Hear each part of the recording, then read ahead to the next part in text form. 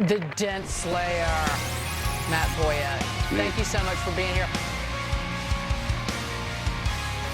She's smooth, boy. Yeah, so I don't know if I've told this story before, but either way, it's a good story. And I don't know if you guys have heard it, but I know you know Dave Sanders, and he's one of my favorite people with Dent Wizard ever. He was one of the first people I met after I got hired on with Dent Wizard. So, as I said before, we started with a local company here in Jacksonville, worked for them for 2 years before Dent Wizard bought the company, which was with the same time when they were refranchising, buying all the franchises back, which was in 2000. So when they bought a company that I worked for, they wanted to make sure that they really want to get you legally bound by their training methods. That's the real reason. But they also, what they told us was they wanted to make sure you know how to fix dents. But it was really to go there and get contractually obligated to their training method, which I know now. But so they send us to St. Louis, and it was me and my buddy Shane. It was only two of us. And that was when they had large classes going on. I mean, there was like multiple classes at once going on. Guys were outside, guys were over here. I showed up and it was like armies, like getting ready. And it was just people everywhere. And so they couldn't put us in a class because we weren't part of the class. They just wanted us for like touch-up training, meaning to touch us up, make sure we were good to go. And so they brought us in and they put us with Ken Blend, Scott Blend's brother, who wasn't a trainer to my knowledge, and people can correct me but Ken Blend was just a guy that was available, that knew dents and could evaluate us. So they put us with Ken, and they wanted to make sure we could fix dents, which we could, which I communicated them to them a lot. Like, man, you bought our company. Like, what do you think? What'd you buy if you didn't think we could fix dents? So they brought us. They gave us some little small dents, and I was getting kind of cocky and arrogant. I'm like, man, like I heard that Dent Wizard was the best. I heard you guys fix big dents. I can fix this little stuff all day long, but I want to see the real deal. Like, show me what you guys got, And so he's like, hold on, let me get Dave. And so he goes and gets Dave. And he's like, tell him. And I said, hey, I heard you guys can fix big dents. I want to see some big dents get fixed around here or something like that. And Dave just, if you know Dave, you can just imagine this happening in real time. He just turned around the nearest car. He just rammed his knee in, like up, like an uppercut knee thing, and it was in this. I think it was a Silhouette van, that body style, the Oldsmobile Silhouette. Wow! And there's another. That's a throwback. There's another one that was like Pontiac. I don't know. It's the same van, but he needed it in this fender, and when he did, like he said, his knee was going up, and it just buckled this fender. And this big piece of paint just goes flying. I remember watching it spin in the air and land. And my face and Shane's face were just like, what the heck? Because he just totally screwed this fender. And then he just grabs whatever tools that were by him and just peels the liner back and just rams this tool up there. It was one of the what we made the bodyline slayer off of, which is that big, thick, half-inch Dent Wizard tool. I forget what it's called. It's like I don't know. It's just a interchangeable tip, half-inch. Just became one of my favorite tools. But he just grabbed that tool, put a big rubber yellow cap on the end, and just started just twisting this thing. And me and Shane are just standing there watching this occur, just like jaws on the floor. And he developed blood blisters instantly on his hands, and his hands are bleeding. And he's a profound sweater, so he's just got this mix of sweat and blood and paint chips on the ground. And he's got his dent face, which kind of looks like that Popeye. He has a unique one. Tongue's out. I can picture it right now. Tongue's out. He's winking. And you got the one eye, and he's just twisting this thing, just getting after it. And I don't want to say that he fixed the dent like to our standards today, but he got it up and out. And I think he got in trouble. I think it was like someone who worked there's car that was just in the thing. Like I don't think it was like a a car that was meant to be trained on.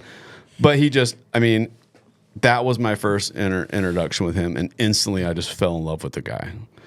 And over the years I would go by Dent Wizard. I wasn't there. I've only probably been to Dent Wizard headquarters probably maybe 4 times over the course of 21 years. But every time I would go there, I would make sure that I, got with Dave, and he just became my favorite person, man, because he was a technician. You know what I'm saying? Like he loved the technicians. I feel like at least that's what I got out of interaction with him. And he was a tool developer. Like I want to get him on the podcast because I know he's got a lot of backstory to this. But to my knowledge, he developed so many tools and never got any credit for stuff. I mean, that's what he says at least. That Dent Wizard just took and used, and he never got any kind of anything for. But I think he's one of those guys that was just an amazing technician. Another really quick story about him. Since we're on it, is because again, like we go to so fast forward to when we're going on the hill team, and you were there this time when we went over to the hillside. They brought us back for this touch-up training, make sure we were good to do hail, and we drove our own trucks this time. And my brother's truck got sideswiped in a valet parking, and it dented the bedside of his truck. And we did our little touch-up training, which took like no time. And then we had to go upstairs and do all this contract HR stuff. And Dave told my brother, he's like, hey, just pull your truck in. Let me fix it while you're in here, while you guys are here. So my brother pulled his truck in. And this is a 2013 Chevy bedside, very limited access, none from the top, all from the taillight. And the wheel arch got sideswiped, so it was all pressed in, thick metal. And he glue pulled that whole freaking thing. And Dent Wizard corporate, where the corporate room with the table, what do you call that room? The conference room. Conference room. Where the conference room was, it looks down into the shop. Yep. And so we're all in the conference room, and you can see in the shop, and you could see my brother's truck in there. And every once in a while, you'd see Dave's head peek over the bedside, looking up in the conference room like a squirrel or a groundhog coming out. And then he'd go right back down and working on that thing. And we're just watching him. And came out and he did an amazing job on this, heavy, thick steel, old body style bedside. Just glue pulled it all out. But, he's just an amazing guy. And, but very rough around the edges. Very rough around the edges. I got a Dave Sanders story. Okay. All right, so I'm a route tech, like 3 years, trying out for the hail team. So they sent me down to the corporate training in Dent Wizard. They got all these hail cars. They're from some rental car company. So I'm teamed up with Dave Sanders, fixing these cars in the shop. And he goes, man, if we were teamed up doing hail, he goes, I bring my coffee machine. I got an espresso maker. He goes, I'll work all night long. He goes, I'll outwork anybody. I'll work till 3 a.m. I'll fix anything. I drink like 6 coffees an hour, and I do all this, and he exaggerates, right? And he tells me, here's what you got to do. You need to go into Tom Nation's office. Tom Nation was the hail guy at the time. And you need to tell him that you're not asking, you're demanding to go on the next hail job, and then I'm going to be your partner. Dave Sanders is telling me this. He wants me to go to Tom Nation's office and demand what I'm going to do, and then I'm bringing him with me. I go, I don't think so, Dave.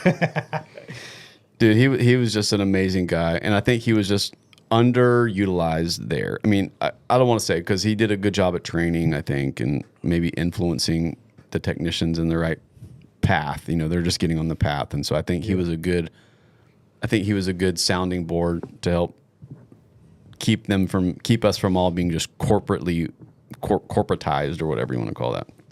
But he was just an amazing guy, and I feel like he was just overshadowed or underlooked or whatever. And last I heard, he got fired for probably some indecent comments he made, which was just, if the guy opened his mouth, something indecent was coming out, which is part of the love of him about him, was that he was just real and gritty. And if he was your friend, it was good. If he was your enemy, it was bad. It was bad. You don't want to be on the other side of the talk. But he was real fond of Kayla because she could fix dents. So if you couldn't fix a dent, he had no time and energy for you at all. Yeah. But if you could, then he was your best friend. So shout out to Dave Sanders if he's listening. And if you're listening, you are welcome on this podcast anytime. You just got to hit me up and let me know, and we would I would love to have you on. So anyhow, James.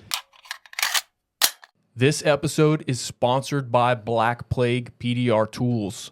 Black Plague dent and crease tabs are some of the most high-performing tabs on the planet.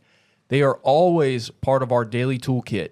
They hook up and deliver superior results. Also, if you want to repair stretched oil can dents, check out the SB4 Shrinky Box.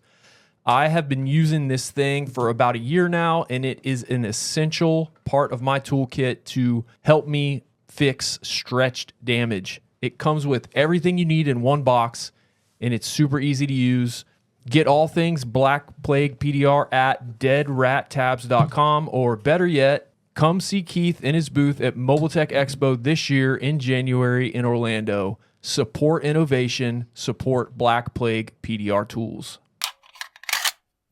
Today's guests, the first husband and wife hail tech duo ever on the show, the owners of Indigo Hail Repair, Dave and Kayla Swyers. Welcome to the show. Thanks for having us. Hello. Yeah.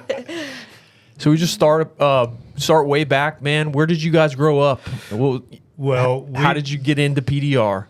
Kayla and I grew up in two different places. I'll let her tell her story, but I grew up in a suburb of St. Louis in a place called North County. North County was a great place to grow up. It was like a place you learned how to fight, and you learned how to hustle, and you learned how to do a bunch of other different things that maybe normal people didn't learn how to do. And so that's kind of, it was a good foundation for where I'm at now, being an entrepreneur. I kind of always tell this story. I just want to tell a brief story. When I was 5 years old, I became an entrepreneur.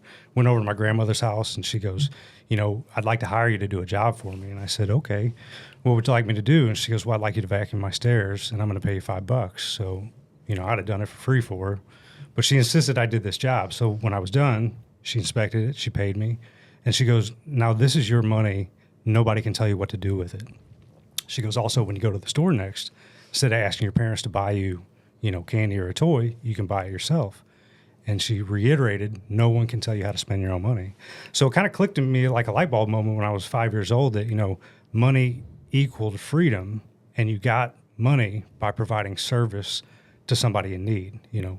She couldn't get up and down the stairs, so I was providing a valuable service for her. And so I just kind of went with that, and from like 5 years old, anybody I saw, I'd ask them if I could help them. Can I make a little side money? Can I do this? So fast forward to junior high, I started doing some things that maybe weren't so legal and ethical, we'll say, growing up in North County. Like what? Before I speak on that, I just want to let the audience know this happened 25 years ago. The statute of limitations has more than passed. Boom. Any crimes or things that I might inadvertently admit to, this was done in juvenile. We're not talking about specific crimes. We're just saying and no real names. You can in use general, fictitious. maybe. So, not that I want to glorify this, but I got into a drug crowd. So, you want to try this? You want to try that? Sure thing. And then I learned that, hey, there's a market for this. And that's kind of how I got into doing some things that aren't sales. very sales. Exactly. Street Pharmaceutical sales. sales. Pharmaceutical sales. 100%. Started out innocent enough at 13. Just ironically enough, school taught me about marijuana. I remember going home in 7th grade and opening my science book, and we were practicing, learning whatever we were learning. And there was a marijuana leaf on the page. And I was like, wow, that's really interesting. And I started drawing it. It kind of caught my attention. And the whole chapter told you about marijuana, which I thought was kind of weird at the time because were like 12 years old in science class. So, a week or two later, I get introduced to it. I'm like, yeah, let's try it. Why not? This is fine. I learned about it in science. It is. So ironically enough, when I got introduced to it, I had a friend, Matt and Chris, and Matt had an older brother who had like a military lockbox, and he snooping through his brother's room, got in the military lockbox, found a little Chiba, said, hey, you want to go to the park and try this? Sure, why not? So I don't even think it did anything to us. It was pretty low quality at the time. It's not like what you get at a dispensary here and now. But I learned real quick about wholesale versus retail. If you pull your money together, you can buy things at wholesale price and you could sell them at retail. So that kind of kicked off my entrepreneurship, which, okay, well, you can do this. So kind of got into a little bit of that, a little bit of this, and kind of when you get into that world, it kind of snowballs into bigger and bigger things. So we'll skip over a lot of that stuff, but when I was about 17, I hung out with an older crowd, and a lot of them started going to jail. And I remember going to visit this guy in jail, and he goes, Dave, everything that our neighborhood is doing is not worth doing.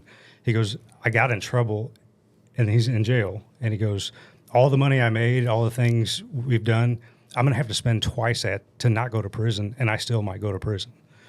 So it was an eye-opener, like learning a lesson like from my friend. And PDR Techs, this is your moment. MTE is back, and it's where the entire PDR community meets. Come for a tailored business training, new tools, real techniques, all from industry pros you've been wanting to learn from. Whether you're perfecting your craft or leveling up your business, MTE is where it happens. Join thousands of techs just like you, January in Orlando. Get your ticket now at mobiletechexpo.com. You won't want to miss this epic 25th anniversary event. And he got out of jail and immediately called me up and wanted to do some illegal shit. And I was like, whoa, what about the lesson you taught me in jail? So he was about 6 months older than me, and he was my best friend. And we had noticed that there was like the television company and electric company were doing a lot of work on the power lines for like days all around his house. And it turns out it wasn't the power company or the television company. It was the authorities. They were setting up surveillance on this guy's house, and they came and busted him. They built a case on him and waited till he turned 18, and then they kicked his door in. And I just happened to be there at the time. So they take him away. I got away unscathed.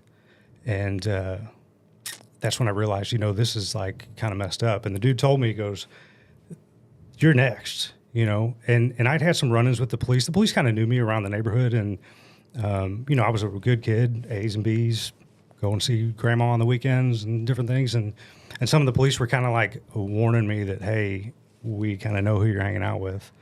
And so I remember going to school one day, and it was a weird conversation. People were just like talking about going to college. This is like senior year now.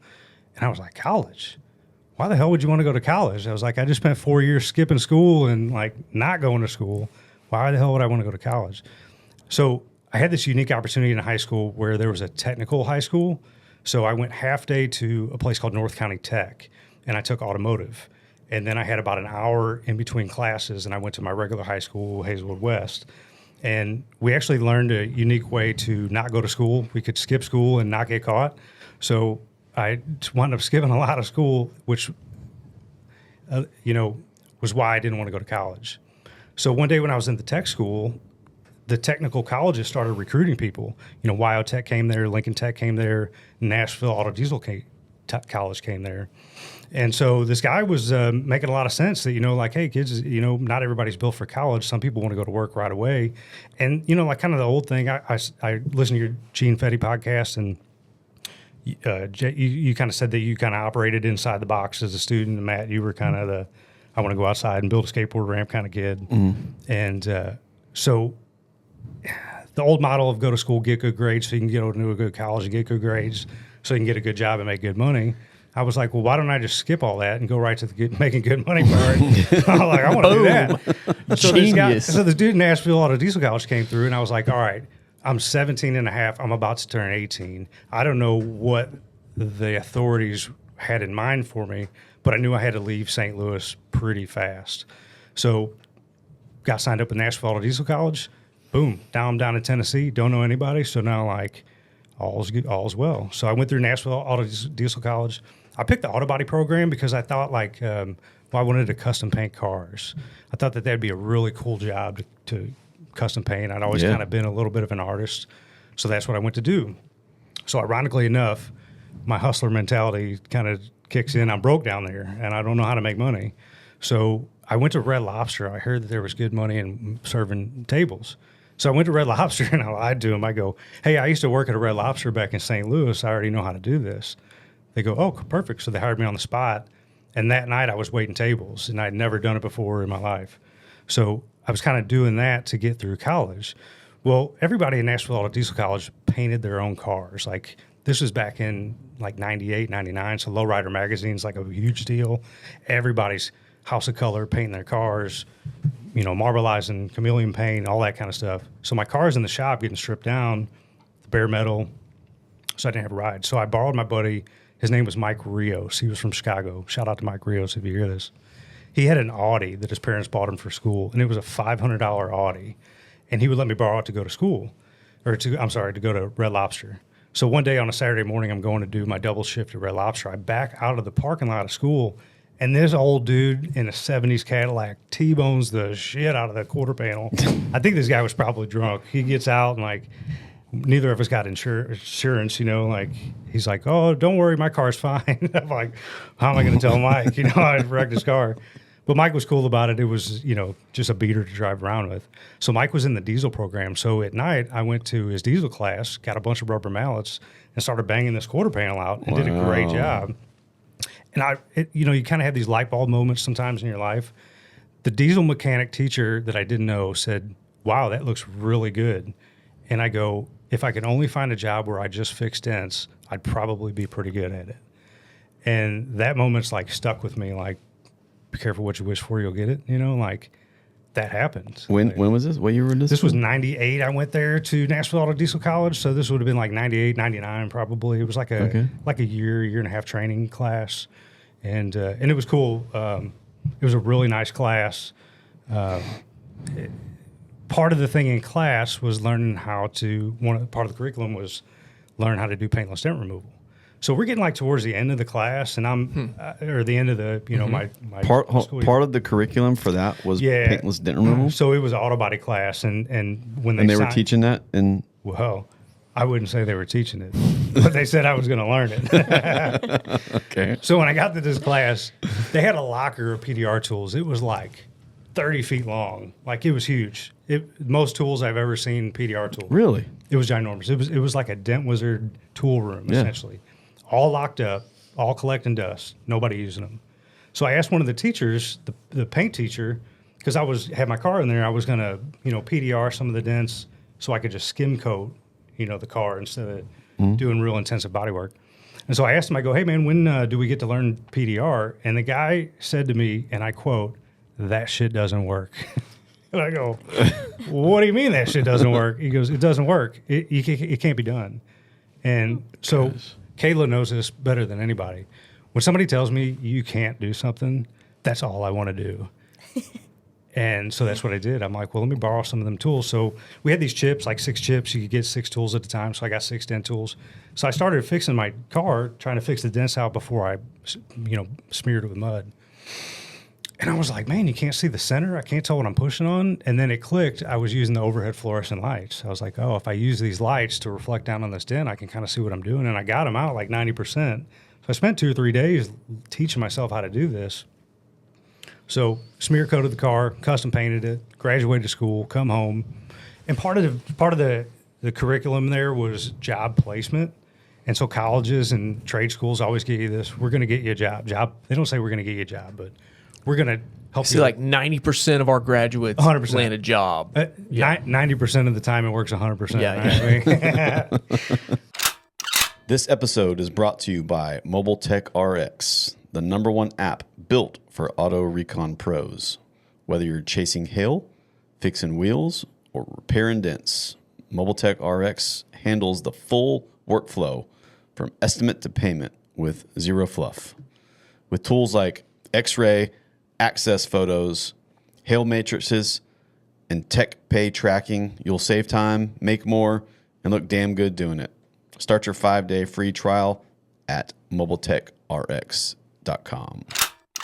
So job placement, this was like before the internet. And I guess the internet was out, but nobody had cell phones and computers. So part of the job placement was you go to the AV room, you type in your zip code, and they print you out like every body shop within 30 miles. So name, address. There were no email addresses back then, or very few shop owners. So I had this list of like 30 people. So, I hit the streets back in St. Louis. I'm hustling, but I'm doing it a different way this time. That was how they got you hired? They gave you a printout of potential This was at employers. the end of the class. Yeah. They go, this is all the shops in your area. And I was like, cool. Are you guys going to call them for me? They're like, no. You got to go get your own job. I'm like, what are you talking about? So I started going to all these shops, right? Just started cold calling them, which everything builds in life. This helped me later in life when I ran a route, cold calling. So I started cold calling all these shops, and every shop I went to, I get the same thing. Well, how much experience do you have? Well, I don't have any. I got a year of training. We'll come back when you have experience. So like the 30th shop, it was like Hazelwood Auto Body, and I go in, and the dude gives me the same runaround. What experience do you have? Well, I just got out of school. He goes, well, we can't hire you. You don't have experience. And then I asked the age-old question, how am I going to get experience if nobody will give me a chance to get experience? He goes, well, you got to figure that out on your own. So I guess the guy kind of took mercy on me. He goes, look, there's this body shop that just opened up. It's kind of in a rough part of town. Father and son won the lottery. They bought a body shop. Rumor has it is their painter's going to quit today. You should go by there. I go, bet, let's do it. So I get all the info that I can find. I go by this body shop, and I'm literally, as I'm coming in the office, I shoulder bumped the painter. He's walking out. He's mad. Boops me on the way out. That's the painter leaving. Just quit. And I walk in. And so I kind of embellished a little bit. I was like, hey, I'm Dave. Nice to meet you. I worked at the one of these in St. Louis. I specialize in custom auto body painting. Are you guys looking for a painter? And they were like, the father and son looked at each other like I was like God's gift. Answered all their prayers, right? So they hired me. And within about 3 days, all of us figured out that I couldn't paint for shit. It took 3 days? I couldn't paint anything, dude. I did my car at the body shop. I had an 84 Monte Carlo. I custom painted it, house of color, two-toned it, but I had a buddy that helped me. So arguably he was the talent. So I just based that on, I know how to paint. I painted one car one time. You helped paint one car. Dude, one of my first jobs, they had this company. It was called Jed Limousine, I think it was. And they had T-boned the door, the side that, it's a stretch limo. Oh, no. And it's on the side that doesn't have the doors. So it's, I got to fix the back half. I fixed it. And then I put a hard tape line down the middle of the panel and then painted it black and pulled the tape line off and then clear coated the whole thing. Oh, dude, big line bigger than shit right down the middle of the panel. And it's Friday. This was for the shop that was paying you? Yeah. So it's Friday. It's Friday at like 6 o'clock at night. And I'm getting ready to cut out. And the guy goes, I hear him back there yelling and cussing. And I was like, I better get out of here. So the guy comes out, gets me. He goes, where do you think you're going? I go, well, I'm going home. It's Friday at 6 o'clock. He goes, no, you're not. So this dude was the secretary. And he was like an old dude, like probably in his 60s. Looks like he was a real hardcore auto body guy. He was on his last leg. And, man, we stayed there till 10 o'clock at night fixing that. And he was real cool, taught me. Really? Real cool dude. Wow. So the father and son, the father was like probably 80. The kid was like in his 60s. And the secretary dude that was in his 60s was the only one that knew how to run an auto body shop. So what had happened is these guys won the Missouri lottery. They won like $200,000 or $300,000, like not FU money, but enough to buy a body shop. So they bought this body shop, but they weren't real good businessmen. So I was there one day and the cops show up. So I'm thinking, oh, the cops are here. What's up with that? So I'm hiding behind my car. I don't know if they're there, like, looking for me. Paying you another visit? Hey, it'd been 2 years. I was, clean and fresh. So I'm like, but I'm still like, well, I'm not going in and introduce myself. So I'm hiding behind this car, and a wrecker shows up, and they start yanking the frame rack out of the body shop. They're repossessing it. No. I'm like, what? And then, like, the next day, the paint booth got repossessed. No. I'm like, what? So come to find out, these guys bought this body shop, but they didn't. The guy that sold it to him was a crook. He had liens on all the equipment in the shop. So when the banks came to repossess it, they were like, "We bought this stuff," and they go, "Well, no, you didn't. You might have paid that guy, but he didn't own it." Wow. So they started yanking everything, and they told me on a Friday, they were like, I'd been there like maybe the whole summer, I guess like 90 days maybe. So they go, "Hey, we don't really need you here on Monday. We're kind of slow. Why don't you call us on Wednesday?" Called them on Wednesday. "Hey, we don't really need you here. We're kind of slow. Why don't you call us on Friday?" I called them on Friday. "Hey, we're kind of slow." I go, "Hey, guys, if you don't need me anymore, I understand I'm not the greatest painter in the world. Just tell me. I'm not going to go collect unemployment. I'm not going to do anything like that.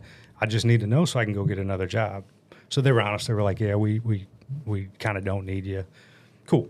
So that place, I went back there like 3 months later, and they were closed up. Man, they just went out of business. So When you said someone won the lottery and bought a body shop, Yeah. instantly I said they lost all their money. they did. They did. They would have been better off going to the Big casino mistake. and putting on black and double up, or Wow. losing it right then and there. It would have been more exciting and less emotional for sure. I could have said.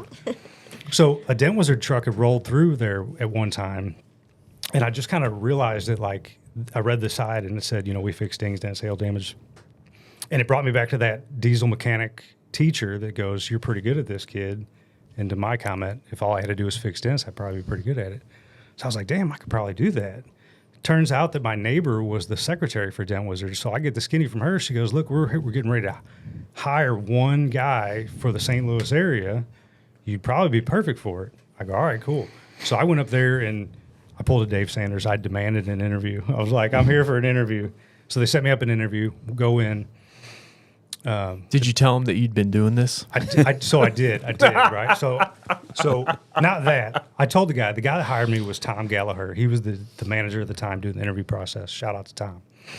So I told Tom about my auto body experience, and he was kind of faltering on me. He kind of said, "We don't like to hire body guys and painters because they think they know how to fix cars their way, and we want you to fix them our way. And you're already a painter, so you're kind of already set in your ways."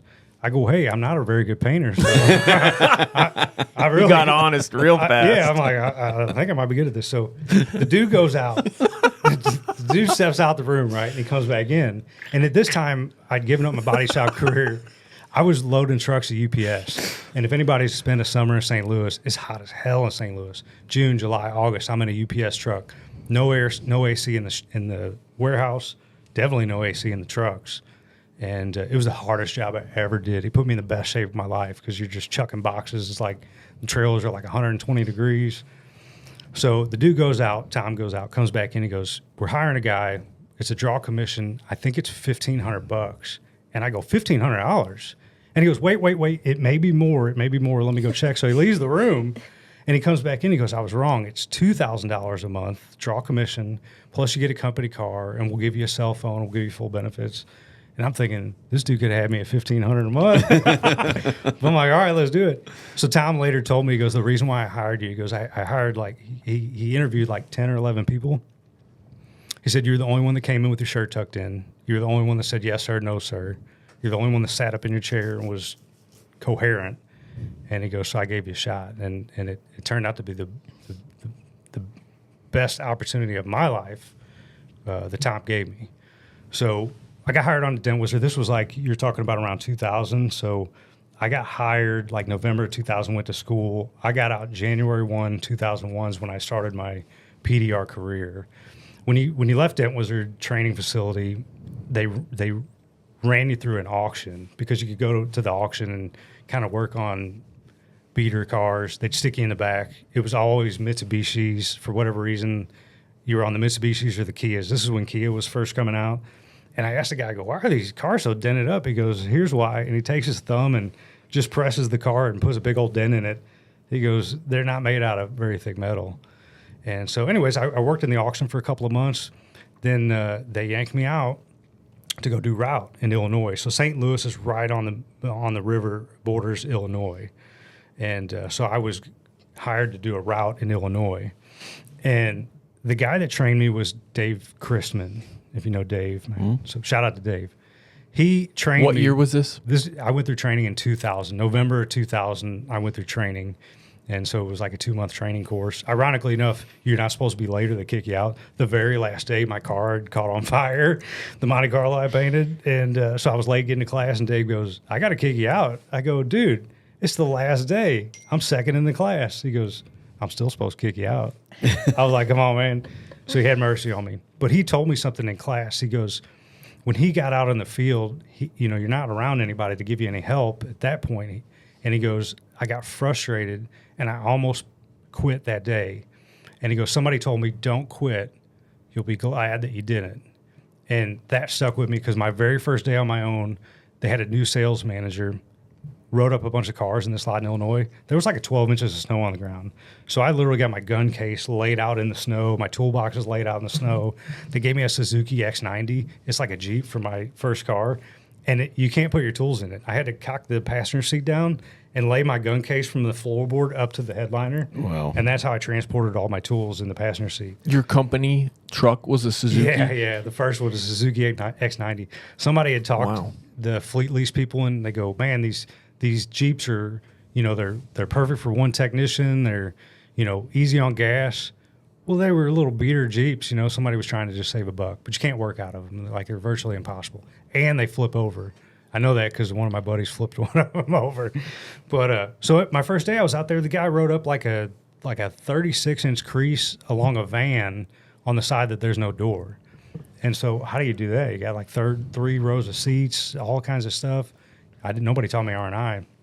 And I remember almost quitting. And Dave Christman popped into my head saying, don't quit. Don't quit. And I'm like, you know what? I'm not going to quit. I stayed there all day long in the snow, fixing shit that shouldn't have been rode up, because the sales manager at the time, he was just a salesman. He'd write up anything, it's just money on the table, but some stuff's not supposed to be PDR'd. So I didn't quit that day, and that like really solidified that I'm going to do this. I'm going to make this happen. And so I did route for like 5 years. And one thing I noticed with Dent Wizard, they were great at hiring people and training people, but there was no support after the hiring and the training. Yeah. Like, they just throw dudes out to the wolves, and then people would get mad and quit or get upset or lose their confidence.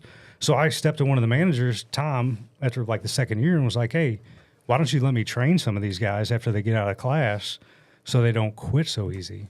So I started having proteges like my second year. They would stick guys with me right out of class, and I would show them how to do the dents, but also sell. Like, selling's a big deal. It's more of like an emotional and a friendship thing. Like, it's no different than like hustling and in the street. Like, you're providing a service, and those people want to use you because they like you, but you also had to have a level of professionality. So like, tuck your shirt in, have clean clothes, don't come in smelling like beer. Don't pull up into a dealership and park right in the front where the customers park. Park in the back. Tuck your shirt in, Matt. Yeah, tuck that shirt in. Never.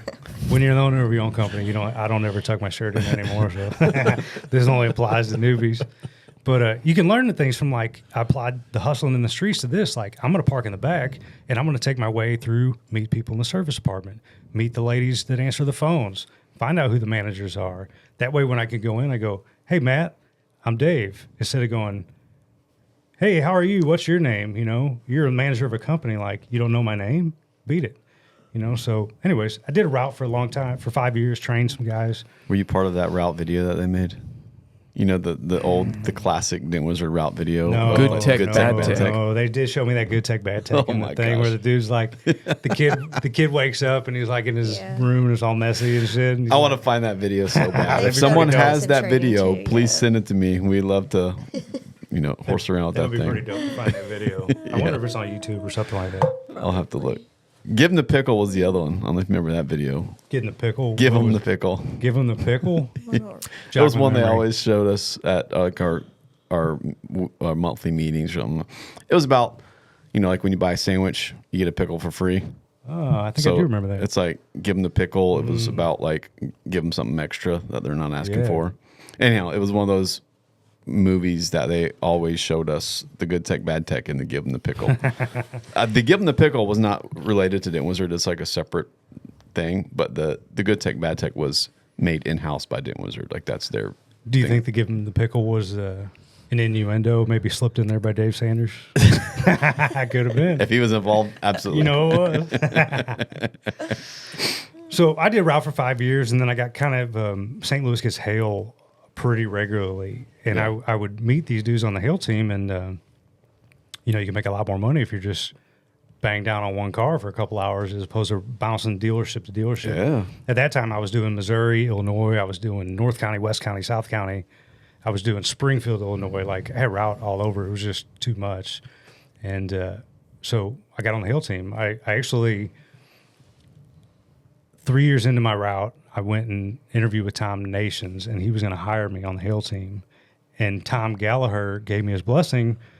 But when he found out I was going to leave his market, he was like, hey, we really don't want you to leave. So he gave me a deal where I couldn't really say no. He bumped my commission from like 30% to 45 or 50, gave me a $20,000 a year salary, and I got some other fringe benefits where I got to travel and make extra money traveling. So I was like, all right. The whole reason why I wanted to leave because I wanted to travel. So I did that for 2 years. Tom wound up leaving the company. So all my I don't know what you call it, like my camaraderie with the dude that hired me was kind of gone. So I didn't really, it was just going through the motions. So I went back to Tom Nations. He hired me for the hill team, and then boom, I was off and running. Like, got pretty good at that. He started sending guys with me, and I started training guys to do hail. So when you get out of the you didn't really go to the class map, but when you do the 2 week start to finish and you get out and they're kind of on your own, they would send guys on the hill team.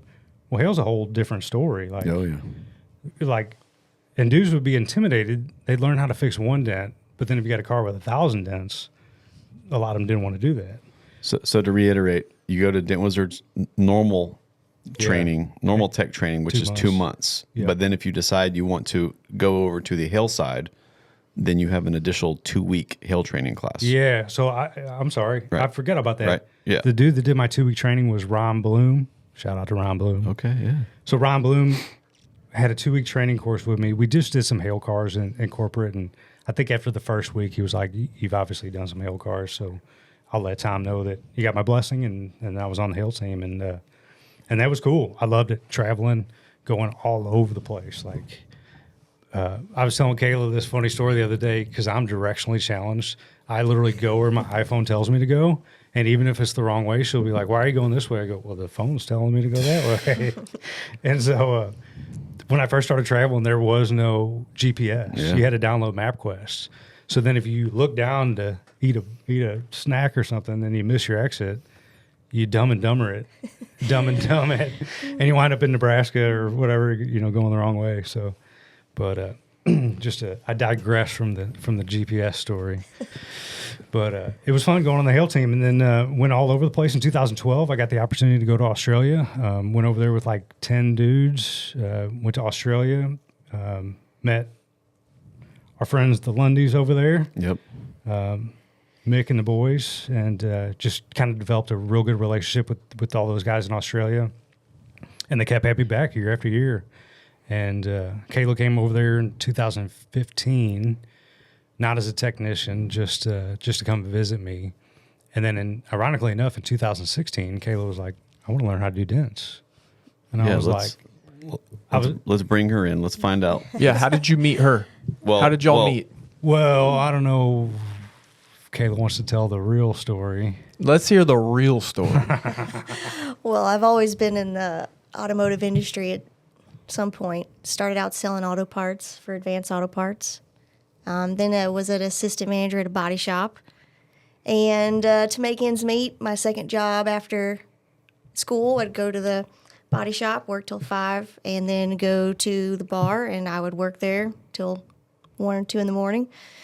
And needed some extra money, and the boss asked if I would work a wedding reception. And they said it's $300 if you work the whole night. No tips, you just get $300. So I signed up for it, and I met Dave that night. And At the wedding? At the wedding reception, I was working. He was on a date. But, Your wedding crashing? Yeah, we didn't really talk because he was on a date. I was working. He came back like 2 months later. I guess he had probably went and worked somewhere.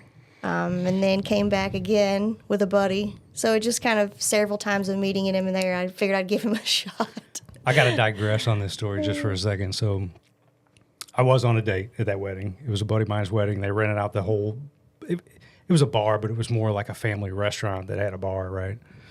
So they rented it, a whole thing out. I show up on my date, and then boom, I see Kayla. I told my mom, I go, hey, Mom. Yeah, I met the whole family I that go, night. Can you keep my date busy for a minute? I'm going to go talk with this girl. And my mom looks at me like I got two heads. She's like, what? So I go to the bar. I ordered whatever I ordered. I start flirting with Kayla, and she's just not giving me, she's heard all the lines. Yeah. She's not, she could care Yeah, a you're lot. like the 10th She's not drunk buying what guy you're that selling. night. I'm Yeah. the 10th dude that's hit on her, and she's like, aren't you on a date? I go, I am, but I'm going to come back when I'm single, and I'm going to pick you up. So I actually went out of town for like 2 months. I came back on Halloween night. There was a big Halloween party, and Kayla happened to be working again. And we bump into each other. Like, literally, I walk in the door, we shoulder bumped each other on accident, and like we both remembered each other. And so I'm trying not to like be too like over the top. The girl is working. She's not looking for me.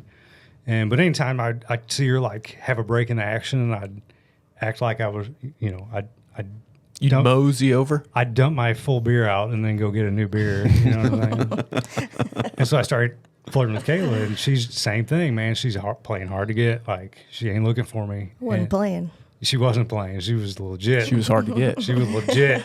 Didn't give. I wasn't looking. Didn't give nothing.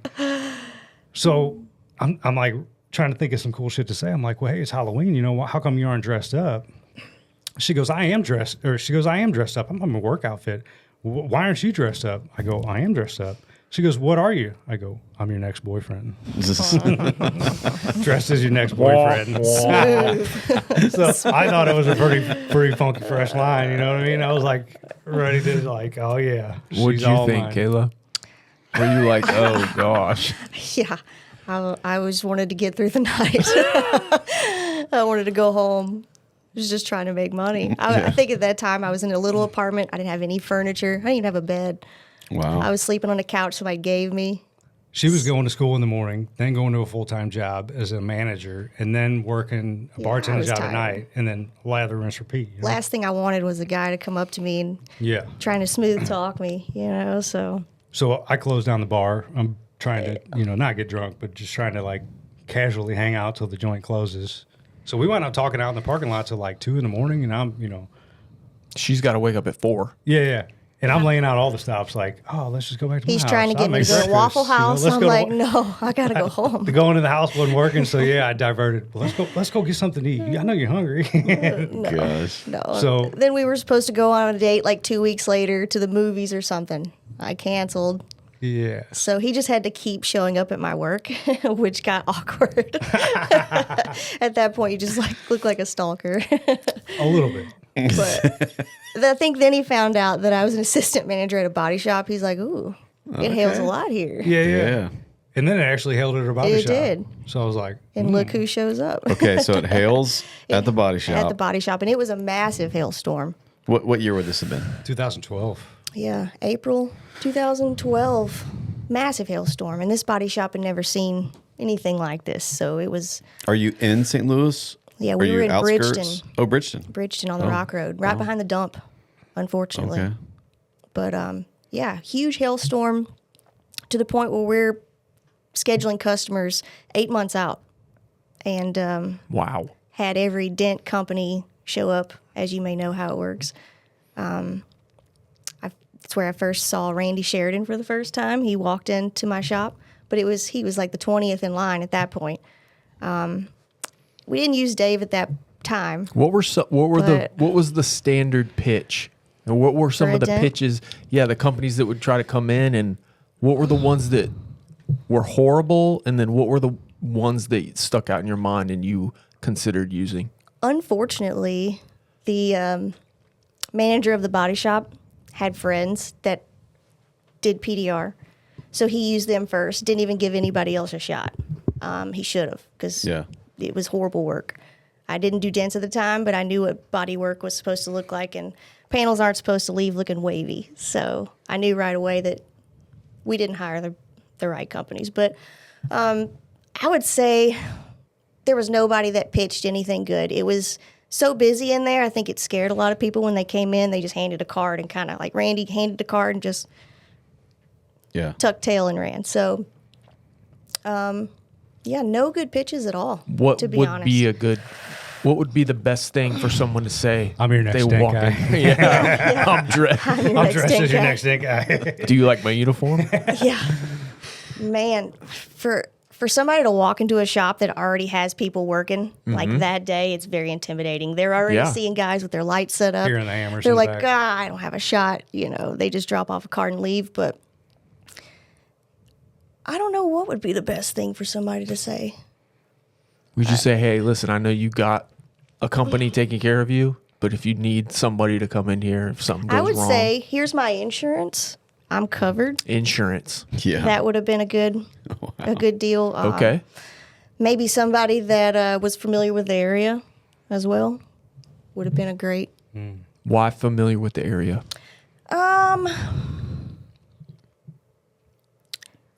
I think because it wasn't the best area. North County. Yeah. I don't know. Insurance adjusters in that area, especially Progressive, there was a hub right next door. So they're in your business constantly. And if you don't know how to talk to the Progressive guys, you're not going to have a fun time working for them. Mm-hmm. But that helps. Yeah. So in being insured is like Being something that insured. separates you from I think it stands competition. out. Yeah. It shows that 100%. somebody is serious about their job. Presentation, too. I think one guy came in flip-flops No way. into a body shop. Well, you're not going to beat out presentation with Randy Sheridan. That's for sure. No, and he was the only one that looked the part. Professional. He had his shirt tucked He in. looks more than professional. That guy's He like looks like Superman walking in. I was like, Super- let's use this guy. Yeah. But if you guys don't know Randy So he- Sheridan, he's a very dapper individual. Very put together. Really good guy, too. But he left an impression. He did yeah. something to leave an impression. oh yeah, Yeah. the Dent Wizard shirt he had on was nice.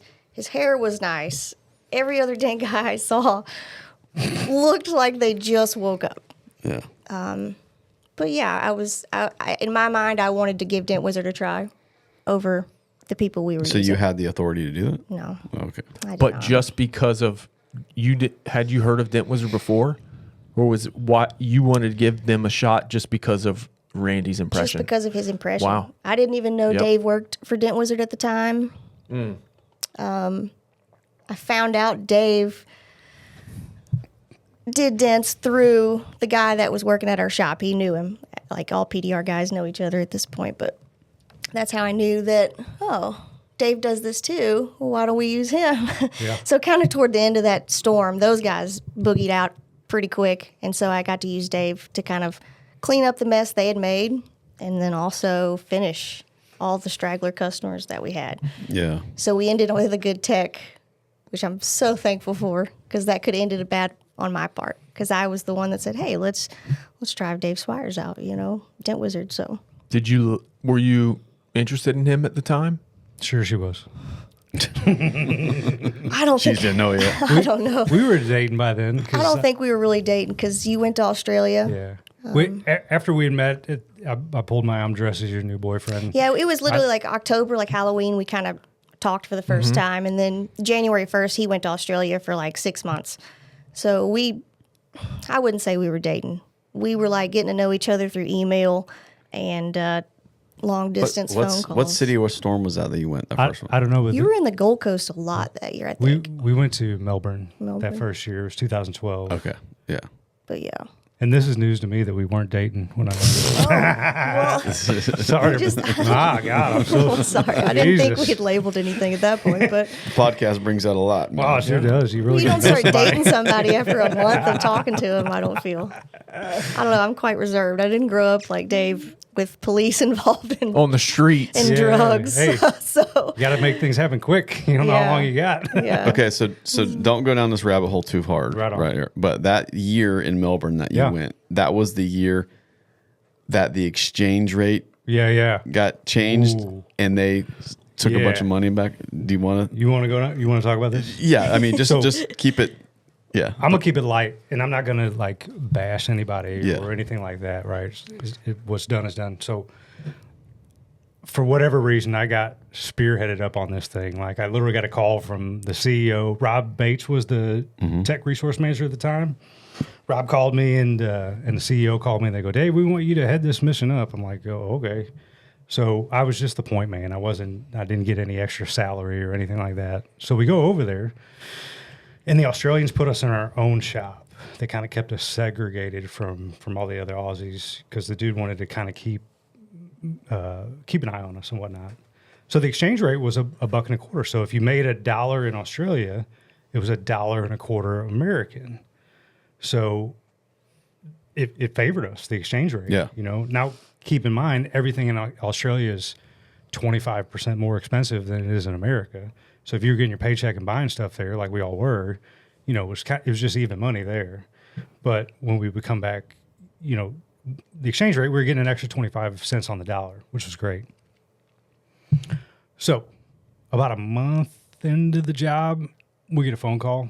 We got to have a meeting with the CEO of Dent Wizard, and they got on the phone. And they said, "Hey, look, you know, there's some expenses that we were unaware of, some banking transfer fees and some other things that we just didn't know about when we sent you guys there. We have to back pay you each $5,000. There was 10 of us, so $50,000. So I don't know, you know, I've done some international things with money. It doesn't cost that much to wire transfer, you know, it's not $50,000. And so the CEO of the company, you know, we're like, "Hey, we don't think this is fair," you know, and he basically said, "Well, put together all your concerns, questions, comments, and concerns." He said, "Dave, you put them on an email them to me, and I'll get back to you." So I did that. I went around. Everybody's concern was basically, "We don't want to pay $5,000. Yeah. What do you mean? Like, this was the money. We did the job. And it wasn't that Dent Wizard lost anything. Like, if we made $1,000 a day, when it transferred over to Dent Wizard, it was $1,250, you know. And but they wanted that next check got hit, and boom, we all got $5,000 debited from our check. Nobody was too happy about that. So I went around and got everybody's feedback, put it all into a nice email, shortened it as much as I could, sent it off to the CEO. It was a real awkward position for me because I'm trying to hustle our money back for us, but I got no real power. I'm just a technician. I'm the point man. And the CEO never called me back. Never had that second follow-up meeting, no nothing. And so the dudes there kind of got mad at me. That story sounds familiar. Yeah. So I kind of got some shit from it, you know, like Like it was your fault. like it was my fault, 100%. You didn't get our money. 100%. And so I went to work one day and nobody's talking to me. And, you know, we worked as a group, 10 guys as a group. We all did cars together. Split in 10 ways. Split in 10 ways. So we were still doing that. And ironically, I was the one doing the paperwork, doing the invoicing, keeping track. So I had to keep track of everybody's cars. But I found that I was alone in a corner working on one car by myself for like 2 weeks. And dudes were just like, they'd go to lunch, not tell me. I'd look up, everybody be gone. I'm like, man, this is some bullshit, But all right, whatever, And the CEO wound up coming over to visit us. And From St. Louis, flew to Australia. Flew to Australia. And nobody really said anything to him, And we went out to dinner. He goes, the one thing that impressed me about this gentleman, I'm not even going to say his name because I don't want to. Yeah. Yeah, We'll just no. leave it out. Yeah. You can figure it out. The guy came through. I'm the point man. So I'm going between the Australian company, the Dent Wizard company. I'm keeping track of all the books. I'm keeping track of all the money, keeping track of all the expenses. I'm keeping track of everything, right? So he comes up and he's like, wants to flip through all the invoices. And the dude does his math in his head in like 3 seconds. He figured out what we were making per day, what we were making per week, what the expenses are, like right off the top. And I'm like, damn, it was impressive that he mathed it out that quick. And so I'm like, all right, well, maybe we can get our money back, And so he goes, Dave, find us a good place to eat tonight where we can all meet. So we went down. We stayed in Melbourne at this place called the Docklands is where we were living. It was really cool, like inlet. Matt, did you go to the Docklands? No. So the Docklands were like, it's everything in Australia is like built around water and inlet water, and this was no different. The Docklands was high-rise apartments overlooking the bay, tons of boats and yachts and all kinds of stuff, in the bay. Real cool things, nightclubs, restaurants. So I find this restaurant. It was like moderately priced. Like a meal was $50, a person, and that's Australian. So that's really like $35 in America. So we all show up. I get everybody there. We're all dressed nice because the CEO's coming. Well, the dude's like an hour late. So I'm like, all right. Well, he got lost, supposedly. Shows up. So we all got our bar tabs open. We're drinking, we all got a tab going. And he looks at the menu. And because I know he does math so well, he's mathing the menu and figuring out what the cost is going to be. $50 person. Got 10 guys. There's $500 bill right there. Plus drinks. That's another $500. This is going to be $1,000 a night minimum. Now we're talking about tip. Is there tax in Australia on the, this might be $1,500. So the dude, I could see his math working in his eyes. And I'm like, don't tell me he's going to do this. He goes, kangaroo? Who wants to eat kangaroo? And I'm like, you fucker. He's getting everybody comfortable with the idea of going somewhere else to eat, even though we've all been there an hour and we've all had drinks and cocktails. We got tabs open. So everybody closes their own tab. If you come to work for my company, I'd be like, Matt, James, give me your tab. I'm closing it out. No. We all close our own tabs. We go down the street. So now we're 10 dudes in Australia on a Friday night looking for a place to eat. He finds a pizza place. He goes, who don't like pizza? Which is funny because that's me. I always say that to Kayla. Whenever we eat pizza, I go, who don't like pizza? So pizza. You say it because of this guy? Yeah. Yeah. So pizzas in Australia are weird. They're crazy. They're like 9-inch pizzas. You know what I'm saying? So like I can crush like 12 pizzas. They're not big Little Caesars, not American pizzas. They're little bitty. They're like pizza rolls. They're like tapas pizzas. They're like as big as this microphone stand here, right? So we all go down and we have pizza, right? So I'm like, I'm kind of insulted, You've taken $5,000 from us, so $50,000 in total. The $50 a meal is too rich for your blood. Yeah. I'm like, so I'm pissed, right? So the dude starts going around the table, starts asking us, hey, what do you guys do before you started Dent Wizard? Matt, what did you do before Dent Wizard? And Matt would say, where did you work? I did pipe fitting. You did pipe fitting. Matt, what did you make as a pipe fitter? No, he's doing this. I swear to God. Matt, what did you make as a pipe fitter? You can answer this question. Go ahead. I want to say it was like $7.25 an hour. $7.25 an hour. Wow, as a pipe fitter. James, what did you do before Dent Wizard? I made $1,129 a month working for the government. Wow. So it goes around the table. Dave, what did you do before this? What am I going to tell the guy? I was a drug dealer? Street pharmaceutical. You know what I'm saying? I used to sell drugs. What did you do? Used to make way more. Yeah, right. Big Billy. So I get what the guy's doing because he's doing the math. We were making about $1,000 to $1,200 a day. He wanted to get us for $750 a day. He goes, what if we put you guys, and I'm sorry, I digress from this real quick. When he gets to me, I'm steaming. I'm like, hey, your business. I didn't say this, obviously, because it's the CEO. I'm over there because of him. I got to be polite. I'm with a group of dudes. What'd you do before this, Dave? Oh, man, I worked at a body shop. What'd you make at that body shop? Oh, I made pretty decent money. What was your decent money? Oh, I don't know. Depending on how much work I did that week. And so I'm eluding this guy's question. He's getting aggravated. He goes, we're just going to say you made $15 an hour. And then he moves on to the next guy. And I'm like, you dick. So he gets around the table, and then here comes his sales pitch. Now he's anchored us. For anybody out there that wants to learn a sales pitch, you always want to anchor somebody. Kayla said the guys came into the body shop. None of them anchored her. None of them said, like, you have to anchor somebody. If you're doing it with money, that's what he was doing, was anchoring us. Matt, you used to make $7.25 an hour. What if I paid you $750 a day to work in Australia? Would you come? And the guy did the math. He goes, that works out to be like $350,000 a year or something, whatever it comes out to. Well, yeah, if you work 12 months out of the year. Yeah. And if you want to live in another country and never see your family, yeah, it does work out to a couple $100,000 a year. But we'd miss Thanksgiving, Christmas, New Year's, Valentine's Day, Easter. Like we're over there hustling and we're on commission. And so when he wants to get it for $750, I'm just like, oh. So right then and there, I realized, hey, man, this is me talking to myself. you got to get into entrepreneurialism. You got to be your own boss and control your own destiny, because this ain't. Yeah. I see the future.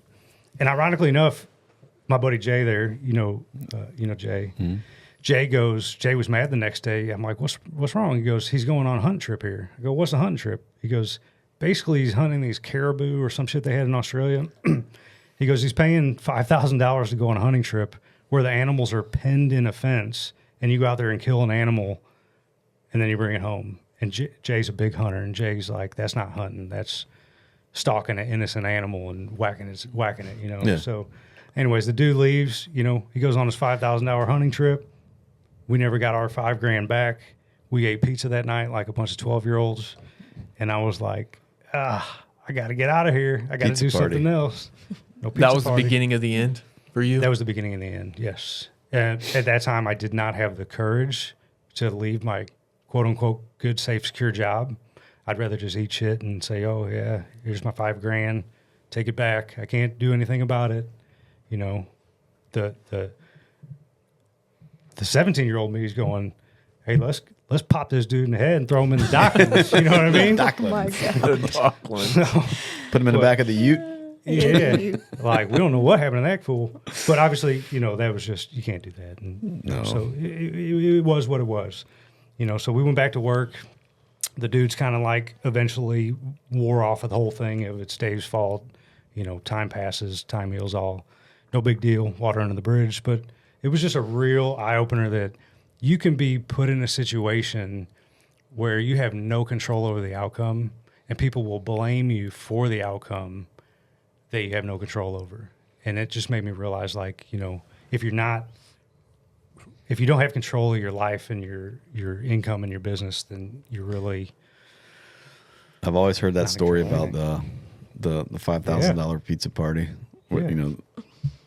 I didn't go that year. I went You'd have lost $5,000. I know, but that was the last year I think that the exchange rate favored y'all. It did. I think So- every year after So that it went down to negative 25%. the gentleman we were working for over there, his name's Mick, and Mick is a solid dude. He was the Dent Wizard of Australia, and they were looking to buy his company. And so I would go to Mick's office at night. He was just a normal dude. He'd work all day, and then he's doing the paperwork at night, and he's busy. And I'd just go up and can I help you with anything? He taught me a lot. He kind of mentored me, and I didn't do it to like be a kiss ass or anything like that. Like, I generally liked the guy and was appreciative of the opportunity he gave us, and realized that I could learn something from this guy that literally is on the opposite end of the earth from me, that's a little bit older than me, gone through this. So to answer your question, Matt, he goes, I'm trying to formulate my sales pitch to the CEO to figure out how we can unwind this $50,000.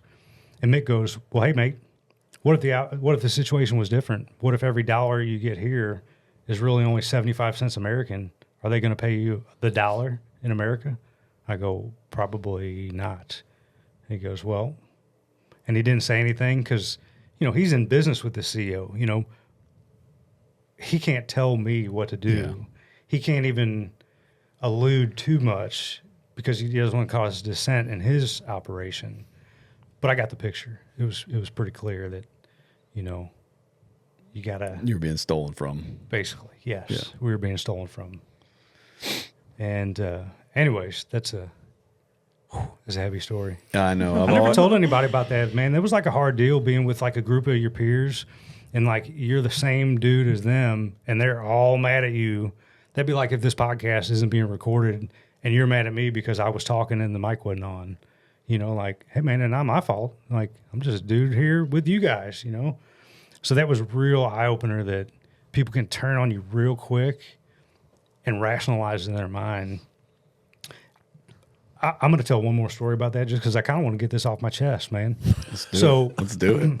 I'm not going to mention. This is when things get good. I'm not going to mention anybody's name in this story, right? Yeah. You can. Thank you. One of the dudes is with me. He's real cool, and he's kind of gets drunk a lot. So he's telling me that these other dudes are real mad at me. Like, they're mad, And in my world, like, if you got beef with me, So this is about the same situation. yeah, same situation. Okay. Where I grew up, if you got beef with somebody, that can escalate real quick into a lot of different things. So I'm like, all right, let's go squash it. So I go over to these dudes' apartments, and they big drinkers, like drinking every night. And I wasn't, I don't drink anymore, but at the time I indulged, but not crazy. And so these dudes, 3 dudes got me in a room about this size, and the biggest guy shuts the door and stands in front of the door. And the other 2 big dudes come and block me from leaving. And they go, "We want you to open your laptop right now, and we want to see this email you sent to the CEO." I go, "I don't have my laptop." They go, "You can use ours." And they're like, "You're gonna log into your password in this computer, and you're gonna log into your email, and you're gonna show us this email." So I'm like, all right, and these dudes are intoxicated. They're big. I'm 5'7", $175. These dudes are over 6 feet, over 200 pounds. There's 3 of them. And the one thing they don't know is I've been in situations like this before. So I'm like, all right, I'm kicking this dude out the window. We're on the 4th floor. I'm like, as soon as I bust this dude out the balcony, they're going to freak out because I just squashed this dude out the window. I'm kicking this dude in the nuts. I'm getting out this room if need be, but I logged in, and the internet was weird over there. Like, I had like a weird funky laptop. So as I log in, I'm looking at my send emails. I couldn't find it. I looked through the deleted emails, couldn't find it. And they're like, "You deleted that on purpose." I was like, "Yeah, who told you that?" And they're getting very antagonistic in a very small room, behind closed doors, no witnesses, in a foreign country. And I'm like, all right, this shit's about to turn gangster real quick, but I got to be cool. I can't let none of these dudes know that, hey, I'm about to bust on all you fools, whatever happens, because like, I ain't going to make it out of there very well. You know what I'm saying? There's 3 of them. They're bigger than me. But it was just like, it made me mad that these dudes would put me in a situation like this, and I don't know their intentions. They're intoxicated. People do crazy shit when you're drunk, And we looked through the emails, we looked through the deleted and the sent. I don't know what happened. Maybe the email never got sent to the CEO. Maybe I hit send and it didn't go through. I think it probably did. For whatever reason, I couldn't find it. And the dudes kind of didn't believe me, but they let me out of the room. I left, and I was like, well, I'm done with them dudes. You know what I'm saying? Like, a couple of them, like, kind of been cool with me over the years, but I always remember you had me in a room, 3 of you, with behind closed doors, blocking me from leaving.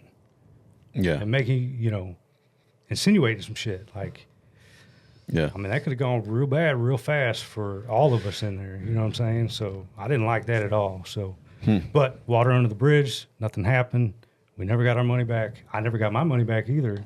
So I could see why they were upset, but I think that their anger was very, very misdirected to the wrong person. So, Yeah. I mean, I don't know what role you would have played that would have kept their money from them. Like, I don't see how you would have influenced that, positive or negative. I mean, I don't know. Right? The company's going to do what the company is going to do that makes sense. And having worked for that company for years, we know. Yeah, you know that how they roll. they try to squeeze every ounce of blood out of the turnip, man. Like, I mean, they're going to get you for tent fees. They're going to get you for admin fees. They're going to whatever they can to make it make sense for them. 100%. They took over 10 grand for me on a job. Like,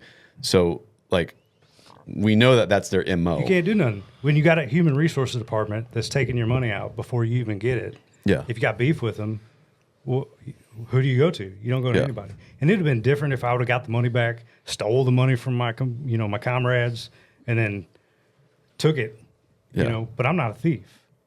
And Dent Wizard's too corporate to allow any of that Yeah. to happen. Like, there'd be paper trails and all that kind of stuff. So It was a raw deal. it was a raw deal. But you know what? I learned a lot from it. Yeah. Went back to Australia 4 more times, I think. Did pretty good over there. Every time the exchange rate dipped a little lower and a little lower. But it was a cool experience. Like, you get to go over there, live in Australia, experience the culture. Kayla started coming over there with me, and Mick has 3 sons. Shout out to the Lundy boys, if you guys are listening. So they just treated us like family. And so me and Kayla have gone over there plenty of times, been flown out to their houses, stayed for the week. So we like to refer to them as, we have an Australian family that, we love very much. They love us. So so it was a good experience, you know, all in all, you know. Bring us to where, Kayla, where you started being interested in learning PDR. Man, seeing him working out in the garage, just felt that I could do it. Thought it would be something. Because if he could do it, you can do it. I can do it. I grew up on a farm with 2 older brothers, so I always had like this in me that I'm going to do whatever anybody else can do. So picked up a tool. I think it was like a hood you were working on, and pushed a few times and was like, God, this is hard. I can't do this. And that was pretty much the end of it. I didn't think twice about, I'm going to do dents. After that, I was like, I can't do dents. It's not possible. But then I think... You started doing R&I in the garage. I did do a little R&I, but kind of already knew. At this shop? No, this is at my house. At the house. Yeah. We can get into this later, but in 2012, I had a series of events where I had to start an LLC. I was still working with Dent Wizard. I quit them in 2019. Kayla eventually went to go to Dent Wizard too, and we'll get into that. But 2012, I had a situation where I had to start an LLC. And so that's how I started just doing nights and weekends, you know, kind of like the line in Scarface when he tells Frank Lopez, I made what I made on the side, but I never crossed you. You know, like that was me. Like I went to work during the day, but you know, if I had a friend or family or neighbor that had a hail car, then I would handle it on the side. And because anytime you do work over $600, the person that pays you is going to 1099 you. And I didn't want to give this, it was a State Farm job. I didn't want to give him my social security number. So I started an LLC. And just real quick about that, because I think everybody should own their own LLC. Not everybody's cut out to be in business solely for themselves, but everybody can have a side business. And from a tax standpoint, it's beneficial. And from an entrepreneurship, I had a painter at a body shop. He goes, Dave, my ex-wife's got a hill car, and I want you to fix it. I go, well, cool, run it through the body shop. He goes, no, I don't want to run it through the body shop. I don't want to run it through Dent Wizard. I want you to fix it on your own. And the guy kind of saw something in me, you know, and kind of pushed me into entrepreneurship. So I got on mo.gov, started my LLC. When I was ready to rock, I called him up, said, tell your ex-wife to give me a ring. She came by, bid the car, got it approved, did it. It was a couple $1,000s, you know, so it was nothing I could just go, well, I'm just not going to do it. Like, I think it was like a $4,000 or $5,000 hill job, you know, so I'm like, well, I got to do this. So, but once I had that LLC up and running, I would just nights and weekends. And so when I would do these night and weekend jobs, and you know how it is, like your neighbors get a hold of you and cousins, and you know how it is. I was doing jobs in the garage, and Kayla goes, I want to learn how to do PDR. And me being an arrogant dent guy, I go, sure you do. Here's a tool. Sure you do. Here's a tool. It. Go push on it. And then it was hard for her, you know, and I'm like, you know, I was kind of a dick about it, you know. But I was like, you know, I saw how hard Kayla was working, you know, going to school full time, working a full-time job as a manager in a body shop, working at night, you know, as a bartender to pay for her school. So I was like, well, man, I could put her on with some of this R&I work, and I could pay her to do the R&I. You know, she might make another $400 or $500, you know, in an evening doing R&I. So I kind of turned her on to do the R&I, and I taught her how to do R&I first. Once she got good at R&I, because Kayla's real mechanically inclined, much more than I am. You know, like on the way up here, I was like, my truck's blowing black smoke out of the tailpipe. She goes, that's because you got a diesel truck and you didn't let it warm up. It's too cold right now. I'm like, oh. Sounds plausible to me. I'm like, wow. So when I put a tool in Kayla's hand the second time and intended on teaching her, I put a rubber cap on the tool and put her on hood stand, and then she like figured it out. So you just started in a garage, Yeah. in the garage, Yeah. pushing on a panel. Yep. And decided, hey, I can't do this. Nah, you thought that for a minute, but I'm like, you ain't gonna quit now. But really, honestly, the time we spent apart was so much. Like the first 2 years of us dating, we probably were with each other 2 months. And the thought of traveling together and actually being on the same job sounded exciting. I always got to see him have time off, too. Like, I'd come home at like 2 o'clock, he'd still be sleeping. I'm like, man, this is the life. I want to do what he does. So after that, I wanted to get more serious about it. He took me on a job to Kansas City and just to be together. Honestly, I was thinking about staying in the hotel with the cat, and he would just go to work and come home. But he took me on the job. It was a rental car job. It was a bunch of hail Yeah, cars. we were outside under a tent, and he's like, here, somebody else had their wife doing their paperwork for him. Another guy had his brother doing R&I, not being paid by Dent Wizard. So Yeah. we assumed, well, it's okay. You get up there and start pushing some dents. So I did. Just so happened one of the big wigs at Dent Wizard was there that day and saw me and was like, who is this girl that I don't know pushing on these cars? And we got in trouble a little bit for that, so I didn't get to push anymore. But I did pretty well. I mean, he was just sticking me on roofs, but With with a rubber tip, I was like, this is fun. I'm working outside. I go to lunch. I just chill out. It was the best job I had. It was an upgrade, It was an lifestyle upgrade. It was an Yeah. upgrade. So after that, I just knew I could do it. I think you gave me a fender to work on and a door to work on right before we had got the kibosh on the deal. But I just knew I could do it. They didn't let you stay around. No, they didn't. Did they kick all the family members out? No. No, they did not. Just me. Because you stuck out because you were a girl. Maybe. Well, there's other girls. Maybe. Right. There were. And I understand that I was touching customer cars, but there was another person there, but he was a guy. He just blended So in. maybe maybe he didn't get seen. He knew you to know? get in the trunk when the big wigs came around. He didn't, though. He didn't. But after that, We, you would ask Randy, well, because Randy said she can't be on the job. That's not okay. And Randy was the Randy tech Sheridan- resource manager yeah. at this time. Yeah, at the I- time. I just want to reiterate, Randy's a stand-up guy. He was Randy's great. He was the sales manager at the time, not sales manager. He was the tech resource manager, excuse me, for the hail team. Mm-hmm. And honestly, I probably apologized to him several times for doing that because it probably got him in trouble. Somebody said, "Hey, Randy, what are you doing? You got somebody uninsured working on these customer cars." That's pretty much exactly how it went down. I got a phone call that night at the hotel. He's like, "Hey, man, you can't have your girlfriend out here working on cars." And I'm a hustler. I'm like, "Shit, there's two of us now," like fixing the cars. Turned out they were hiring. I said, well, I've been taking her on these jobs, and she's good. She knows how to do R&I. She knows how to fix dents.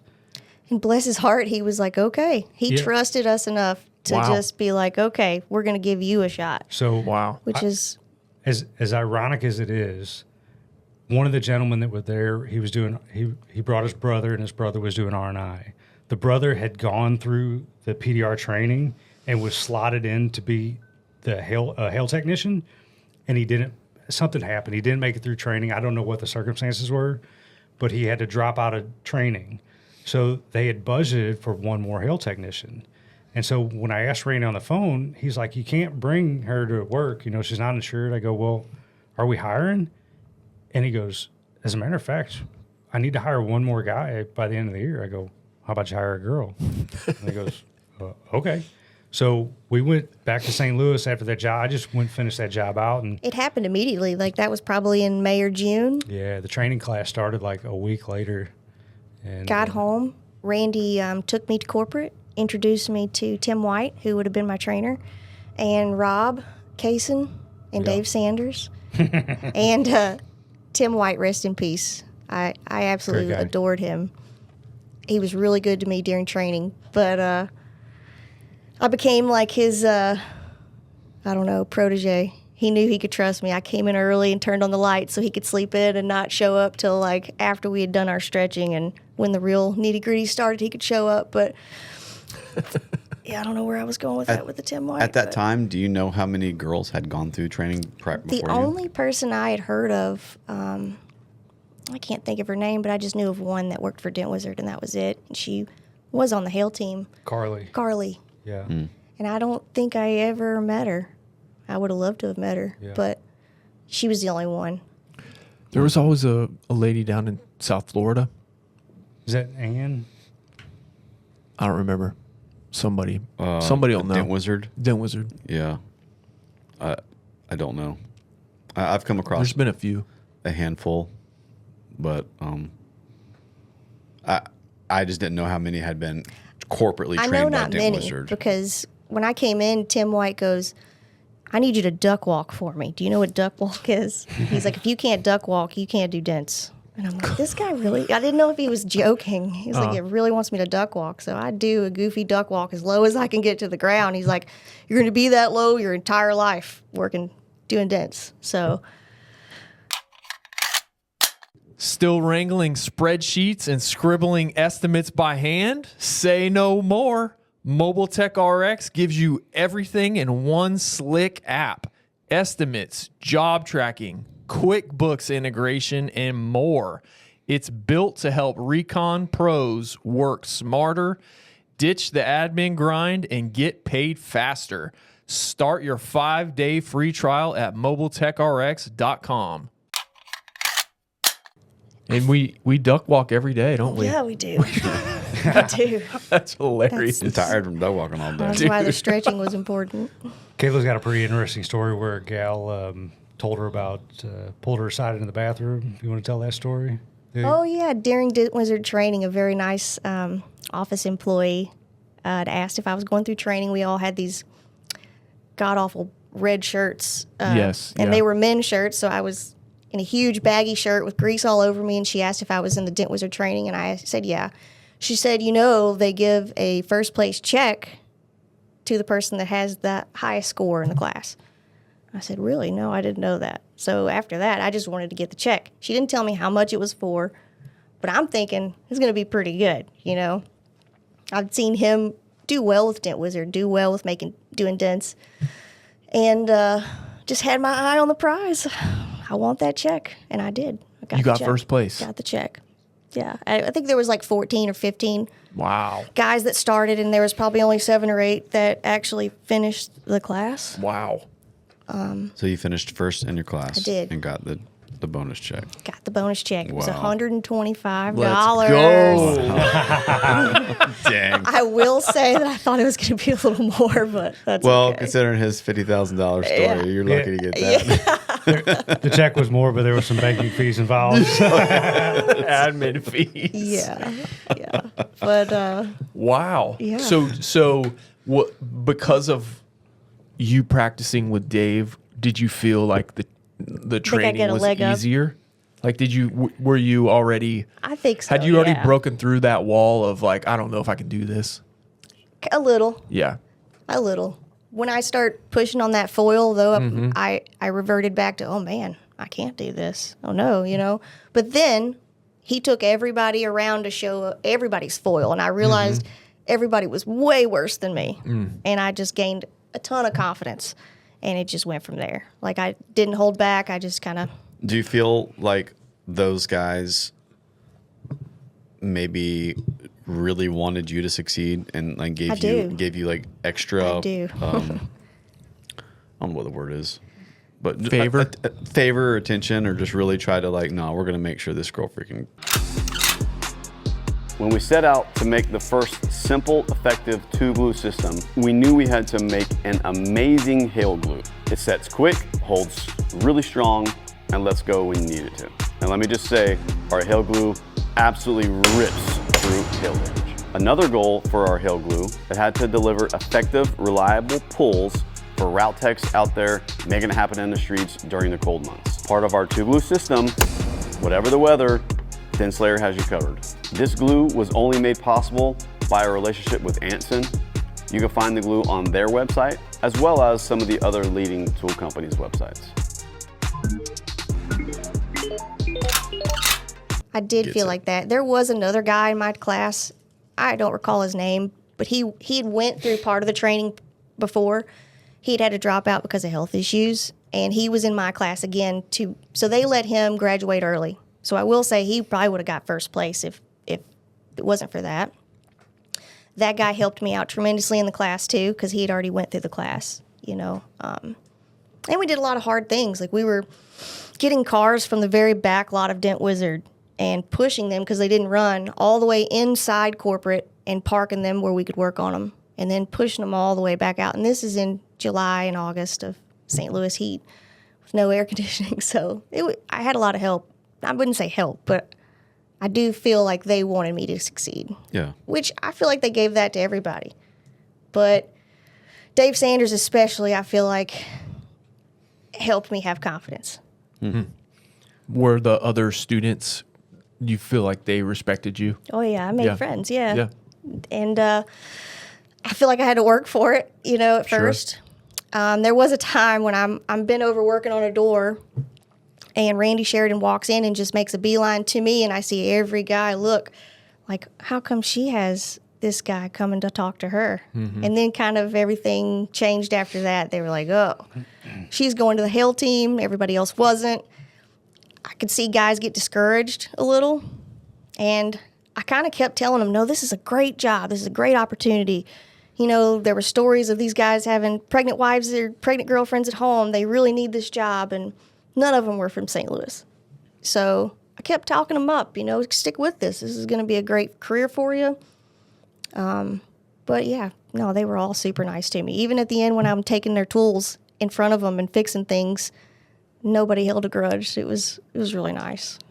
Wow. Refreshing. They were top-notch dudes. When they graduated, Oh, I yeah. went out with all of them, and they treated her like she Oh, was yeah. their little sister. You know what I'm saying? Is there a favorite story that sticks out from the training? Anything? Yeah. Oh, Lord. I mean, there's lots of things. It was a really crazy experience. Did you stay at the Candlewood that everyone else stays at? No, I got to stay. I got to stay at home Oh. because Duh. I didn't Big get a daddy. car. All of them got flown in and got hotels. But Makes sense.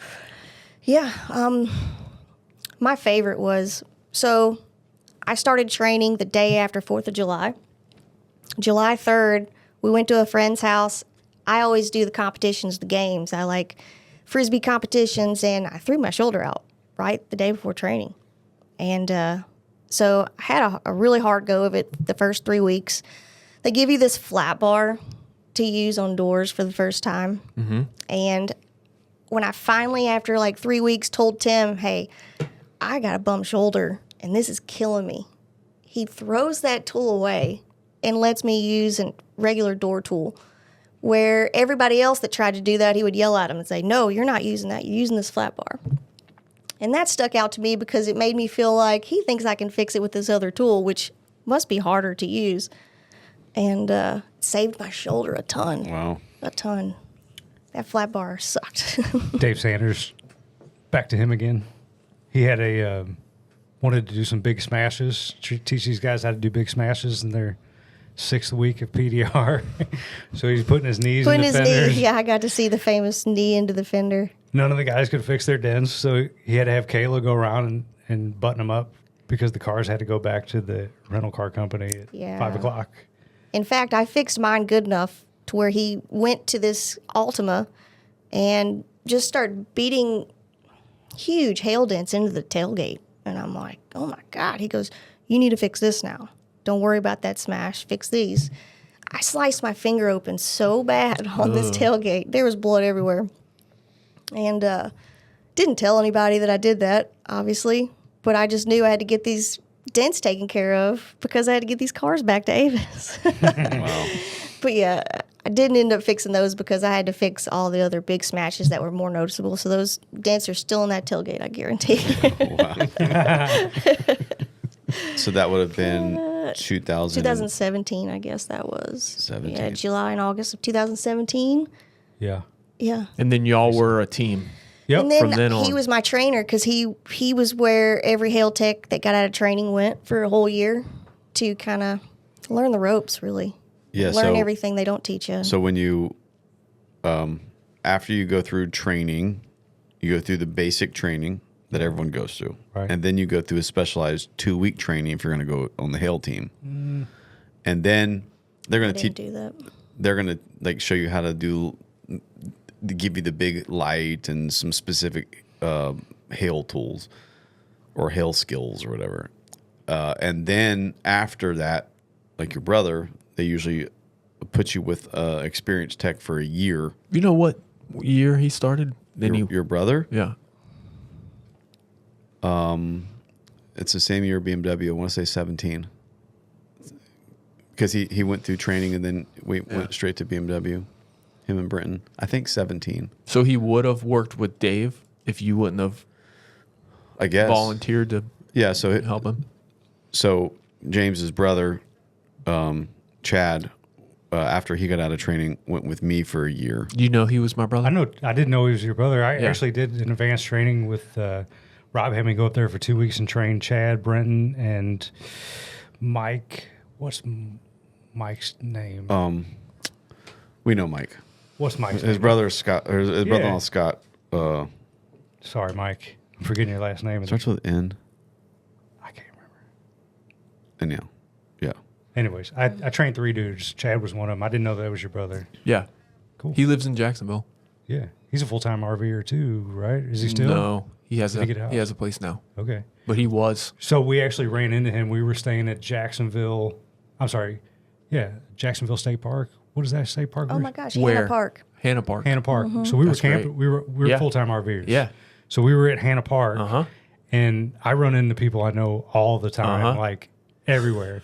So I'm in Florida in Hannah Park, and he rolls through. I'm like, "What up, Chad?" And he looked at me like, "What's up?" So Yeah. we talked for a bit. You know, he was staying Yeah. there. I think he was moving a day or two later or something. But it was ironic to run into somebody you know at RV park. Yeah. Just random place. Just randomly. On the Mike planet. Birch. Mike Birch. Mike That's Birch. right. Shout out That's to it. Mike Birch. Yeah. Mike's a good dude. Yeah. All right. So, So Dent Wizard training, yeah, I'm out of Dent Wizard training, and I'm with Dave. He's my boss. He's my Perfect. teacher, and then we still got to go home and play nice It worked out afterwards. really good. The everybody really appreciated Kayla being a female in the school in male dominated industry. The CEO that was the CEO at the time, he came down and congratulated her and was really cheered her on. Which And also the other guys in the class did get that, so they were a Yeah. little hurt over that. so But he came up straight to me and was talking and excited to have me possibly with Dent Wizard, but he didn't know who I was at the time. we had a little bit of more drama at the Christmas party. We showed up at the Christmas party, and I walk in with Kayla, and then there's nowhere to sit, so I sit down at the owner's table. There's the president, CEO, and CFO, and all the dudes, and they're kind of on their own table, and nobody, afraid to sit with them or whatever. So we pull up a chair. What's up? And I got along with everybody really good, and they were kind of like wondering why I was coming in with the first in the class, the woman trainee, and they Yeah, were they were kind of asking questions like, asking questions, and I'm kind of not being too forthright. So, but they were very nice. The whole table was very nice. So we go up to get a cocktail. We just got there. We sit back down. The whole vibe changed. Like we're getting kind of like the cold shoulder. People are kind of like just being weird, and I could sense it. And a dude pulls me to the side and he goes, "These guys didn't know that was your girlfriend." And so this table, I can only speculate, but I think that they felt like I hustled them, got my girlfriend hired, and now we're a team. And they just didn't know, which, I mean, I was legit about everything. Randy knew everything, but Randy didn't reiterate to them that, hey, this girl that we're going to hire is Dave's significant other. And the dude had made a comment about Dave already knows what's under the hood, some shit like that. You know what I mean? it was really embarrassing in front of a whole Yeah. group of She just got men. a lot of admiration for being the girl, And then I immediately got no respect because None. it was all Dave. So they went from treating her like, the respect that she deserves to, oh, that's Dave's little puppy. He's bringing her to work. Good for him. And then they were kind of player hating, like now they're mad because I'm, we're getting to go out and we're both going to get per diem. We're both going to work together. The money's going to come into one house. We're a team. It's all legit. But she just got no respect after that. And it was at that moment I realized that my career with Dent Wizard was cut short because I'd witnessed other people. Like there were other couples at different times in Dent Wizard that they became couples. And then shortly after, they were no longer with the company. And I guess it's kind of like that in a corporate environment. Like when you're in a corporate environment, there's the employer and employee relationship. and an employee will take a certain amount on the chin, you know, and not say anything, you know, like we're taking $5,000 from you because of these banking fees. Yeah. And just go, oh, okay, there's nothing I can do. But when you're a couple, you know, like now we're looking out for each other. So that makes us a separate entity outside of the employer-employee relationship. So if somebody disrespects her, well, I'm her boyfriend, like I'm her significant other, like I'm her husband now. So, but I'm not going to let somebody disrespect her, you know, even if it's an off comment, you know, like, oh, he already knows what's under the hood. Obviously, I'm not going to fight the CEO at a Christmas party, but it makes me lose a lot of respect for you. You know what I mean? Like, what's up with that? You didn't need to make that comment, you know? So it realized that the clock was ticking. As soon as that moment happened, I'm like, this clock's ticking. And I kind of knew that when she got hired on. I was kind of raised like, go to school, get good grades, get a job, don't ever quit. Your boss is going to give you shit. That's part of life, right? Well, that's not part of life. That's just a lie that we're told. And when she got hired on, I knew that something would happen to where I was going to have to leave the corporate environment at some point. And but I'm like, you know what? Let's roll with it. You know, we'll see what happens. So that's what we did. We went to Australia a couple of more times. That was super cool. She was the only gal in Australia. Yeah. How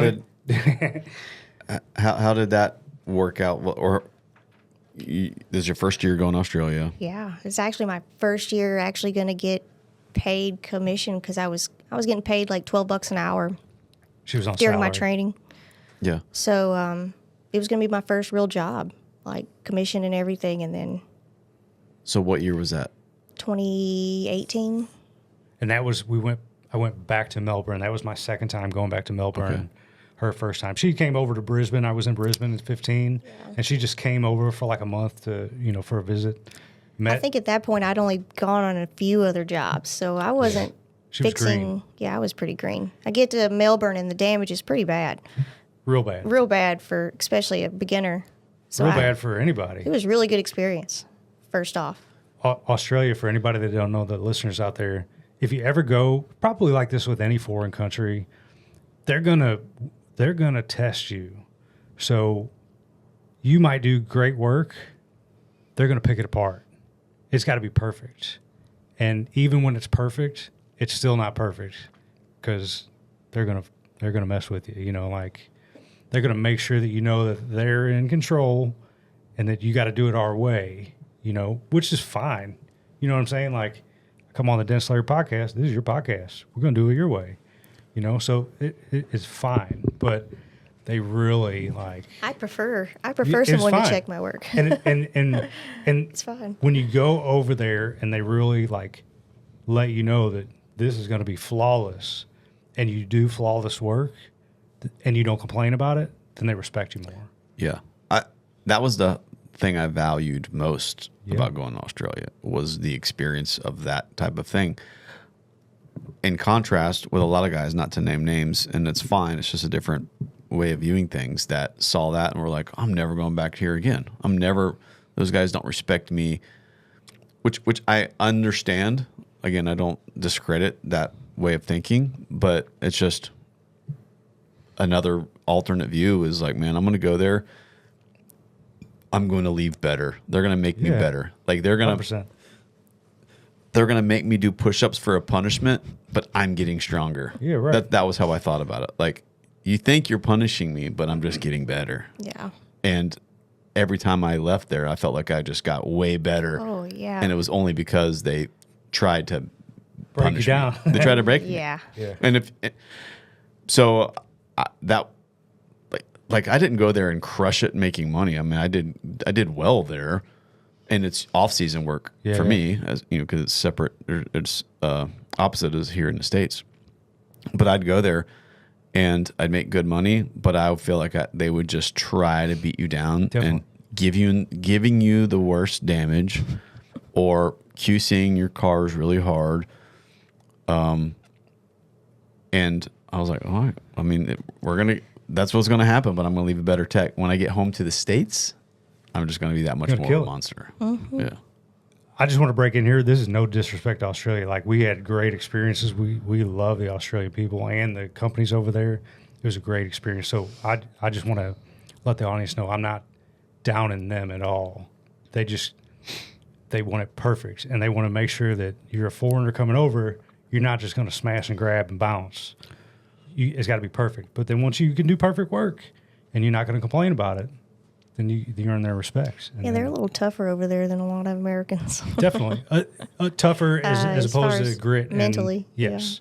The Australians, they'll tell you to quit whinging, and some people complain. quit The, whinging. ironically about there, I don't know, you probably didn't know this, Matt, like if you did complain, then they'd give you a super hard car that like was terrible. Or if you pulled paint, Or if you your pulled next paint, car was going to be awful. you were punished. Awful. But I quit complaining, meaning like I would complain to myself. yeah, I'm not going to complain. and part of the Verbally. complaining too, you're working 12 hours a day. You're getting there at 7 in the morning, leaving at 7 at night. You're working 6 days a week. It's hot. It's a foreign country. You're eating Macca's every lunch. Yeah, so like it's natural to be like, not complain. 'Cause you don't- Frustrated. Frustrated. Yeah, yeah. And you don't want to Irritable. Yeah, I mean, you're putting so many hours in and losing sleep. You're gonna get irritable at some point. But they were great. It was a great experience. I just saw it as a test, yeah. and it was like, are you going to flinch? Are you going to ring the bell? Type thing. You want to hear a funny Yeah, story? I think I only cried once. She all the times did, I've been dude. over there. Okay. Was it? No, it was because of me, because I'm a dick. I think he was just scared. I was working on a really bad dent that wasn't even hail damage, and he thought I was going to crack the paint on it and lit into me really quick because he knew if I broke paint, then our next car was going to be really hard, and the pressure was too much. I learned real quick that when you work with your spouse, you have to be a little more sensitive to feelings. So, Matt, me and you can work together, and maybe we're mad at each other, and we MF each other or have some sort of disagreement. But at the end of the day, we're going to go, all right, Matt, where you want to go for dinner? My treat. And there's no beef I don't at do that. all. But when you yell at your spouse at work and then you come home and you go, hey, honey, where are we going for dinner? They're going to look at you and go, you're an asshole. You yelled at me today. Not anymore. That's at the beginning when things Yeah, are hard. yeah, You're yeah. a beginner. You're trying to learn how to do something that's extremely tough In a high stress in environment. a high stress with environment. high expectations. You're tired. And I didn't yell. I don't want the No. audience thinking that I'm like a abuser or anything. But just, you know how guys talk at work. Like, you can say some shit to a buddy of yours or you're Yeah. working with to let out frustration, and it's acceptable. I haven't But it's figured different. this out. Like my wife just helping me in my business or helping with Dent Slayer stuff, and we're interacting. Yeah. Have not figured this out because when you're working alone and when you're working in an environment with other men, it's like it's a force of will to get anything done, Yeah. right? Like Yeah, yeah. if you don't put your back into something and force it to happen, owning a business, it's not going to happen. Yeah. And so you're just used to just like plowing through obstacles. Right. And if somebody is like not keeping up and you're just like, you're not thinking, how do I speak to this person in appropriate? Right. You're just, Hurry up. let's get it done mode. Yeah. Like that's how, when I leave the house until I come home, I'm in force my will upon everything to get it done. and that when you talk to your spouse like that, it You doesn't can't do go well. I'm one of those that my main thing was knowing that we were partners. I saw other people be partners, like you and Will, watch you guys work together, and I'm like, okay, how do we make it flow that good? How do we do this? And that's when I think I went up to you and even asked, how can I be a good partner? What are things that you would look for in a good partner? And you told me, I mean, don't make them have to take time to look over your work. That was the biggest thing you told me. So it always stuck with me that if he doesn't ever have to worry about if my dent's fixed or not, it's going to be easy for him. And it was, I feel. What else did I tell you? I don't remember. So. Don't on get Matt's ego. rid of Dave ASAP. Ditch the dead weight, honey. Come with us. No. You also said to blend with my left hand. just to start learning to use my left hand more because I was having a lot of shoulder troubles. You're like, use your left hand. Yeah. Okay, good advice. It was good advice. Both So you things. can Right when it ain't working. you can blend with your offhand. Not well, no, But she can. but I can. She's fantastic. I just can't. like to do It's things hard. faster. So if it's faster with the right hand, I'm just going to do that. Yeah. I'm going to just take a real quick break here to tell something about Kayla. When she first started, I didn't think she was going to be strong enough to fix the dents. So I taught her how to glue pull first, which is ironic because you usually They don't learn teach you that in training, Dent Wizard training at either. all. You usually learn how to glue pull last, and nobody ever teaches you how to blend. So I taught her how to. I instructed her on how the glue pull procedures work, how I did it, how I blended, and then I would let her do the rails because that's, I struggle with rails the most. It's what he hated the most. Hated doing rails. Like, they take so long. I just want to go fast. And the rails always slow me down. Like Ricky Bobby. 100%. Shake and bake. Let's get it done. But the wanna rails go would fast. The rails would slow me down. So I would be like, okay, well, if she can get the rails done, I can do a lot of the other cars. So she started out with glue pulling and blending, and I've trained 30 people, like advanced training, She was the last person I trained.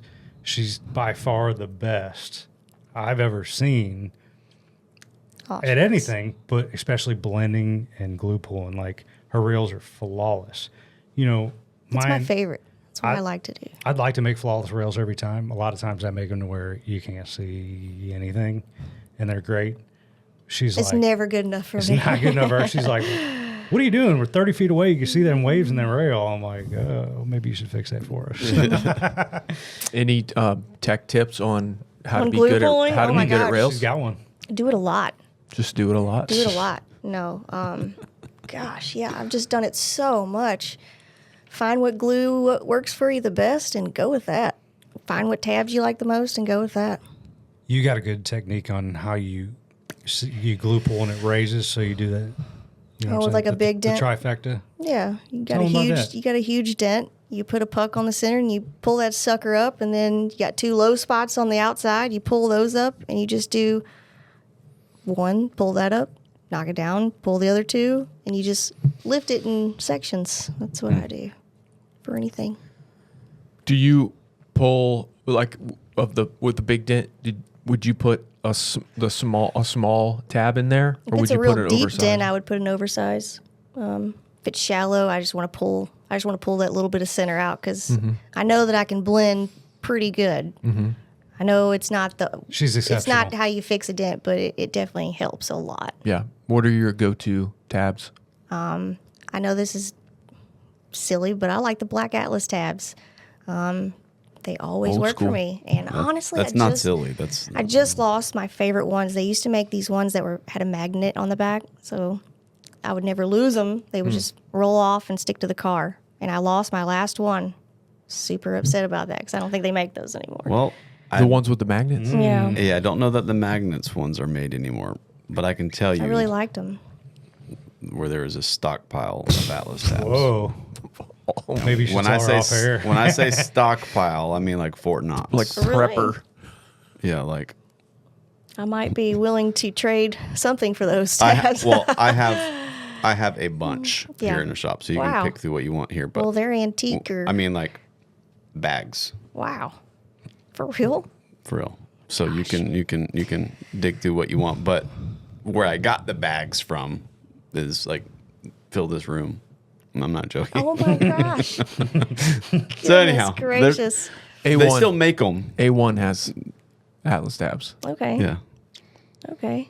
A1 bought Atlas tabs. Really? And they bought the molds and everything. And so I liked the. They're still being made. What were those blue ice tabs? Those were pretty good for a while until we bought those new ones. The man, what were Red those? snappers. Yeah, or like the something square. Those are pretty good. Oh, the square ones. Those are the quick willies. Those work Those work really really well. Popper. Or Willy Quicks. I'm sorry. Willy Quick. Willy Quick. I always say that Willy wrong. Quick Willies. Will always would correct me on that. I think you did too. you were going. I'd never say it right. 'Cause Right were behind selling you.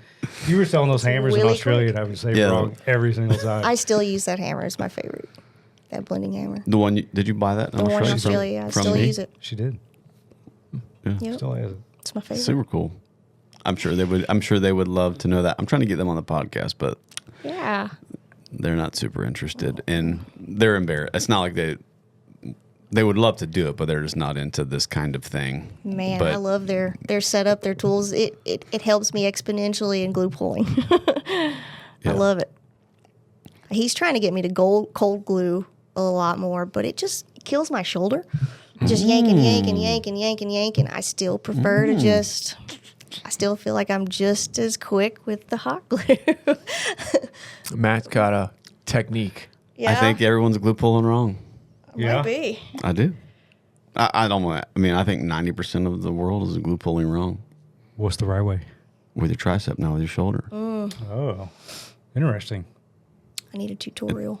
Yeah. Your So shoulder- just usually just instead you of would be pulling thumb like up. this, turn it over, and you pull with your tricep. You don't even move your shoulder. Huh. Interesting. I'll have to try that. Give it a whirl. Yeah. I would it try works it, but different Kayla, muscles. Yeah. I would try, but Kayla does all the glue pulling, so You I do forgot most how of to the do car it. now. I retired my glue pull. glue pull. I don't tricep- just glue pull, okay? Your tricep is what, 3/5 of your arm. Okay. You know, if your bicep and then your tricep.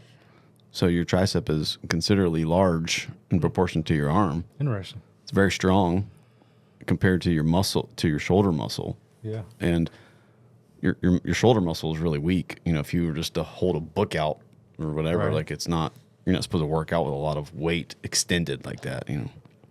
But if you flip it over and you do essentially a tricep extension, then you don't even move your shoulder and you just operate your tricep. I think it's a more efficient way that avoids shoulder pain. It avoids shoulder fatigue at the end of the day for sure. But anyhow, I'll show you later. Yeah, I would we like have that. some cars out there I can. I think they should make a demonstrate. tool where you hook some sort of tool into the glue pull and hit a trigger to where it just. We pulls- literally pulls it for made you. I didn't. So one of the guys at A1 was a former gunsmith, and when we were developing the AR, Right. they made a pneumatic one. Whoa. So it's super. It will never be used. There's no application. It hooks to an air hose, and you pull the trigger, and it automatically but you shoots could- it basically fills it full of air and pulls the. Yeah, I want one of those. You could put a regulator on it and dial it down, and then you could control your pulls. You wear a backpack with Essentially. the air tank on you. Oh man, you could make a Milwaukee version, battery powered. That exists. That tool exists. Meaning, as in prototype, What? at least it exists. I'm from. It's going to make my job a lot easier. Well, hey, be careful because it's about a bunch of other tool companies about to knock it off right now. Yeah. They do have Let me somebody. get on Tinder real quick. Somebody made the one that is spring loaded. You Yeah. charge it and then you hit a button and it pops out. Yeah, wow. That's the bull kick. Yeah, that's Sergio's. I don't think you hit a button. You don't hit a button. You just let go. Push it down. Oh, and let it you go. let go. Okay. Dude, I bought that kit this year. Huh. It actually works really well. I think they redesigned it. Yeah, There was a it's, few. It's kind made out of flaws in it, but plastic now. that makes a lot more sense. So all of it, except for like the shaft part, Yeah. is made out of plastic. I bought it, and the one thing I noticed is it was painted black, Mm-hmm. and the paint started flaking off like almost immediately. And I was like, "Oh man, they should redesign this a little bit." Another thing I didn't like about the bull kick, you have to undo the cap and then screw on the part that your mini lifter goes onto, and then put your cold glue on it. But then you cannot put the cap back on it to protect the cold glue, which I thought, well, that kind of doesn't make any sense. I should be able to screw that cap on to protect the cold glue. So if they're listening, let's read it. We're not going to give them any cheat codes because the AR-10 has a cap that goes on that protects the cold glue. Okay. So, We'll delete this out. I'm just kidding. All right, so you're in Australia. You're doing well. You and Dave get feel an like I'm argument. hanging. Yeah. luckily, made good friends there. Real good Shannon friends. Morgan was the one that helped me finish that dent. Oh yeah. It was really nice. When we would go over there, I feel like I think the most technicians I went there with Americans Yeah. was 16, which I think that was Wow. There's a lot. the first Sydney year. I didn't go there to that first year in Sydney. I Yeah. skipped that. It was 17, right? Was it 17 or 16? It was. I don't It would have been remember. 16 or It was 17. 16 or 17 for sure. 'Cause I went 15 to Brisbane. Yeah. And then the next year was Sydney, and then to Melbourne, and then back to Sydney in 19. And that's when the last time I went. And y'all were there Yep. in 19. I worked by myself. Were y'all part of that 10-man crew No. in 19? We were. The Campbelltown Massacre, as I call Campbelltown it. Massacre. Yeah, that was fun. That actually made me better. Hindsight, during, I wanted to cry every day. I was fixing dents that were mushed up and mashed up and pulled up. I wanted to kill everybody that was there, but You probably don't know. it about made me better. I know all about the Campbelltown Massacre, but I was not involved in it. I was You lucky dog. I was not I remember outside that. looking You were in. outsider, yeah. Yeah, you're you lucky dog. Good on you, mate. So let me just tell you how I did not end up in the Campbelltown Yeah. Massacre. Tell me. Was in 15, Randy got me the 4-year visa, Yeah. and it expired just before we got the call to go in 19. So I was planning on going. Everything's ready. I got my tools packed and cellophaned up. I'm ready to go. And he calls me and says, your visa expired. And we already sent 10 guys. So you're not going. And I'm like, frick, I'm not going. I'm going. And I literally called Peter. Yep. And I said, hey, I want to come. And he's like, we'll take you, but no more. We don't have enough Yeah, work. right on. And so I called Randy and I said, hey, Randy, I just talked to Peter. They said they'll take me, get my visa. I'm going. There's no way I'm not going on it. If I'm going to freaking fly there by myself, I'm going. Yeah. And so he got my visa, which took longer. And so I end up showing up later because my visa. So you guys went ahead Yeah. and were part of that 10-man crew, and I came in rough. straggling. Yeah.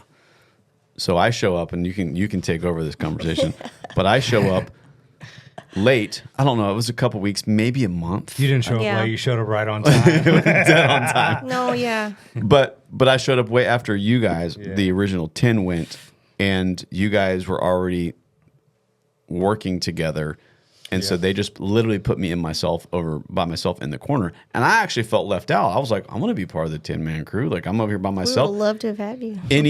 Any car that shows up, I got to fix by myself. Like, there's no one to bail you out. All the pressure's on Yeah. you. Everything, the billing, the rental car, the accommodation, everything was on me to Yeah. do by myself. So I was like, man, I'm alone. This kind of sucks. Yeah. I know that feeling.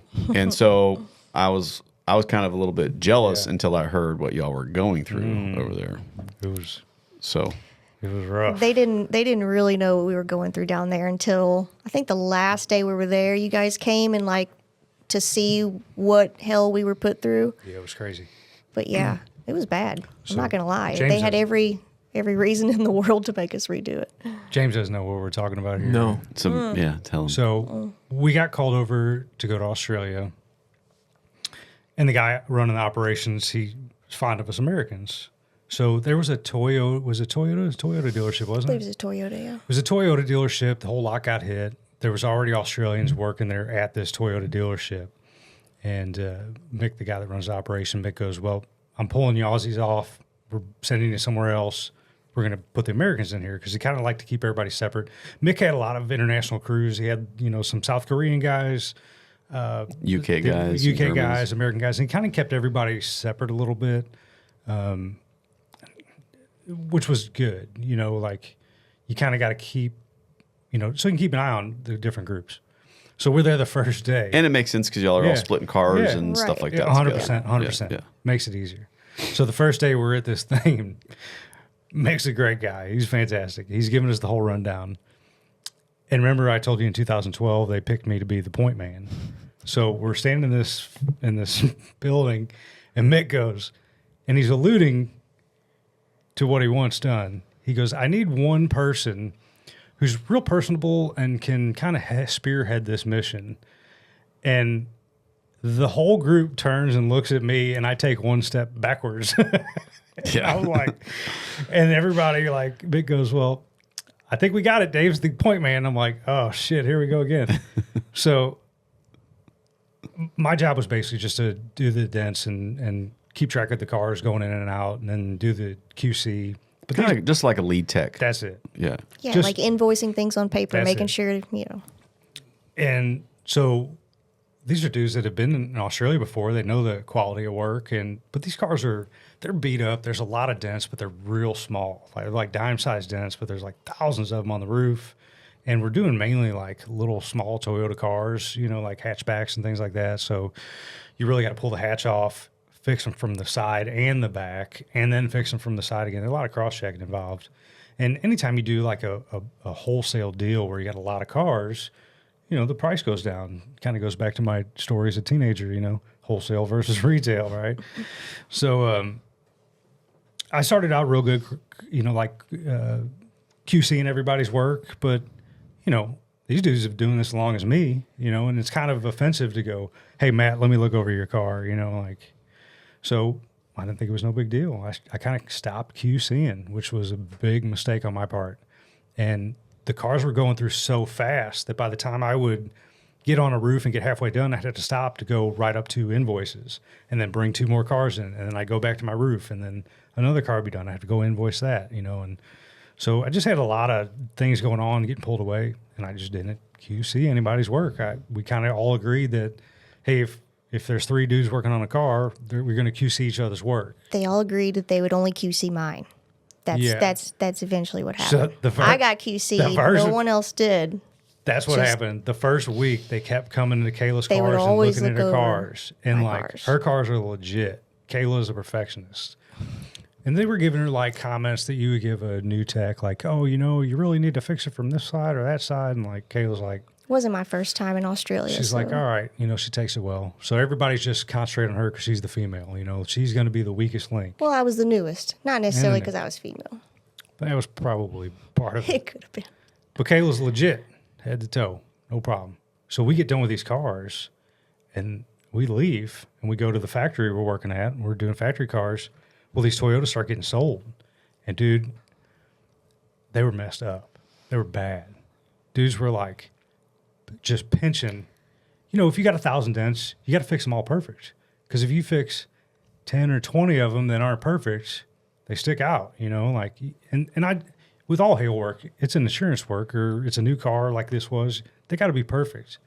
Well, dudes were just smoking through these cars because when you do a car yourself, your name's on it. But when you're in a group of 10 people, your name's not on it. So you got Nobody knows who No fixed ownership of the car. No ownership. Yeah. So no ownership. Let's just do them as quick as we can and make as much money as we can. And I don't operate like that, like, hey, the car's going to take as long as it's going to take till it gets perfect, and then we'll get another car. So Mick got a call from the Toyota dealership. He's like, hey, you got to come look at these cars. And Mick went and looked at him, and man, he was mad. Like He was very upset. He was, but Mick is a legit businessman. He will control his emotions. He's going to get the job done, and we're going to do it his way. But he's not like. He's not going to yell at us. He's not going to MF you and yell at you and berate you and all that kind of stuff. But so everybody had to go back there and start working on these cars, and like they were messed up. The hoods, the holes are all mangled. The paint's chipped off. These are brand new cars that just came from the factory, at this dealership. And not everybody went back. They split us up. So did. one person from each team had to go back to Campbelltown. So we had already went to Sydney. We're in a new hotel. This is like an hour away. And one person from each team has to go back to Campbelltown and do redos. So everybody had to pick which partner would go. And I went back to Campbelltown. Dave stayed in Sydney, just kind of kept twiddling away. And we were just relaying messages of how bad everything actually was. And none of the people in Sydney really believed us. like, how bad can they be? You had 10 experienced techs. I saw fixing cars. worse. What's up? Yeah, I saw better stuff in training. It was that bad. And I had never fixed work that bad because I didn't do work that bad, even in the beginning. So I had a hard time fixing it. It was difficult. So you had, from my understanding, in that team of 10 guys or 10 technicians, there was 25, 30-year technicians almost that were in that team, as well as brand new. Oh, they're good techs. I've seen them do work. Well, I'm saying you had this. You had this. Both ends of the spectrum. Most right? are senior techs. Kayla would have been the newest person. Yeah. I think the next guy by would far. have been there 7 or 8 years. So like experienced enough that you can fix. You can fix this stuff. And it was dime-sized dents, but there's thousands of them. So And then the underside of the hoods, all of those are chipped. So paint chips everywhere. And a lot of these cars didn't what do you have do for liners. that? We had to get touch-up paint, and Mick had us touch up every single hood. How many cars? all of them. Gosh. No, all- like Oh. what was it? Oh, there was a lot because we were there probably a week just to redo There were redos. several hundred vehicles. I don't remember the count. If I had to guess, maybe somewhere between 250 and 300, probably. I would guess like Yeah. 300 cars all need to be redone, and now they're harder to fix because they're messed up. You know what I mean? Extremely Yeah. hard to fix. You got hundreds of pizzas on these cars now. On They- rails, the rails were probably the worst. Oh no. It was bad. When we set out to create our own collision glue, we had two goals in mind. Our number one priority, make the absolute best collision glue on the planet.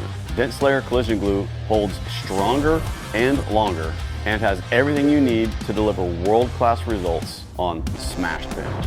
Our second priority, this glue had to absolutely rip for route techs in warm climates. And believe me, it does.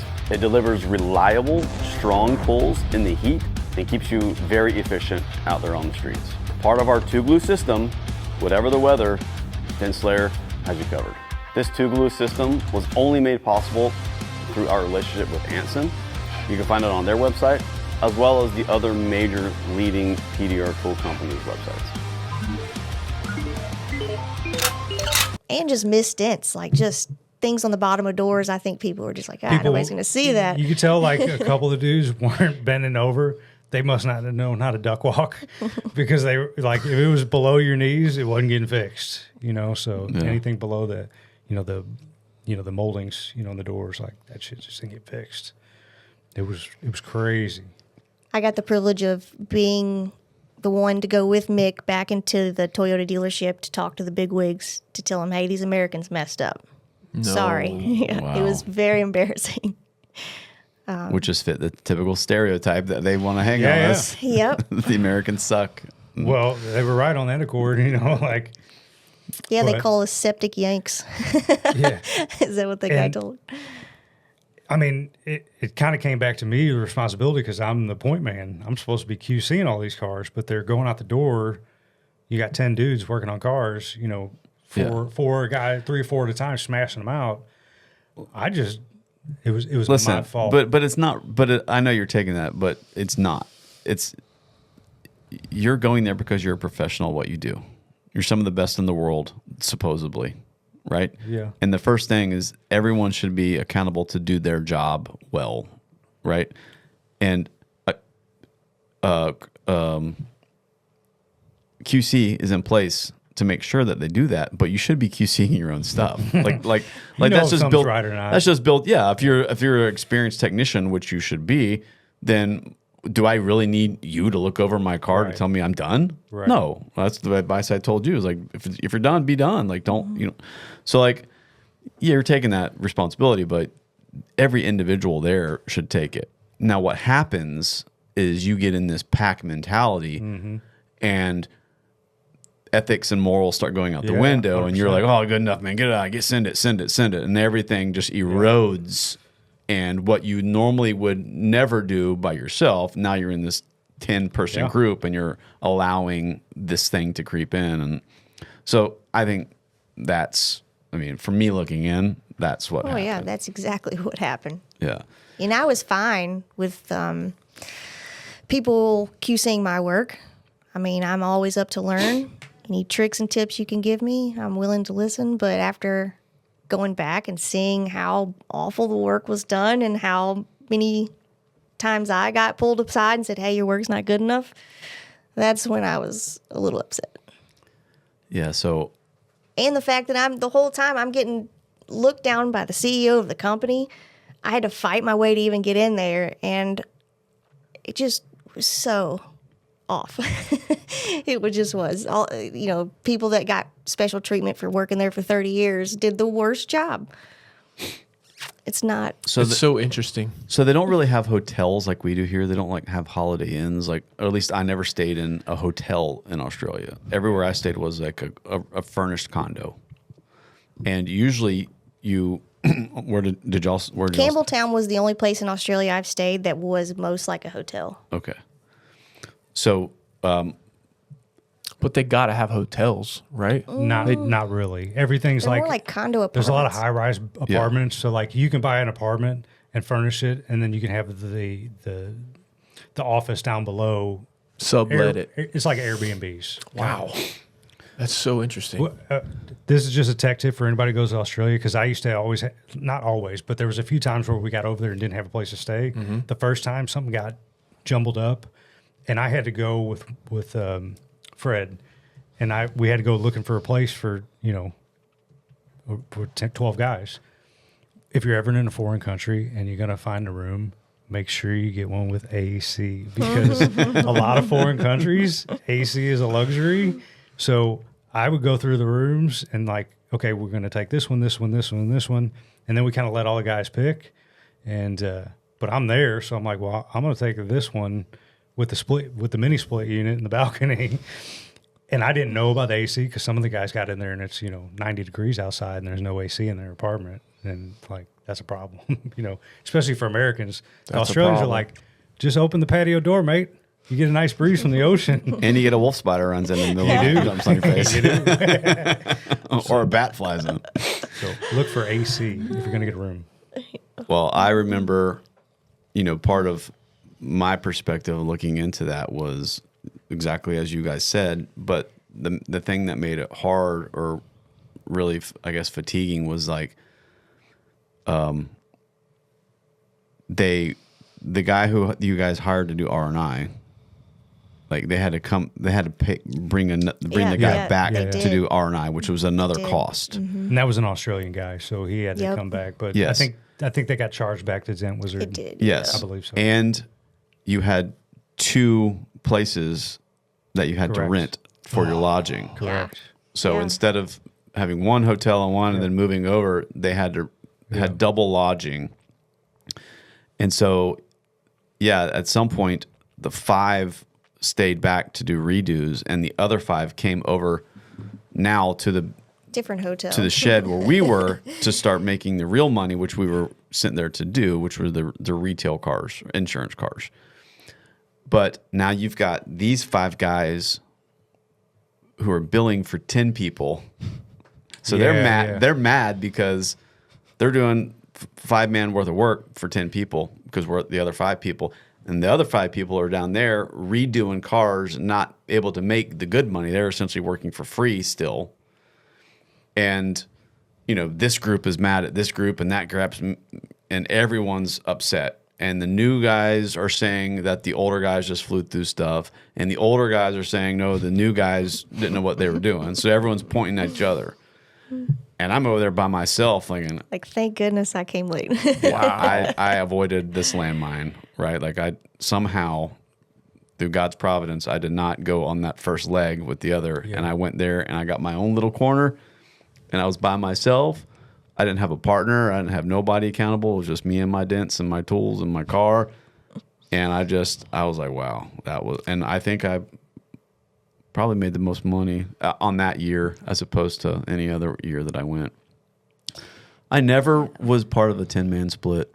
The first year in Brisbane, I got the cold shoulder from some technicians because there was like a 6-man split, and they put me and my brother by myself, and we were like, "Hey, we want to be part of the split," and they're like, "No, you don't."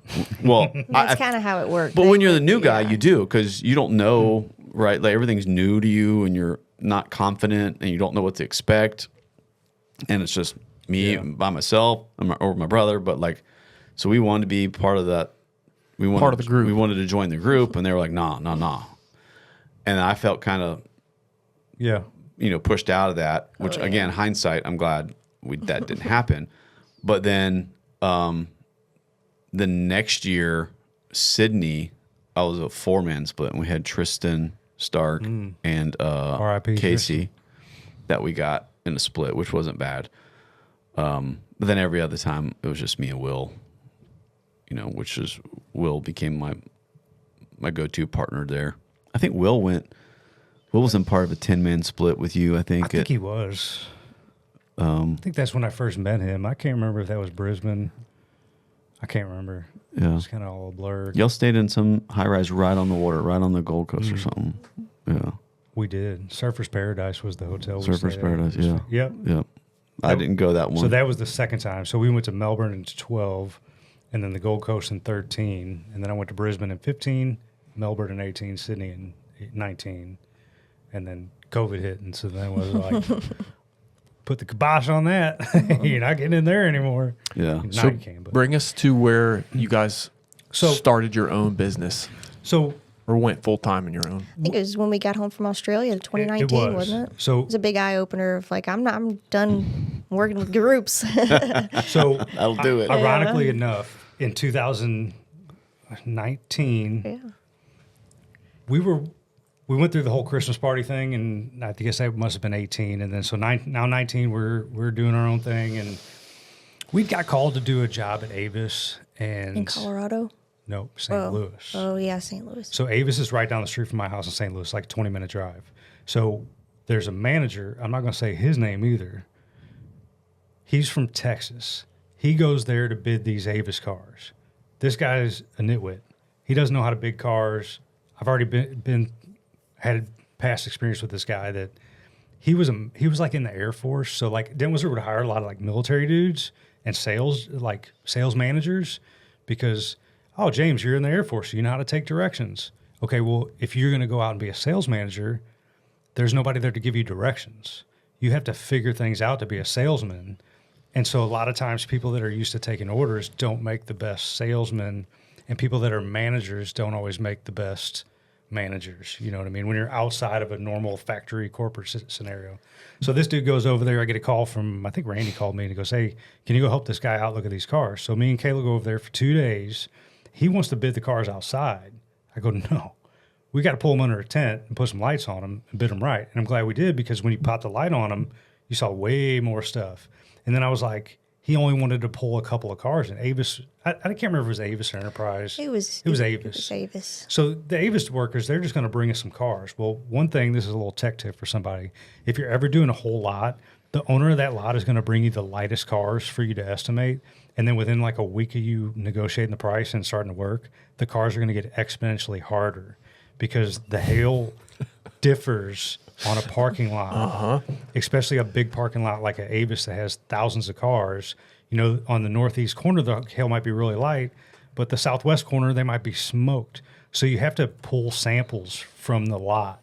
And so I go, let's pull some samples from this lot. And so that's what we did. We pulled cars in for 2 days. We bid these cars. Me and Kayla are pretty health conscious. At the end of the second day, the dude goes, hey, let's go out to eat. Who wants to go to Applebee's? And I'm like, I don't want to go to Applebee's, but, you know, to be a team player, let's go out to eat. So we go and eat. Now, keep in mind, this is a manager with a company card on salary. We're on commission, so we don't get paid for 2 days to do these cars, but whatever. I just want to make sure they're right. So when the team shows up, the cars are bid right, good money, fair for the customer, fair for the tech. The bill comes and he slides our ticket over to me. And I'm like, Chris Price was there at the time, and Chris goes, let me get that. So Chris goes, I'll pay for that with my company card.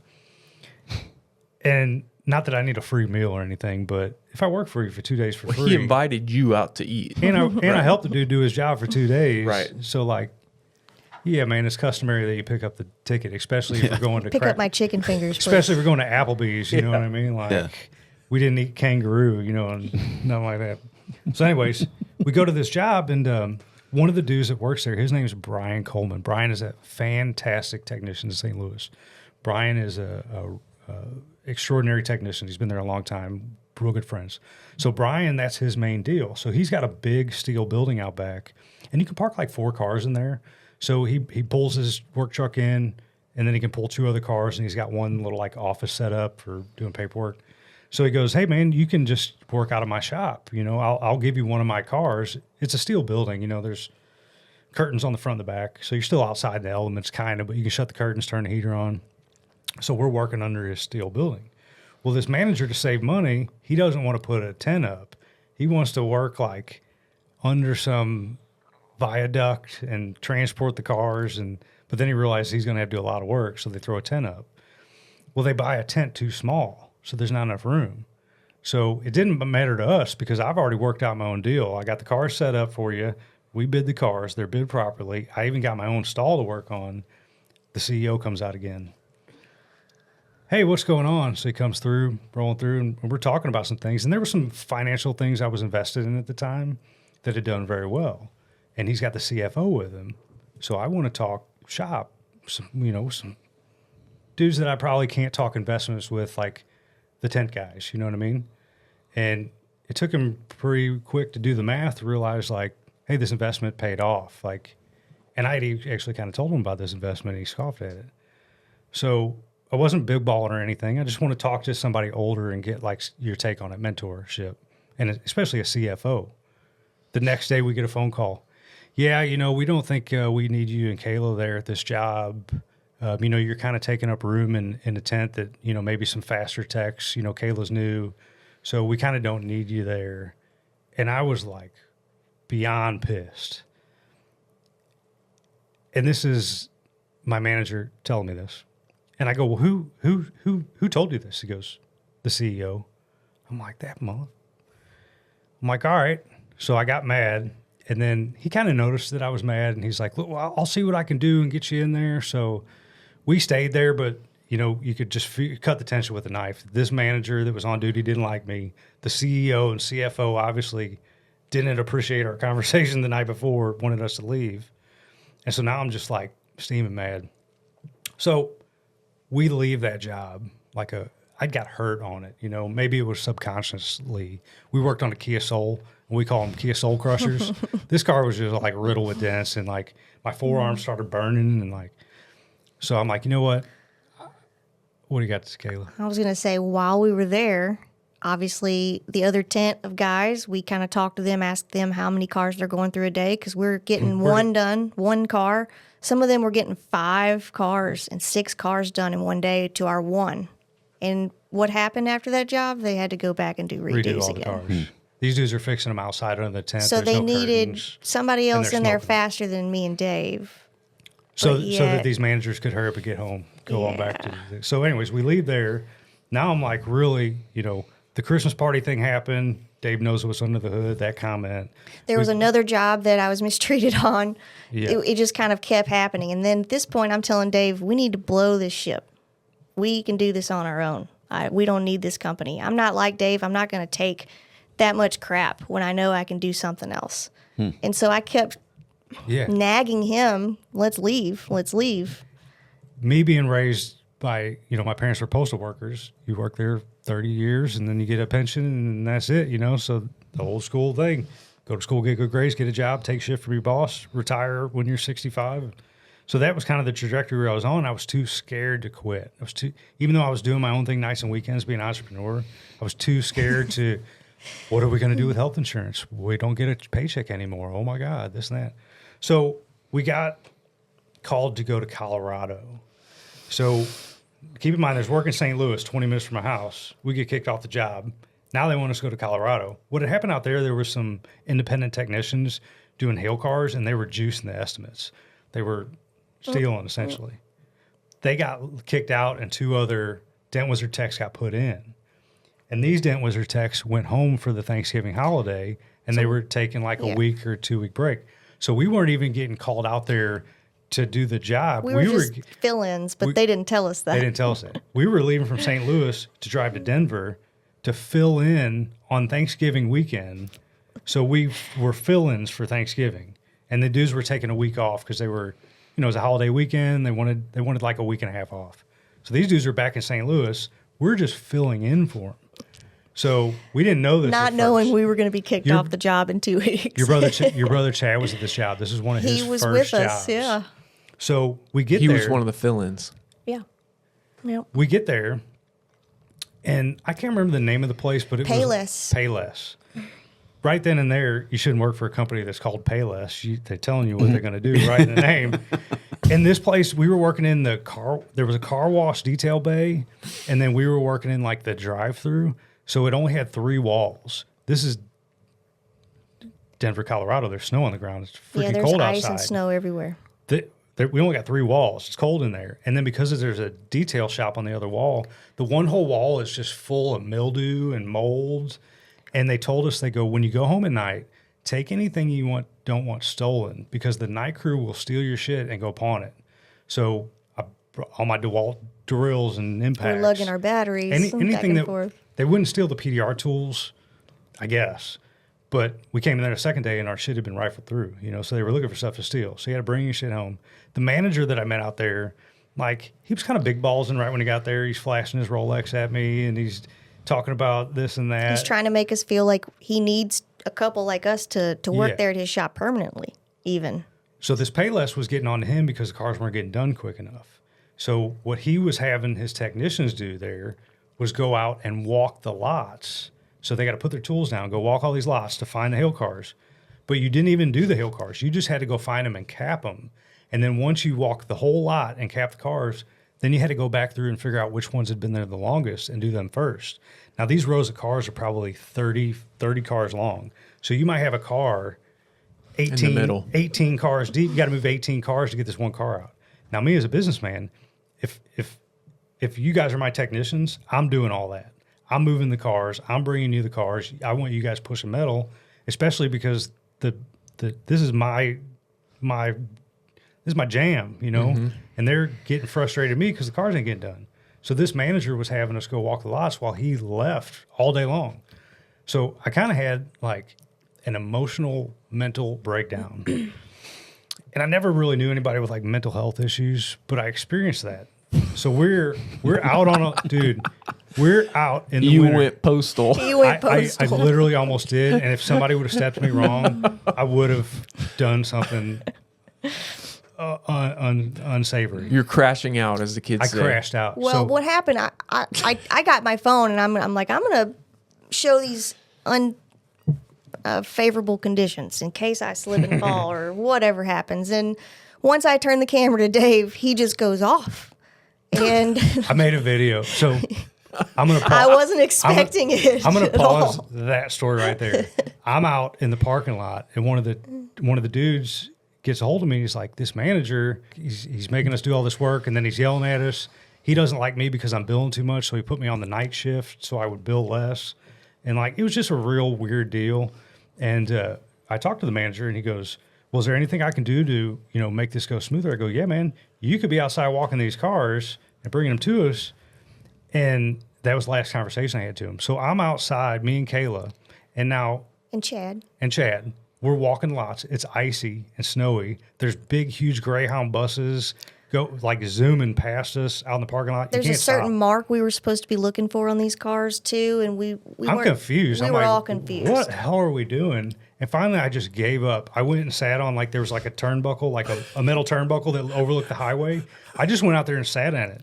And it's like we didn't know where Dave was. Me and Chad just start looking for Dave and stop looking for cars. It's 30 degrees outside. I'm sitting there literally having a mental breakdown. I'm like, what am I doing with my life? And not even that. I'm just like numb, probably because I'm sitting outside in the winter. But I'm just like, I've got to make a change in my life. I can't keep doing this. And you have your wife kind of like telling you like, I'm not doing this. This is crazy. And so up until that point, I was like,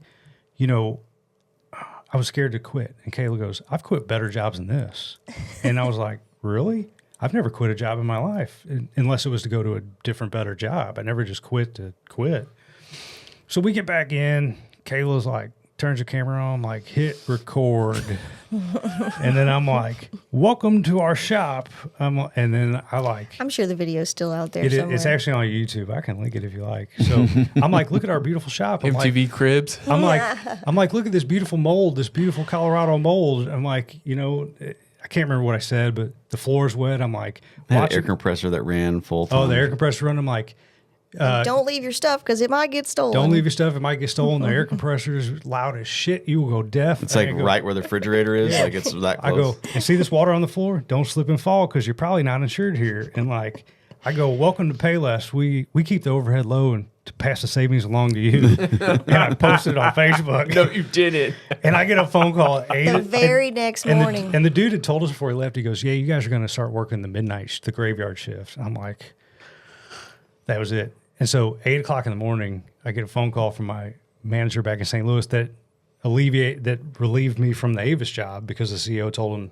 send this guy home. Then send him out to Denver. Don't tell him he's a fill-in for the weekend. He calls me up. He's like, hey, man, that manager there saw your video, and he wants you gone immediately.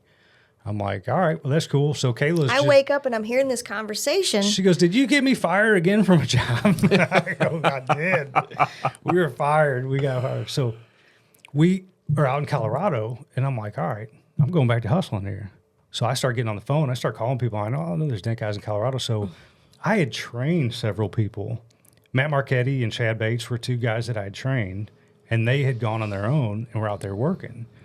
And so I went to work for them, essentially. Matt was at a shop. He had like 9 hill cars. He was kind of new. Like, it was way over his head. It's Thanksgiving weekend, so the shop's closed. So we went there and worked for like 3 or 4 days and made really good money in 3 or 4 days. And then I was like, wow, we could do this. So I called my contacts over in Australia. I was like, hey, if I left, can I come over there and work? And they're like, yeah, absolutely. Then I got scared. Well, I don't know. I don't know if I should quit. What should I do? I did the age-old thing that everybody does. I started asking everybody, hey, Mom, what do you think I should do? Should I quit my job? Well, no, you shouldn't do that. Hey, neighbor, hey, best friend, what should I do? Should I quit my job? What? I started asking everybody what I should do, and nobody's going to give you the answer, especially like I started asking some entrepreneurs, and they gave me really good answers, kind of like Mick would. I can't tell you what to do, but I think you'll be successful whatever you choose. And so as luck would happen, we didn't quit. We came back to St. Louis, then Hale and Sydney.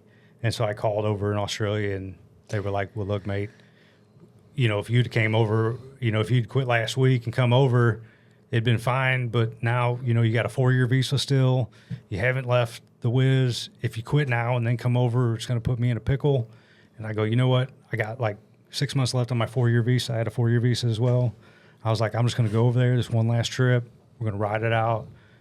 Then the Camel Town Massacre. Because I wanted to quit. And he's like, all right, one more time. One more Australia And Kayla trip. goes, if we would have quit and came over here by ourselves, we'd be working alone like Matt, and we wouldn't have been involved in all this. And I felt like a big pussy. I was like, I did not have the balls to quit. But, you rationalize it. Well, it's a free trip to Australia. We're going to make decent money. So what we did is we started stockpiling cash. Because my thought process was, I'm going to stockpile enough cash for me and Kayla that we're going to quit when we get home. And I didn't have a business model. So I go, well, this will last us till we get on our feet, because like I studied a lot of business things and no idea what I was going to do.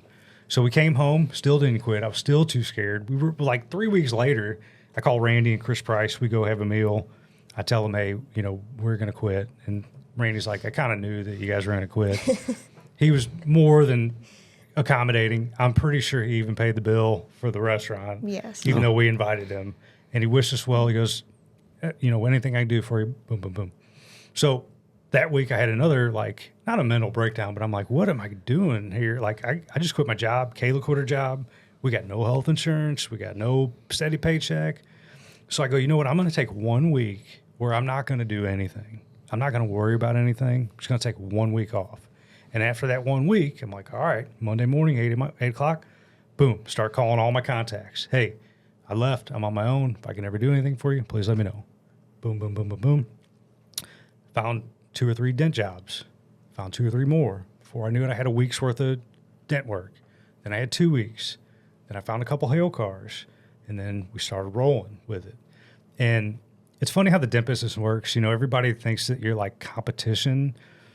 And I had that mindset when I was a corporate employee. Matt, if you were independent and I was a corporate tech, you're my competition. Dent Wizard's really good at reinforcing that. Yes. But what I found out is when you become an entrepreneur, the other entrepreneurs are not your competition. They're your teammates. And you can help each other to succeed. What is that saying? A rising tide raises all ships. I called Jeff Davis. Jeff. Jeff's been in the PDR game for a long time, knows a lot of people. I know he'd quit Dent Wizard a long time before, and a lot of dudes had quit and never came back. So, and Jeff had told me a lot of times, Dave, you be successful, just go on your own. Well, I didn't have the balls. So now I'm on my own. I call Jeff, do you know anybody that's looking for work? He's always kind of working because he's just tied in with everybody. But he goes, call this dude. His name's Scott Freeby. He's out in Detroit. He used to be a Dent Wizard manager. He owns his own company. It just hailed there. He's looking for some reputable guys. He's a local guy, so he doesn't know a lot of hail people. He needs somebody that can help him out. So I called Scott Freeby, and I didn't even know the guy. We had a real brief conversation, kind of gave me a rundown on the job. It was Genesis Cadillac was the dealership. And I remember that because it was like Detroit's a crazy town to work at. We were working right on 9 Mile. So like when you're on the left side of 9 Mile, you're fine. You go to the right side of 9 Mile and like everything's bulletproof glass. And so we go to work at this dealership and we worked 8 weeks there. Free reign to just run the shop, and it worked out great. And it was like we made in 8 weeks what it would have taken me probably 6 months to make it Dent Wizard in a corporate job. And that's when I was realized like, whoa. In a zero stress environment. Zero stress environment. So nice. The Cadillac dealership was great. The dude that ran it, what was his name? Frank Sinatra. Frank Sinatra, yeah. What was his name? He was a cool cat. I've heard of that guy. Yeah, no relation. Oh, Different guy. This guy was like in his 20s. But low stress environment. Scott Freeby, we didn't even see him till like the 4th day. He came through, get to know each other. He was super, super cool. He wound up taking us out on his boat with his wife, and there was another guy, Joe Dornkamp. We met Joe on the boat, and it just opened my eyes to like we're all entrepreneurs. We're not adversaries. We all have the same goal and work together. And that job that Jeff turned me on to, that Scott took a chance on us, really solidified that, hey, I can become an entrepreneur. It's okay. It's okay to not have a job, a job, that you can work with other people. And like that solidified it. And we did 8 weeks in Detroit. We came home. That was the end of the season in 19. And then boom, boom, boom, COVID. Uh-oh. Oh, shit. What do you do now? Like, we're not employees. We're not getting furloughed in unemployment. We don't have health insurance. We don't have any of it. Like, there's nobody to call, right? And we can't even get any subsidies because we're not employees. We're just shit out of luck, right? March 27th, 2020, we wake up at 2 a.m. to the pitter-patter of hail on a roof. I was like, oh, shit, is this going to go? And then boom, boom, boom, boom, boom, starts coming down, dude. It's We're dancing. We're dancing at 3 a.m. Yeah. It's 3 a.m. We're like, yeah. So the next day we go outside. We lived in a pretty cool neighborhood called Newtown of St. Charles. It was like a neighborhood where it's like canals and waterways and shops and parks. And this is in the St. Louis area it still? is. It's in the suburbs. Okay. And we go out looking at cars, and everybody's got hail damage. Holy smokes. So And it's nice hail damage. it's nice. It's perfect. It's hail damage that you don't notice at first until you look at it, and then you go, what? And so we didn't have a website. We didn't have T-shirts. I don't even know if I had business cards at that point. But we had a whole lot of neighbors that knew us for years. And, I can just walk down, drop my Yes. car off, walk back to my home during COVID. This is awesome. So Kayla's very It just worked out. Kayla's very artistic. So she created a sheet. It was just essentially a photo of us, a brief description of what we do, and then little pull tabs with my phone number on it. And we hung them up in the mail rooms. And then, like magic, the phone started ringing. And I was like, whoa. And in this neighborhood is a golf cart community. So, like, a husband and wife, husband come over in his car, wife follow behind him in the golf cart, they drop it off. It's COVID, so, like, obviously, think about what you think about it now, but then it was kind of scary. You don't know what's going on. Like, let's be safe. So we got the overhead garage. This is at our house. We got the overhead garage door open, the back garage door open, plenty of airflow. People come in, just staying 5-6 feet apart, talk about the car. And then Mobile Tech RX had just kind of like, was kind of new to me at the time. And I pride myself in writing proper hail estimates, not legitimate hail, at writing legitimate hail estimates. Ones that if you're the insurance adjuster, you're going to come out and I'm going to prove to you that this is what it is. And if you take proper pictures and documentation, usually they don't even come out. But back then, it was kind of on the wall, like, are we going to send adjusters out? Are we not? But you can take so many detailed photos with Mobile Tech RX and do a proper estimate and I was just doing, if it was an Allstate, I write it in Allstate's chart, because I'm like, well, save a lot of time and energy. So they were just approving these cars over the phone. And I don't like to hold people's cars, so I would have them come over, write the estimate, get all the documentation, tell them what was going on, upload to the insurance company. 2-3 days later, get approved. I call the customer back. Yep, you're ready for drop off. I'd have them sign paperwork saying that I can legally work on their car. I may pull paint, may have need a supplement. Just little things like that, just to kind of protect everybody involved. And bam, we were off and running. Our neighbor was our first customer, and we did 9 months right from the house. No during way. COVID. During COVID. So here's the funny thing. Now that I'm an entrepreneur, I know how to, like you mentioned with Gene Fetty, that you're kind of in the box and you work in that system in the box. So I'm real good at working inside the box, but then I'm also good at stepping outside and working kind of as an outlier. One of my customers was a Lincoln Mercury dealership, and I went there and it was like COVID wasn't even happening. Like, they're full on busy. Everybody's doing shit in there. I'm like, what is going on? I asked the manager, I go, how are you guys still operating? Like, they're closing down coffee shops. And he goes, we're essential workers. We're in the automotive industry. I go, really? He goes, yeah. He goes, look at this. So he slides over a piece of paper, and it's a legal document that says it's from the owner of this dealership that says such and such is my manager. He's an essential worker for the police if he got pulled over. He's an essential worker. Let him, go about his business. I go, can I get a copy of that? So I had my company's CEO write a letter to its 2 employees that, hey, we're essential workers. Right. And that COVID doesn't apply to us, essentially. It was legally more than that. Sure. So, we're entrepreneurs, so, like, we can't stop working. So we kept working and never had any problems or anything like that. But it just solidified that, like, sometimes you got to kind of go outside the box and go your own way a little bit. You got to make stuff happen. If we got to would've- make it happen. If we would have stayed home and been like, well, we're not employees, we can't collect unemployment, we're not disabled, we don't qualify for food stamp, like, we literally would have just stayed there and exhausted our resources until we did qualify for government benefits. So I'm like, well, I'm not doing that. You know what I mean? Like, how everything ties back in. I'm a teenager. I'm doing unsavory things. Like, that taught me to,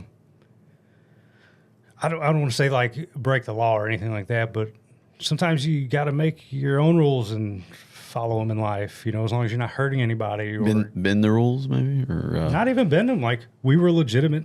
We're in the car business. We're legitimate essential workers, But you're making stuff happen. When Yeah. you're an entrepreneur, you have to make it happen. You have to. And if you notice, most doctors, I'm calling out the doctors, they do not think rules apply to them. They'll 100%. park in a parking spot at, like at a store. Yeah. I'll only be a minute. It's like Yeah. they're just used to, well, I'm a doctor, like Yeah. it'll be fine. And they just do stuff. One thing I noticed about the corporate world, and this would apply to doctors and such like that, but when you're in the corporate world, there's an employer and an employee relationship, which essentially goes back to the teacher and the student relationship, which basically goes back to mom and dad and the child relationship. So I feel like a lot of people, when you're in the corporate structure, you feel like your boss is like your parental figure, and they kind of look at you as like the child figure. When I would go and because over the years I've been in a lot of business meetings, and before I became an entrepreneur, people would think I was like the dude, like that I'm the CEO or somebody. And as soon as they'd find out I was just like an employee, the whole atmosphere would change. And it's like, oh, he's not the point man, like.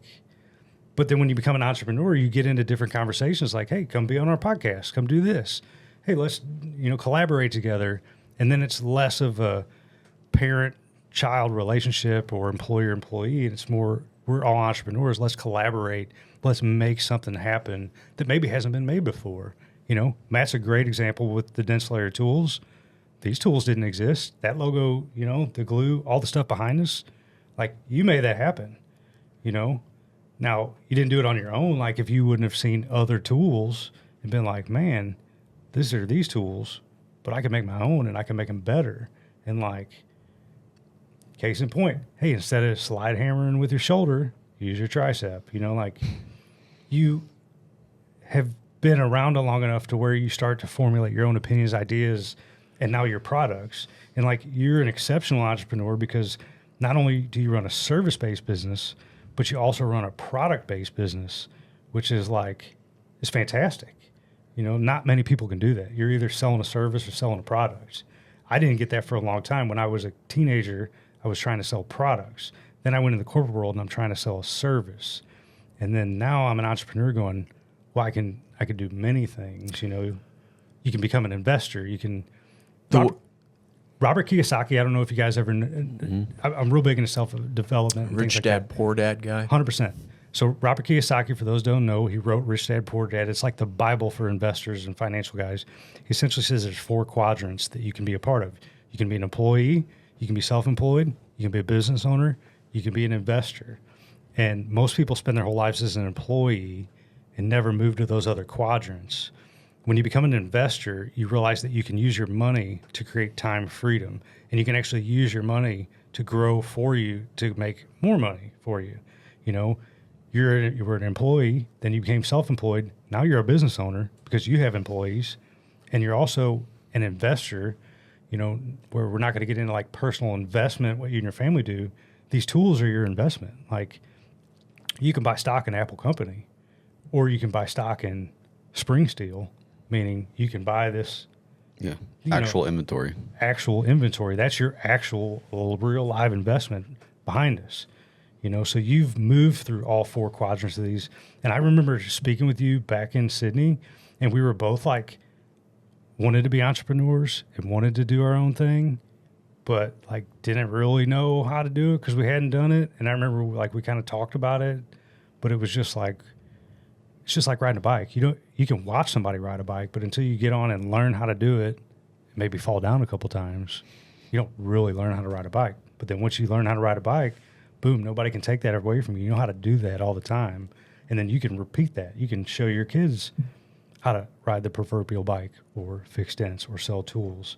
So I feel like most people get stuck in just the employee, you know, like. What were the 4 quadrants again? Employee, self-employed, business owner, and investor. So a self-employed guy would be somebody like, okay, like you can go into the dent business by yourself.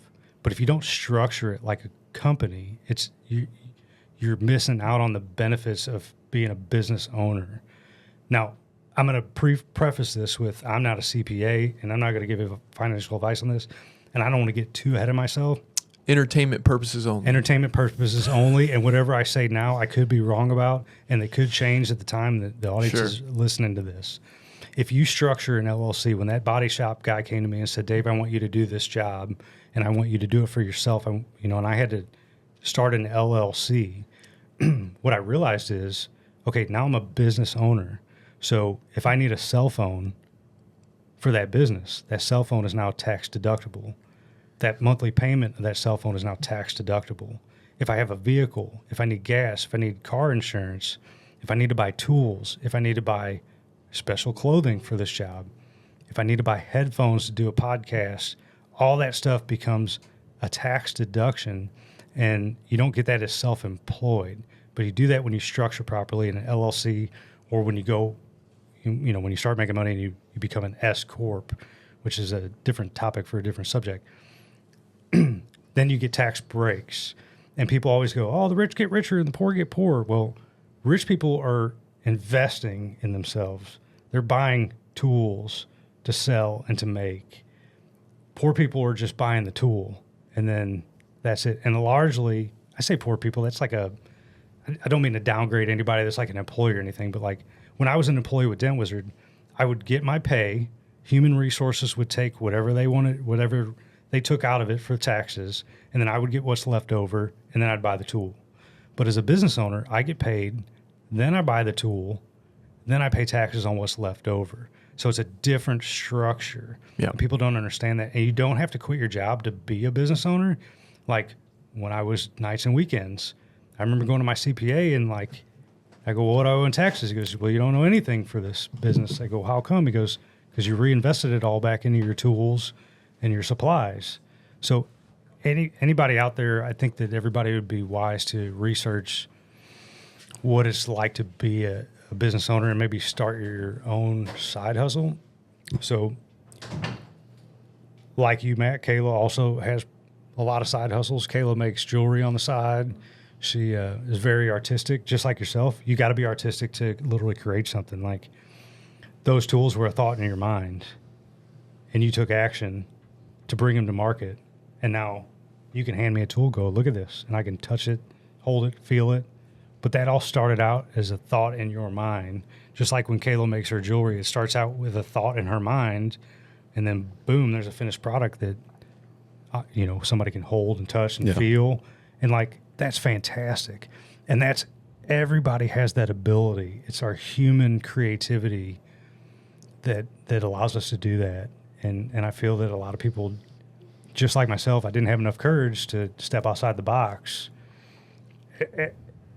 Everybody should kind of look into stepping outside the box a little bit, getting outside your comfort zone and making something that the world can benefit from. You know, when you go to a job and you're just getting your paycheck, you're the only person that's benefiting from that. But when you're an entrepreneur and you're hiring people and you're giving them a living, not giving them a living, giving them an opportunity, providing an opportunity for them to earn a living, like, that's fantastic. You know what I mean? Like, that takes a lot of guts to take all those steps to go from, gee, Dave, I think maybe I should quit my job, to, hey, Dave, what do you think about these tools? Hey, Dave, what do you want to be? What do you think about this podcast? And like, it all starts with our thoughts. And I don't mean to take up too much time. When I get on the personal development kick, like, it's something I'm really passionate about. And I see potential in people. And I like to, if I could stress to anybody, you have a talent. You have something that the world is looking for that you can share with the world, just like you do with your tools, like Kayla does with her jewelry.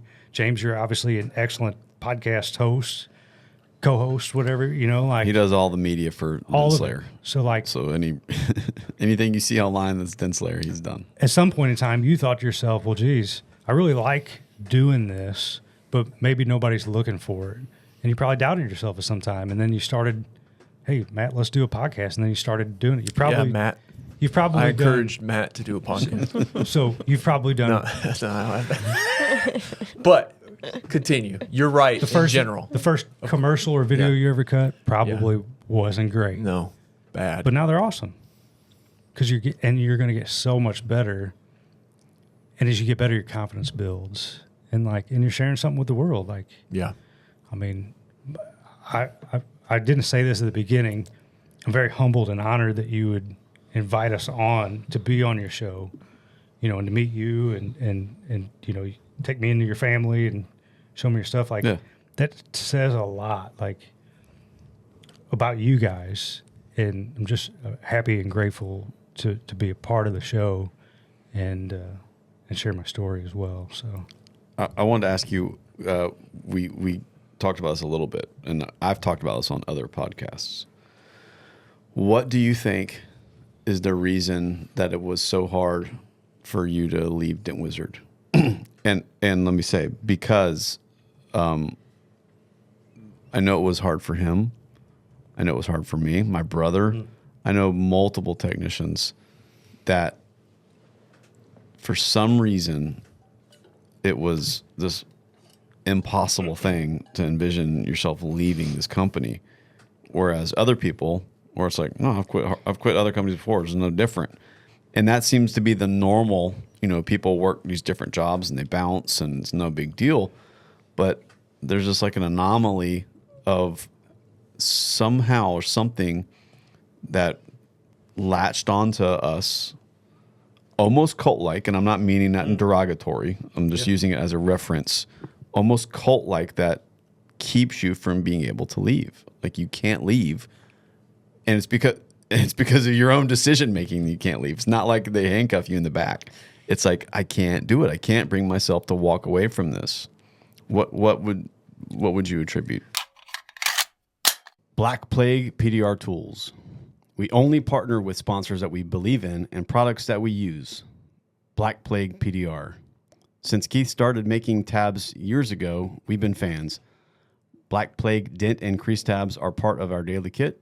They hook up, pull hard, and last a really long time. Find them at deadrattabs.com. And even better, come see Keith at MTE this year and check out some of his new products coming out, including the super straight tabs and his micro tip set. So I'll tell you exactly what that is. That's your subconscious mind has been programmed to not deviate from the plan, right? For those who don't know how the subconscious mind works, like we have a conscious mind and a subconscious mind. So we're consciously talking and doing a podcast right now, but there's subconscious things that are going on behind the scenes that you don't see. Like all of our hearts are beating right now. All of our blood's flowing. What's doing that? That's our subconscious mind that's running our system. You guys both have laptops. Matt, if you get on your laptop, you're going to pull up your email or Facebook. James, if you get on yours, you're going to pull up your email, Facebook. So your computers are programmed. You program that computer to get on your email. Likewise, you did the same, Matt. Same with our phones. Let's say we all got an iPhone. We all got different numbers, right? It's programmed with a number. Every human being is programmed. Their subconscious mind is programmed. From 0 to 7, you're in a theta state. A theta state is essentially a dreamlike state. That's why children, you can spy on your little girls when they're having a tea party and they're seeing dragons and wizards. And you're like, where are they getting this imagination from? You have this imagination from 0 to 7. Once you're 7, that closes. And whatever was programmed in there from 0 to 7 is going to kind of be your trajectory. So the reason why all of us were programmed to go to school, get good grades, get a good job, our parents programmed that into us because that was programmed into them because they want to see us succeed. So when you deviate from that program, your conscious mind and your subconscious mind goes like, what? I was programmed to get a job because my parents wanted to see me succeed. They were good parents, you know? So when I'm out on that turnbuckle in Denver, Colorado in the snow, having a mental lapse, it's because my subconscious mind is being questioned. I know I have to leave this. What do I do now? Nobody's programmed into me to be an entrepreneur. So that's where you get the ambivalence, the contradiction of, I know I have to leave, but I can't quit my good job. You know, like what'll happen to me? That's because we're programmed in. Your subconscious mind rules rules everything essentially. Yeah, but I can understand that, but it seems like you don't hear guys at the work at Home Depot having this conversation. Sure you do. 100%. 100%. Maybe not this conversation. I digress. You are correct. 100% they probably aren't. But that same person that's working at Home Depot is going, I don't get paid enough here. This is maybe they love Home Depot, right? But maybe they're going, God, there's got to be something more in life. Am I just going to work at Home Depot for the rest of my life? Kayla, tell us your another thoughts. take. Yes. Let's hear it.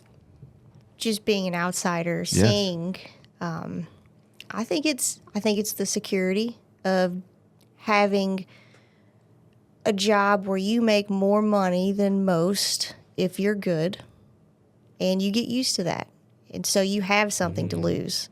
I didn't have much to lose. I didn't even have a bed at the time. I'm not going to work at a job, no matter how much money I make, if somebody is making me feel like I'm not worthy of working there. And I think that's it. I really do. I was not scared one bit to leave Dent Wizard because I'd never worked for Dent Wizard and had a good paying job. Do you think there's any other thing like with the culture that they create? I think you don't want to let other people down that maybe helped you succeed in Dent Wizard. There's good people that did help you and me along the way, and you don't want to, like you were so scared to quit and say I quit to Randy Sheridan and Chris Price because you like them both, right? And you felt like you were letting them down. Yeah. But nobody at Dent Wizard cared that we left. When we went to turn in our phones, in fact, like Nobody not cared. one person even said hi to us. So nobody's going to say bye. Nobody cared. And there was a feeling that they did, and they just don't. There's this perception that there's this family-like Right. connection that you have to this company where it's like, I can't walk You away wanna let from 'em this. down. I don't want to let them down. I can't walk away from this. I'm committed to this thing. Yeah. I've got to see this through. I'm not going to ring the bell. I'm not going to be this quitter. I don't want to seem money hungry because the only reason I'm leaving is because I can make more. That's, I don't know. It's almost like you're bought into this idea. Yep. Right. And if you can get someone bought into the idea, then you set that hook. Sure. But I know lots of guys like there's hundreds of independent technicians that work for Dent Wizard that maybe not even have this reaction. But I know that there's a sampling of people that do. You were one, I was one, James was one, my brother's one. There's quite a few that we've been on the show that we've talked to that have expressed the same thing, and I've just always been curious because I do think it is unique to. Here's what I think. I think Dent Wizard, if I'm just kind of surveying, Dent Wizard started off great, and we all came in early, and we were all just knuckle dragger, drug dealing kids, who. No offense, I'm saying, but like none taken. But they gave us this path. Yeah. And we just straight up. And we were super, super grateful. And we got to meet other people who were knuckle dragging drug dealer kids that we somehow escaped that. Yeah, right. Right? We weren't part of the status quo. We got out of that. And now you become, financially pretty secure and you're doing well. And you kind of, and it's this new skill. It's this unique skill. Don't forget, like the skill part of it is pretty unique. Like there's nothing else. That's a cult in itself. There's nothing else like it. Yeah.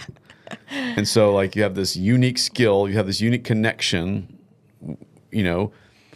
that I don't have with him, or this random person. Right. And so you become part of this culture, this identity. And, I think it just becomes really fearful to walk away from that because you kind of find something in that, right? And you don't want to walk away. And you're like, what am I going to have? I'm literally like stepping away from this family. Yeah, 100%. And I'm going solo, and I'm not going to have that support structure or whatever that is. And I think that all boils down to fear. I think as human beings, we're fearful of the unknown. And we want to be safe and secure. Like that's literally like goes back to our, evolution that, if you're out in the woods all alone, you're probably going to die and get ate by an animal. But if you're part of a group and you conform to the group, we can all work together and, conquer the elements. And so now we're not out there fighting the elements and animals, but now we're in a corporate world. And it's no different of a structure, I had multiple times where I was sitting on the barricade contemplating life. And what am I freaking doing right now? It's late and it's cold. I'm working in a moldy bay and I'm ready to go postal. I had many of those moments with Dent Wizard. I think everyone does. And I mean, some of us are a little further down that postal, a little bit closer to that. But I did go postal a few times. I went postal on Randy. I went postal on the one dude in North Carolina. Anyhow, I went postal a few times in Dent Wizard on some Dent Wizard people, and I went through these like up and downs of like I'm going to quit. I can't quit. No, I'm going to quit. I can't quit. And I just had this roller coaster of knowing what I need to do, but can't do it. Knowing what I need to do, can't do it. And I finally had this, and it was always like, I'm going to quit when I'm mad. Like, obviously, when which is the wrong time. Which is the wrong time. And I told myself, like, okay, if I'm going to quit, I made a promise to myself. I'm never going to quit when I'm angry or pissed off or on the bad job. Don't quit on the bad job. If you're going to quit, quit on the good job. Meaning, because at least your mind will be at the place where you can make that decision. Mm-hmm. Because if you're on the bad job, you're emotional, you're mad, you're whatever it is, it's probably not the right time. And so I made a promise to myself, don't quit angry. And through all those emotions, because then it gets, so I'm like, oh, I'm angry. Well, I made a promise, I'm not going to quit. And then it gets cool and everybody's saying it. Like you get on this good gig. I was like, oh, I'm not even thinking about quitting. And then I only thought about quitting when it would be bad. So it just prolonged this thing for me that I just couldn't quit because I made this promise not to quit angry. And when I'm fine, I'm fine.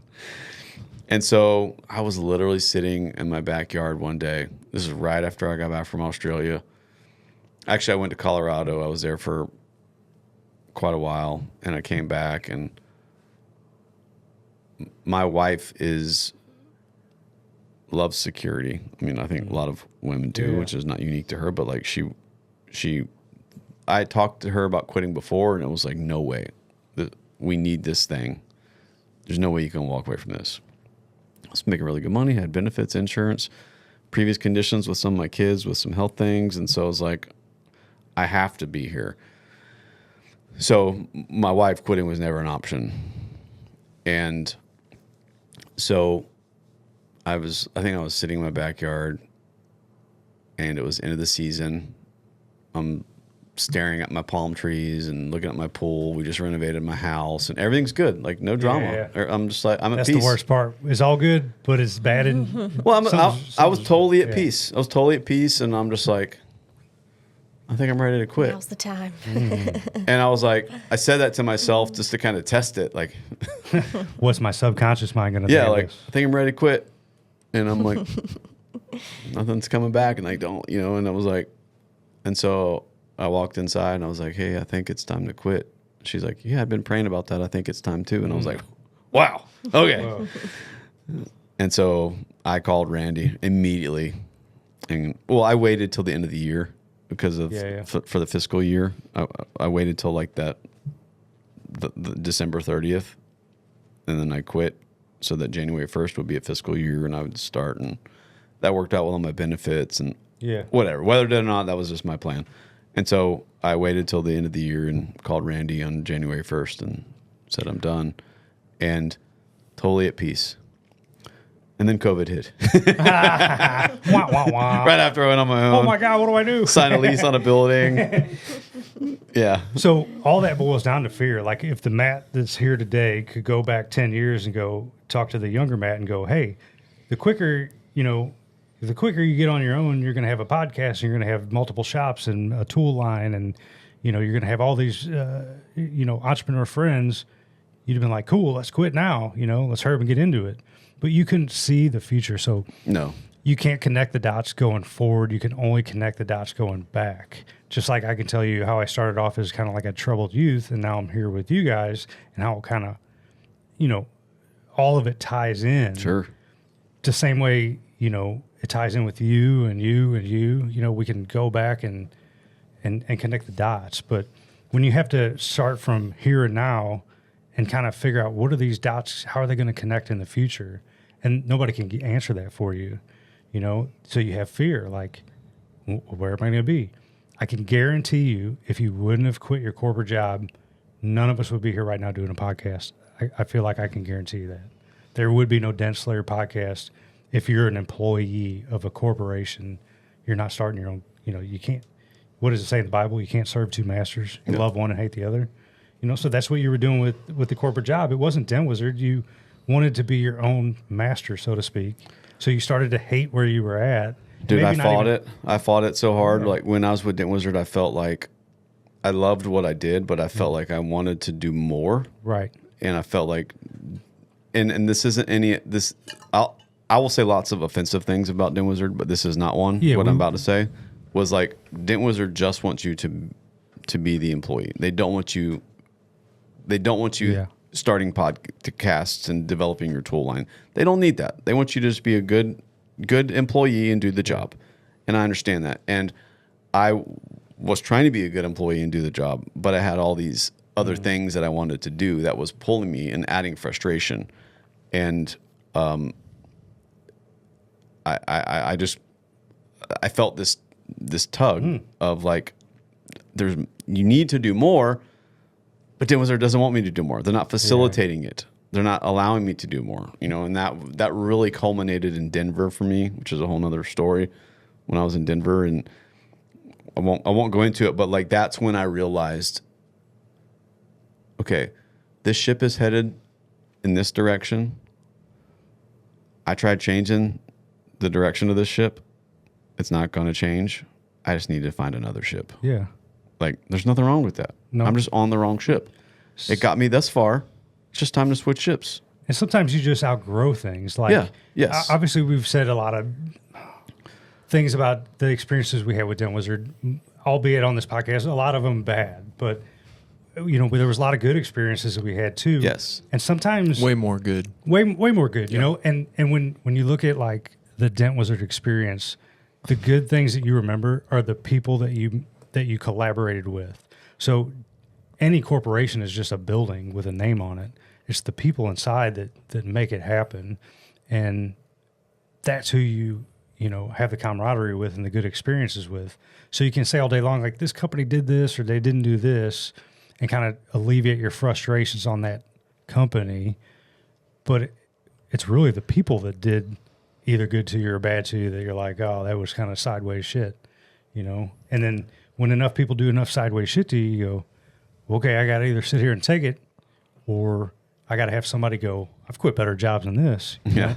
But it's that fear of the unknown. Like, when she told me that, I was like, my thing is, when somebody tells me I can't do something, I have to do it. I have to prove you wrong. Not an ego thing. I won't even tell you I'm proving you wrong. But like, if once I make up my mind to something, I have to do it. And it took me to make up my mind that I'm gonna be an entrepreneur. I may fall flat on my face and go flat broke doing it, but I'm gonna do it. And I'm have to do it. I have to do it Yeah. because there's this thing tugging at me, and this thing is never gonna stop tugging at me until I find out what is on the other side. And when you find out what's on the other side, you go, wow, this isn't scary as I thought it was. And then it's important for you to go back to those people and go, hey, here's an option. Now, I digress. I don't mean to say you need to tell people what to do. But when you go back to the Matts of yesterday, if you had had a mentor that said, hey, fella, I run a tool company and I think we could collaborate, you'd be like, wow, that's an option? You didn't even know that tool manufacturing was an option at that time. Now you know it is. And now when other people have ideas from tools, you can go, hey, James, that's a good idea you got. Let's collaborate on this new tool, or whatever it is. Let's collaborate on this podcast. So it's important to go back to other people and tell them that you have other options, and what's keeping you stuck, if you're feeling like there's more in life than this, there's something pulling at your heartstrings going, there is something more than this. You're meant to do greater things. And that might be your future self pulling at your current self going, hey, you should really, come over to this side or whatever it is. Like the dude working at a Home Depot that wants to work at Lowe's, like, well, quit and go work at Lowe's. If it doesn't work, go back to Home Depot or Ace Hardware. That would be my best advice. Like, I think we went over this when we were in Colorado. We were like crying alone in that Airbnb with our cat, and don't tell people I get emotional. You really don't, but I think what helps is you ask yourself what the worst scenario could be, and then you ask yourself what the best possible outcome could be of your decision. And that usually is your telltale sign. Like, it tells you right what you want to do. If that's the best possible outcome, then do that. What's the worst? Are you going to die? Probably not. So do it. I think any company that someone makes, by definition, there's going to be walls, right? Because they're making something. It's not this. This is what it is. Yep. This is the system that we're making.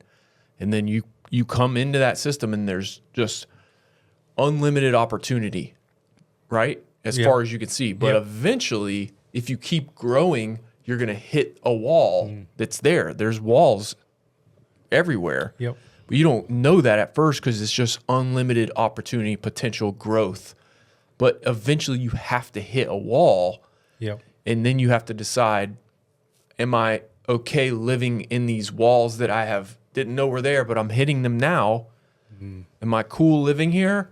Or do I want to go outside of these walls? But anybody that makes anything, there has to be those walls that eventually someone's going to hit it and have to decide, okay, this is Dave's company. He gets to decide where the walls are. Can I live in this, or do I need to go make my own with what I know now? Yeah. So it's not like it's a bad company, right? They just somebody's got to decide where the walls are, and somebody's got to make the rules and make the system. And there's a ton of people that benefit from it, but eventually you got to decide: do I belong in here, or do I need to go make my own? Yeah, we benefited greatly from it. I mean, we went through all those experiences. We wouldn't be doing what we do now. That's a really good analogy you just created. That 100%. And I think going through the Dent Wizard experience for me, like there's so much value that it gave to me, that essentially, like I'm a kind of the kind of guy who doesn't regret anything I did in the past, even the bad stuff, meaning like I see that it got me here. Yeah. So if I were to go back to the future in my DeLorean and take that out, I wouldn't be here. So it has to exist in order for me to be here where I'm at today. Mm-hmm. And so I'm okay with it. I'm not proud of it, but I'm okay that happened because this is just what happened. Yeah. Just what happened. And I got me here today. And so I think it's just part of the story that got me here, where I think a lot of people, thank God I have nothing like tragic that I regretted in my life. Like, right. Wasn't sexually abused or anything weird. And I'm sure that's something that people would regret. And so I'm not hard to overcome. I could understand those types of things. But like, if you're talking about, you did this or that and you skipped school and you whatever, all these little things, dropped out. I dropped out at high school. I'm not proud of that. Like I want to wear a name tag or get a plaque that I like a reverse diploma. I don't want that. But like, I'm not ashamed of it because that was just part of the journey. This is just part of the journey that I'm here. Like and so I'm okay with it. And I think that if I look back at through the journey and that the journey came through the Dent Wizard organization, that only added to where I'm at today, right? It gave me the opportunity to go to Australia. And I think as a technician, the best lessons I learned were in Australia. Some of them, like if I could, like the highlights would be in Australia. And I wouldn't have had those opportunities had I not gone the Dent Wizard journey, even knowing, as far as running my business now, what kind of employer boss I want to be, I kind of weigh that against what I learned from Dent Wizard, what I liked and disliked. Yeah. Like what I want to do like them, what I want to emulate, and what I want to, I'm not going to do that. I'm going to do it this way. Not that it's wrong, but it's just I have a difference of opinion that I want to do it. So I think it's only helped shape me into what I am now. And so for all of that, I'm super grateful. And there's a lot of tremendous people I've met. I mean, I met you guys through there. Yeah. Met James through there. No. Well, yeah. That's not true. Well, part of our journey 100% was through there. Yeah. We probably would. You're how I got into Okay. PDR. So, but met some tremendous people through that, and I think it's only brought value to my life in an amazing way, and I wouldn't change it any other way other than 19 when I quit. So we're talking about that whole sense of family when you're part of a big company, you're part of this family, part of this group. Well, just so happens there is this thing that you can go to that helps you meet people in our industry, and they are a new sponsor of ours, Mobile Tech Expo, coming up in January. And if you've never been, you're crazy. You need to go, and then what happens is, yes, you get to see all these tool vendors. You put the tools in your hand. You get to go to these education days and learn things. But what the best, I would say, would y'all agree? Mm-hmm. The best part of it is you meet people that the relationships end up being very valuable, and that becomes kind of like your work family. Yeah. Even though you're just a, solopreneur or whatever on your own. You get to meet other entrepreneurs and other people, and if you're wise, you learn from other people. what are they doing good? What are they doing bad? Just like you said, Matt, like you're going to run your company. You're going to do certain things that you learned and some things you're not, So I always like going to Mobile Tech Expo. I think it's fantastic. I like getting all the new tools and like seeing all the new innovation. And then when you go there, it's kind of a neutral ground too, because you're not there. I hate to use the word competing. Yeah, it's not competitive. You're there Unless you're in the competition. And then it's competing. Dog eat Barring dog. that, if we're just there visiting, it's not competitive. Yeah. Once you step in the ring. Yeah. But then you step out off. of the ring, it's good. Yeah. I know we're probably getting close to the end here on this podcast, but I wanted to share a story that I haven't told you. And we've kind of touched on this, like this metaphysical thing, this kind of spiritual thing that goes along in the background that we don't always notice. Our thoughts kind of create our reality. And this is just a really unique story I wanted to share with you. So you were talking about your tools online. There was a post on Facebook about some tools, tool manufacturers in general. And some of these PDR technicians were saying, the tools that the PDR companies are making now are great.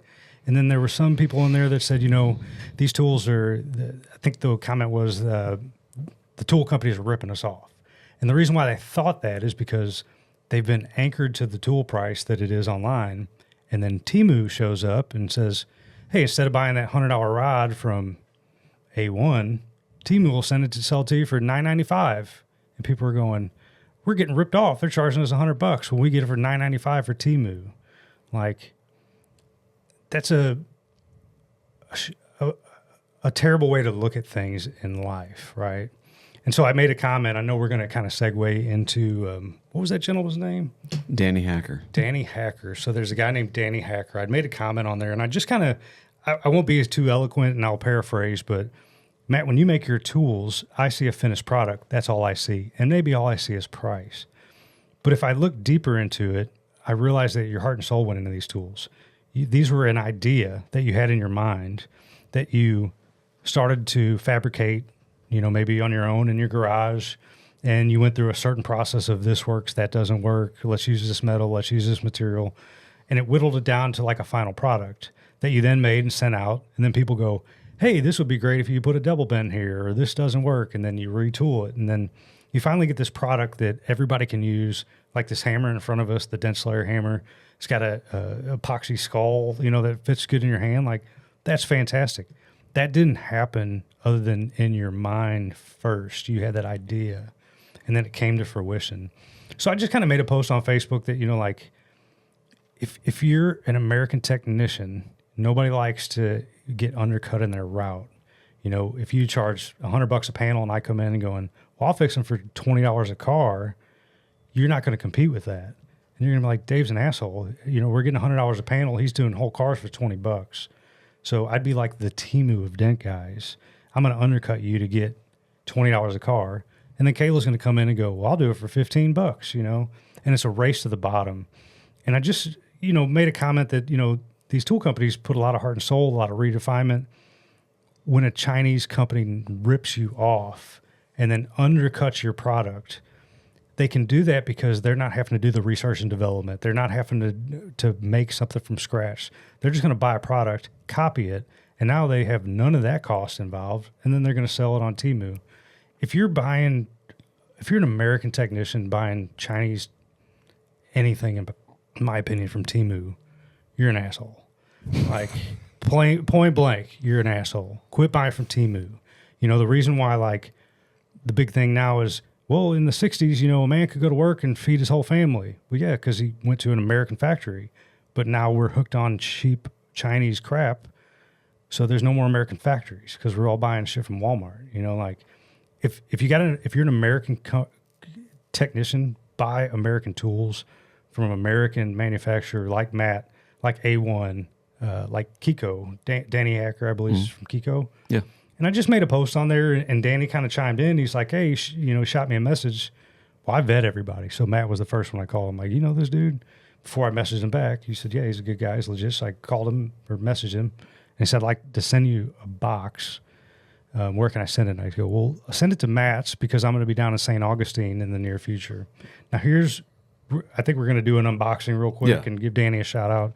I got my box here. We're going to open it up, but I just want to reiterate and kind of close that everything starts in the mind. When that guy sent me that message, I didn't even ask you, Matt, if I could send it here. I know you'd be cool with it. And I said, well, just send it to Matt. You got his address. We're full-time RVers, so we're like all over the place. So it shows up. Well, in the meantime, I saw one of your podcasts. I think it was Gene Fetty, and I go, man, I wonder if I could be on Matt's podcast. I never said anything to you. I never expressed that interest. I was in Jacksonville, Florida a week ago at a Topgolf, and you called me. Hey, I got a package here, Danny. And also, I'd like to invite you to be on my podcast. Now, what made you call me that day that I happened to be in Jacksonville, Florida, in your hometown? I didn't let you know I was in Jacksonville, but you sensed something, and it was the package showing up. I'm going to call Dave, and I happen to be 10 minutes down the road. And then I'm thinking, man, that'd be cool to be on Matt's podcast, 3 weeks ago. And then you asked me, you want to come on my podcast? So like everything starts in our minds and becomes reality. So we give birth to our thoughts. So it's really important to guard your mind on what you think about. So we've made this point today, kind of roundabout how we think about corporate environments and how we think about being an entrepreneur. And none of us knew entrepreneurship was possible until we started thinking about it. And then we started meeting other people that had thought about it. And then it slowly has become a reality for all four of us, which has brought us here today. And I just want to remind everybody that, our thoughts become our realities. So if you're feeding your mind with Temu thoughts, you're going to have a Temu life. If you're feeding your mind with high quality Dent Slayer thoughts, stuff. if you're feeding your mind with Dent Slayer thoughts, you are going to experience a Dent Slayer reality. And one day you may be on the Dent Slayer podcast. Yeah. Wow. Think about what you want. Yeah. Not And what you don't really want. made it. Then the doors really open up for you. You want me to crack this box open, see what we got here? Yeah, but You got before you anything to do, add on I that? want to say something about you said you're talking about how the tool starts, the creative, and it starts in my mind. Yeah. Before it starts there, this is probably where she could attest to some of this. Like before it starts as a invisible item, because now I have a tangible thing, but at some point it turns into this invisible thing, like that I want to now make into a visible thing. But before that happens, there's something else that happens, which is a need for this thing, right? So the need is the important thing. The rest is just the path, but the need is, let's just say, the conception. You have to be aware that there is a need, and you're very in tune to being aware of the need. I'm not aware of any needs that guys need PDR tools. I don't know anything about PDR tools. So what I want Well, to, you are. but what I So want you're to, more intuitive in that area. I think, and I'm not saying this to me, I'm just talking. So but I think that great tools come from that conception, that first part. Meaning that didn't start with, how can I get Dent guys money? That wasn't my thought, was how can I get more people to send me money? Like that, and let me make this tool. Yeah. Like that would be to me like an impure thought about that. Like it started with, here's a need that I think other people can benefit from. And then once I can form that need in my head, then it starts turning into an invisible object in my head. Like, okay, if I make it have this and this, and then it turns into a tangible thing, right? And maybe it works out and it's good. Maybe it's crap and it gets thrown in the scrap bin. But what I want to say is there are lots of people who can start after the conception Yeah. and build all these tools. The T-moves. Let's fleece these guys out of money. And I mean, I'm being legit. Like anybody can replicate these things. That's not hard. I mean, there's a skill to it and there's a craft to it given, but there are multiple ways to do that. But very few people, I think, can get that conception part, right? Or are looking for the conception part. And that is what you are paying for, or that is what you are supporting when you buy my stuff, is for me to continue going down that path, right? Yeah. And you're going to continue to make tools that serve people's needs. Because if you start at the Temu, you're missing the origin of life of the tool, right? They can only clone it. They can't conceive it.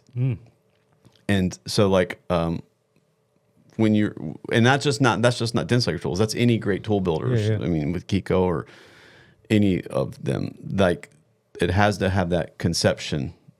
And then that conception, there's a lot of time, resources, blood, sweat, energy to get it to a crude thing. And then the whole other process to get it to a sellable thing. But I think the spark of life is that conception part that is hard to capture. And if we're talking dent guys, the dent guys that realize that spark of life is in that tool right there and appreciate that and will pay a fair price for it are the people that succeed in this business. And the people that just are the Temu guys going, let me smash through these cars real quick so I can make as much money as possible. Or let me buy this tool for $9.95 instead of $100. Those are the guys that don't last long in the business. It's hard to keep that up, yeah.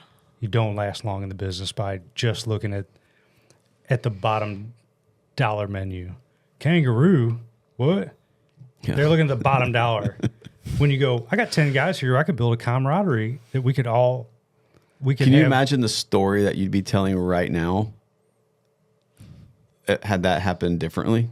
Instead of going to the pizza place, he sat you down and said, hey man, all you had to do, you wrong. I'm going to, like, you could have sat us down, stroked our ego. We really appreciate all you guys. We're going to give you the $5,000 back. We'd like to pay for your meal. We're happy and appreciative and grateful that you're here working for us. We hope you never leave. Would have never left. Yeah. Would have never been an entrepreneur. I'd have been like, man, they really love me at this company. They really take care of me. I can't leave now. But when you get the Temu going, I'm not paying $50 for Kangaroo. We're giving you $9 pizza. Okay. I'll go on my own. You know what I mean? Yeah. We've built millions of dollars since we've left Dent Wizard. That could have been their money. Millions. You have too. You know what I mean? There's hundreds of technicians around the country who have a similar story, you know, and again, maybe that's the walls that Dent Wizard has built. That's their box that they want, and they're allowed to do that. And I don't want to, I don't want to hate on them. Me neither. Even though it sounds like it, I know. You know what I'm saying? Like we can have our own feelings about it, but like that's what they've just, and we should be thankful that it almost pushed us out to do our own thing, because that's where we're sitting on the other side of it, you know. And we could talk about it and, you know, dissect it, because we get to decide how we're going to do it with our own companies. That's the cool thing. We could make our own boxes, and you could expand your box to fit other people in it, you know. And hey, speaking of box, open your box. Another tip real quick while he opens this box. For people that have shoulder pain, I've noticed that hanging has relieved a lot of my pain. And when I don't hang, I have more tendonitis pain than normal. So anybody out there from like a pull-up bar? Yeah, pull-up bar or those rings, just whatever. Just sit there and just let your body hang. And I've wanted to, and I haven't done it. I wanted to buy an inversion table for here for my shop. Yeah. I don't know that it'd hang by your ankles. They have some nice ones now. Like my brother has a really nice one. I've heard that that can actually screw you up. It can probably. But I don't know. Dude, what is it? I haven't even opened it yet, but I got a pretty good idea. So I'm a sucker for limited edition. Just, hey, pick a camera. Doesn't matter. He can adjust you and just show the camera what's in the stuff. Okay, sticker it first. Do you lift, bro? And then there's a packing slip in here what tool it is. And I actually don't have this tool. So this is a Robo 60th anniversary white mini dent lifter, limited edition. Anniversary edition. Limited edition. Wow. Oh, 60-year anniversary and limited edition. So this thing is pretty cool. Let's open it up. Yeah, real go quick. ahead. Use those dent fingers. Kayla, any more tips that Tips. you have on the top of your Oh head? my God. And if you're not strong like me, leverage is your best friend. Use your legs. Use whatever you can. Cool. Man, this thing is sweet. Wow, that's nice. Okay. Limited edition. It's white in color. They're usually black. And it's got the anodized blue handle. Man, this is cool. That's a nice one. That Am I is a going to nice get to one. use that? You will. Wow. Well, she's the only one that's going to use that. Yeah. I like the You feet don't on even this. know how to glue pull, bro. She doesn't I don't, anymore. right? So, okay. It doesn't lift, bro. I don't. You need to pass this over to Wow. this side of the table, man. This is cool. So the feet are kind of like a rubberized. I guess they got a rubber coating on it. Too. Explain to him what this tool does, Caleb. Show me how to use it. See, what you're supposed to do is get dents out with this thing. Wow. So this is really cool too. This has got one of the pass through. It's got the you could swap out the teeth on the bottom of the mini lifter to allow for the pass through tabs, like the what do they call those tabs? The centipede tabs. that's- Centipedes. Those swivel I legs are don't so have one of cool. these, and I've been wanting to get some of those centipede tabs. Wow, this is really cool. Danny, if you're listening to this, I really appreciate you sending this to me. And I really love anything limited edition. And I will use that When in we the go future. back to work, we'll have a video When of we go- Kayla using Yeah, that. we'll make a tool review. You know what I love about that mini lifter is it's easy to use. It's real lightweight. So Kayla, one of the mini lifters I have, it's real heavy. So like when you're doing rails and your arms up in a weird spot, it can be awkward on your hand. Whoa, You know it spins. There you go. cool. That's fantastic. I bet that could alleviate me using a slide hammer in some spots Yeah. where I don't really want to. So this is cool too because you can get under like the mirrors of the doors, you know, and on the rail too. Instead of Look pulling like forward to that, that. you can It's a good one. do your thing. This is cool with the spinning like this because so like a regular mini lifter, if you're doing a rail, your arm can be up in a weird position. Where this you can ratchet the tool and then put your arm in a comfortable position. Man, this is cool. You can't really beat that mini lifter. It's Man, cool. I really like that. We needed that. Danny, I appreciate you sending this to me, and I'm honored to let my wife use it in the next. Let my the wife next make some rail. money for me. There's your new favorite tabs too. It came with a thing of tabs. Here you go, Kayla. Let's check Cool. them out. Nice. I don't know what does it say. What those are? Dead center. I'm not sure. Those are just like some dead center. White anniversary robotape. Cool. Yeah. I definitely don't have any of those, and we'll put them to good use. Well, there you go. Right on. Danny Never came thought through. of those. Well, Kiko came through. you kind of made That's this happen awesome. too because, I mean, if you weren't a tool producer and you didn't know Danny, I wouldn't have this mini lifter in front of me. You know where Danny is right now? Where's that? He is in Belgium at the advanced training. There's an advanced training seminar going on in Belgium right now. Jonathan Vanderfontein. Vanderfontein. And he just took my stand, my panel stand, Cool. to Belgium, No way. and they have it there at their. No way. I don't imagine it's going to come home. Look, if you're a professional or aspiring PDR tech or detailer or any other recon tech, there's one annual event you cannot miss. Mobile Tech Expo in January in Orlando. Come put your hands on the latest tools, attend the Education Day classes to level up your game, network with others in the industry, and really just have an awesome time spending time with other techs. Bonus tip, you do not want to miss the parties in the evenings. Always a good time. Anyone who is serious about our industry will be there. Don't miss it. Mobile Tech Expo in January in Orlando. We will see you there. I imagine it's going to be. So shameless plug. If Someone nobody's sold seen or this, bought her. Matt's got this new stand out. And one thing I've always shied away from is like motorcycle gas tanks. And because I didn't want to buy something to mount just a gas tank because I don't do them very often. So I just kind of shy away from them. I'll try, and I'm kind of 50-50 if I can fix them or not. But part of it is being able to mount the damn thing and put some torque to it. And that new stand you got is fantastic. Matt's got a door on it in the back right now, like a Rivian door. And I don't usually take doors off. I usually just duck walk down to the bottom and then crank my neck 90 degrees and then am sore for the next 4 days.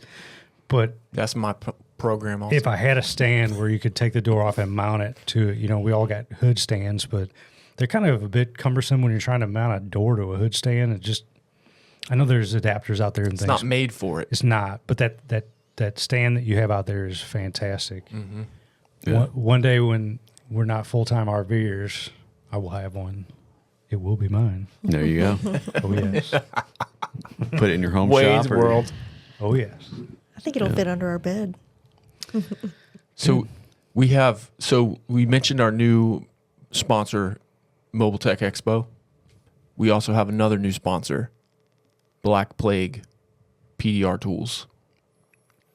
So Keith's been supporting our podcast with Claim Connection. Now he's switching over to Black Plague, which is more suitable for me. I use Black Plague stuff every day. Those are, when I'm asking y'all what y'all's favorite tabs are, I've been using his tabs since day one. You actually asked Kayla, and those are my favorite tabs. The Black Plague ones? I started out with the gray ones, and they were great, and then I switched to the green ones. Green, yep. And every now and then, I still got a couple gray ones. I'll go back to them, but they're all fantastic. Yeah. That's probably my go-to. They do pull well. My go-to. Pull They are my well. go-to. We put them in. All the beginners. Like I bought my son because he's doing hail this year. I bought my son a set of the assorted. I forget what it is, but it's just the variety pack. Sam, the guy that just moved down here to work with me, we got him set up with some new tools. He came here with 0 tools, and we had to get him everything loaded out. And so we got him those. And those are my go-to. And hold me accountable to this, because if it's not, you're going to call me out online. But if you go look at my cart, I will make a meltdown video. if you go look at my cart right now, those are on top of my cart because those are what I use. I have an assortment because I have a lot of tabs. Yeah. But my go-to are the gangrene Yeah, I use green those too. universal pack, the crease tabs. Variety pack. Yeah. For Subarus, those crease tabs are Careful with use those anything. Subaru. They're I money. literally could use a Rip a hole Lego. in I'm that going to thing. get that done. Yeah. It doesn't give me whatever tab is closest. Sometimes she just looks at them, and they pop And out they of pop fear. out. Wow. Wow. That's when you're on the next level. I'm not there yet. Sometimes I don't even know how I do it so fast.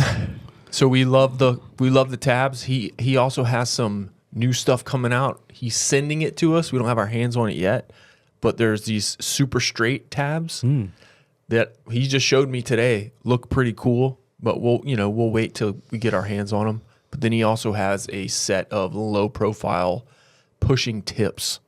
Wow. But I love the low profile tips. Yep. And then he reached out to us and said, "Hey, I kind of copied this one tip." Oh, Wait, he is he did- T-mooing? But no, He didn't copy it. He didn't copy it. We just both. He didn't know I had it, and so he has a similar one. but he made a whole set of Cool. from super, super needle fine, low profile to more, all different kinds of stuff. If Really you guys cool. are not on the low pro file tip, not so much hail guys, but if you're a smash guy and you're not on the low pro stuff, then you're missing out, because low pro is the way to go. There's your next slogan there. Yeah. low pro, Yeah. this is the way to go. All my tips I design are low pro because you can always make them taller, but you can never make them shorter.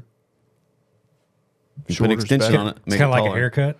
You can always take more off, but you can't put more back on.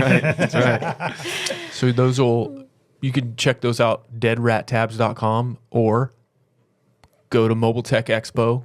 He always has a booth. I'm sure he's going to have a booth. Go see his new stuff. And also, when he came on our podcast, he brought his Shrinky box, and I didn't have one yet, and so I bought his Shrinky box like whenever that was when he came on, and so that's what I carry that thing with me everywhere in case I need it, and it's become essential for me in case I need it, and his is cool because everything everything is in one box, everything's in there, and there's even like a QR code that you can scan, and then Gene Fetty comes on your screen Cool. and tells you exactly how to use it. Wow. So yeah, very good. Highly recommended, especially if you've never used one before. Very easy to use.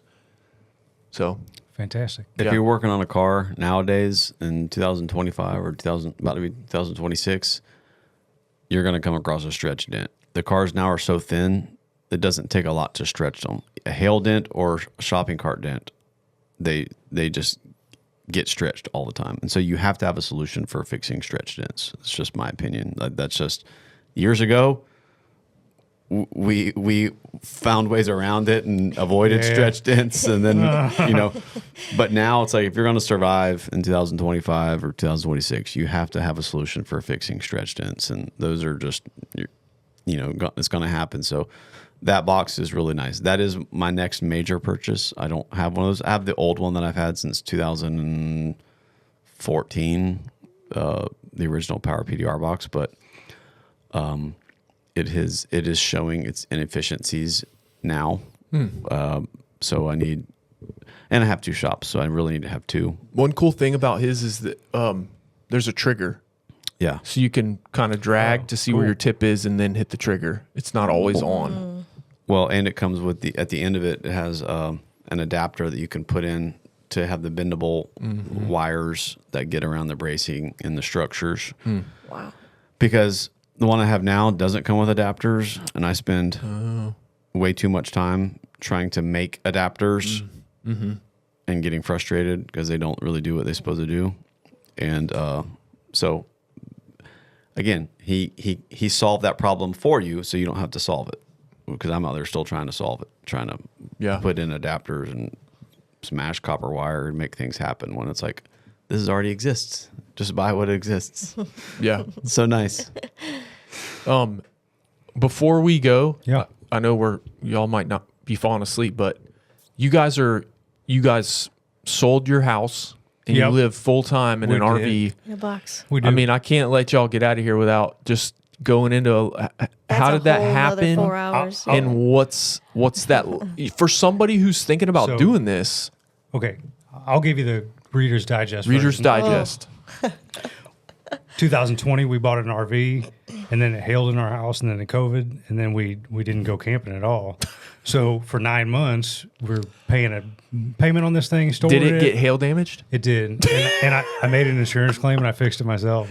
Her car, my truck, our camper. Yeah, no, it turned out good. Yeah. It turned out good Every for dent us, guy's It dream. was fantastic. So we kind of got a little gun shy. I'm like, I don't know how to tow a big fifth wheel, and like we were like, we just need to sell this thing. It was a big ordeal. I had an F-250 diesel truck. Camper guys go, you can tow anything on the lot with a diesel truck, which is a lie. I bought this camper. It was too heavy for my F-250, so I tried to wiggle out of the deal. They wouldn't let me wiggle out of it because I paid to have a washer and dryer put in, slide toppers. They're like, you're $5,000 into this already. I was like, oh, okay. So I went across the street to a Ford dealership, traded up for a 350. So it was a bigger expense than we thought. And then the shit sat parked for 9 months. And so we finished our season at home, and we were like, well, my buddy Tim Beach, shout out to Tim Beach. I know he's listening. He goes, well, before you sell it, come with me and my family camping one time. I'll help you set it up. And if you want to get rid of it, then you can get rid of it. Sounded rational. Cool. So we go down to, I think we went to Arkansas. We went to like a luxury RV resort. It was awesome. Like outdoor fireplaces, elaborate, it's right on the lake. Me and Kayla had been engaged for 2 years, and we didn't know how or to get married. Like our parents are all been divorced and stuff. So it was like, and her family's from Tennessee, mine's from St. Louis. Who do you put the burden on? Kayla never wanted like the princess wedding either. And I'm like, well, how do you get married and not invite people? So we were down on our first RV trip having lunch, and the place next door said we marry most couples. And it was one of the Judge Roy Beans. Judge Roy D. Beans. It's where you take the old timey photos, and just so happened on the front door it said we marry people. So Most people. Yeah, most people. So I you said- gotta I said, go ask. so right? yeah, they did like a vetting process. So, like my famous, I'm dressed as your next boyfriend for Halloween. I go, I wonder if we're most people. And so we went over there. The lady was just like, yep. She was just like real, like nonchalant. She's like, yeah. if you want to do it, we can do it today. You got to go Courthouse is across the street, get your license. And she just like kind of blew us off. Didn't think we were going to go. So we're like, okay. So we went across the street to the courthouse. Got our license. $60 for the license. Come back. Here's our license. She goes, okay. Couldn't wear the wedding dress because it was COVID. They couldn't clean it, so I had to wear some like barmaid's outfit kind of deal. outfit. I'm dressed as a cowboy, so we take got our some pictures. like $5 rings from the Yeah. gift shop next door, and That's exactly how we do it. We That's stopped in the how- gift shop. We had to that's get some how our- rings. So $5 rings, boom, boom, boom. The whole wedding extravaganza with lunch included was $400. I think it was $395. And so she's from Tennessee. I'm from St. Louis. We got married in Arkansas, and then we on a camping trip. So I called my mom later, and I was like, "Hey, I got married," and she goes, Two "This is weeks 2 weeks later." later." I forgot. We were with her. I was like, "Oh, by the way, Mom, we got married." So my mom goes, you got married on the exact same day you met 9 years prior." at that bar, at that wedding And reception, I go, the "What?" exact day. I go, "Huh?" She goes, "Yeah, that your wedding anniversary What are is the odds? is their wedding anniversary where you met." And I'm like, "Wow, that's really cool." It's really cool. So we, anyways, so we essentially spent our honeymoon. The hail season was over, so we went all down south of Florida. I think that's probably when we came through here. You were just opening your shops, and went through here, kind of tooled around. We took like a 3 or 4 month kind of RV trip all around, and then we were back at the hail season. So we've been doing that. We do our hail season, and then we go down south for the winter and wherever. We found this place called Bayfield, Wisconsin. It's a beautiful town. We were up there. We've gone up there for vacation the last couple of years, and we stayed at an Indian reservation, a place called Legendary Waters. It's right on Lake Superior. And for whatever reason, they liked us, and they go, "You guys can just stay indefinitely and for free." And so our backyard, I'll go out of our camper, and you walk 15 feet, and you're in Lake Superior, which is the cleanest body of water in the United States. And so it was fantastic. So we stayed up there. We didn't want to go home. We didn't want to go home. It flooded in St. Louis. Before we left on this trip, we worked in Wisconsin for that whole year. And before we went on a work trip, and then we shot up to Lake Superior for a vacation. Because there's 21 islands up there. It's called 21 Apostles. And the 12 Apostles in Australia is where I proposed to her. Mm-hmm. So we went up to see the 21 Apostles in the United States. So we moved everything in our basement, had the neighbor paint our whole house. I go, "We'll move all this stuff back upstairs when we get home in the fall." Water gets in the basement, ruins His everything mom calls us we and own. says, "Hey, you guys got to come Every- home." She goes, "Your basement smells funky." And she asked me, we had all this flood in St. Louis. She goes, "You want me to go check on your house?" I go, "Nah, it's fine. It never floods." Well, it did. We got water in the basement. It wasn't like detrimental. It was really like an inch of water. But cardboard boxes, throw rugs, family photo albums, Everything. mementos, high school yearbooks, everything's ruined and moldy. We found out we loved where we were staying at so much that we decided to stay there for 2 more months. And I go, "We'll just deal with this when we go home." So we went home. The house, Well, we didn't go home. So my dad had a real bad accident. He was on a tractor. It fell on the side of a hill. So we had to go take care of my dad's farm. He's got like a 200-acre farm, 100 cattle, dogs, chickens, all kinds of stuff to take care of. So we went down there. So we didn't. The basement is moldy all this time. months. If you can only imagine. We get home, had the whole thing remediated. Funny story, I finished my own basement. I got the materials for free because from a construction site that my friends were working on. It took me 9 years to finish my own basement. It had been done for like 2 months, and then it flooded. And I was like, "Oh, So there was a note on the door. "How much will you sell your house for?" I go, I had another moment of clarity. I go, "If we're ever going to sell our house, let's do it now." So called a real estate company. I never sold my house. I bought this house when I was 23. I'm 45 now. It's the only place I ever lived in. It's been paid off for a long time. Didn't know how to sell a house. The realtor comes over and she goes, "Well, you got to fix the flooded basement first." I go, "Cool." So we had that properly remediated, got all that fixed. And I go, "Look, I don't want anybody to come through the house. I don't want to show the house. I don't want to list the house. I don't want anybody to talk me out of this." I go, "I want you to find somebody off market to buy the house." And she did it. She called me a week later. She goes, "I know a gal that wants to buy your house." So the caveat to that was the woman had to sell her house. She lived down in Tower Grove, St. Louis, which is like right outside of downtown. Rough part of not a rough part of town, but like your cars get broken into at night. It's not a really good, ideal place for a single woman to live. So she had a hard time selling her house. So we put our house on the market January 1st, or she agreed to buy it, but we didn't know when our house was going to sell. And then we didn't know what to do with the rest of our stuff. All of our stuff was ruined, but everything that was on the second floor and our furniture on the first floor that we didn't move and the stuff in the garage, I'm like, what do we do with it? So we just started selling it. So I found my next passion, selling. I freaking love to sell. I got on Facebook Marketplace. I got on eBay. I started listing my stuff. And that was my full-time job. Every day I wake up at 6 a.m., start taking pictures. Boom, boom, boom. Putting it online. Selling. The reason why you asked earlier why I don't have my last name on Facebook is because some dude tried to scam me, and he almost got me. I was like, oh, so I changed my name. That's another story. But got real good at selling. So I got up to the attics, and I found these Tupperware containers. And I go, what is in these? I've been in my attics in years. When I was like 11 or 12 years old, there was a commercial on TV. It was Church of Latter-day Saints. It said when I was a child, I thought like a child. I spoke like a child. When I became an adult, it was time to put away childish things. Light bulb. I packed all my tools up, all my Transformers, all my He-Man, all my Voltrons. No, you didn't. Packed them all up in boxes, gave them to my dad. I said, get rid of this. I'm no longer a child. So I'm like 11 or 12. He puts them in his attic. When I buy my house at 23, he goes, here you go, kid. Take all your stuff to your house. So I must have just looked at it 2 seconds and then put it all away. When I got to that stuff, it was like a time capsule. And I got real good at anchoring people with price because all my stuff I was selling, it was used. So what does this hammer cost new? What can I sell it used? How can I anchor the person? It costs $300 new. I'm selling it for $185, and I got real good at selling. So when I got to these Tupperware jars, like there's a full set of Star Wars toys from 1978. There's a full Voltron collection. There's a full He-Man. There's like Hulk Hogan memorabilia. There's all kinds of stuff. So I'm like, how am I going to sell this? So I got on eBay. I figured out eBay that you can take pictures of things, go to the filter, and figure out how much is this thing sold for in the last 90 days, and that's how you can determine your price. So I started selling these toys. That movie, The 40-Year-Old Virgin, remember that? Guy sells all his toys. Yeah, that was me. I wasn't a virgin. Thank God.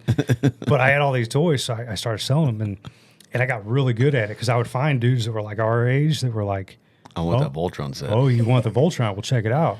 I got this full set of Star Wars toys over here. You like Star Wars? Like, no, I'm like, I got this full set of Mad Balls. I got all 8 of them, man. I got the action figure poppers too. Like, they're $200 a piece. I got 8 of them, $1,600, and I'll sell them to you for $1,200. All right, throw them in too. So the biggest thing that I got to my Nintendo, and I listed my Nintendo one night, and a Super Nintendo is not really rare, and I had like 12 games.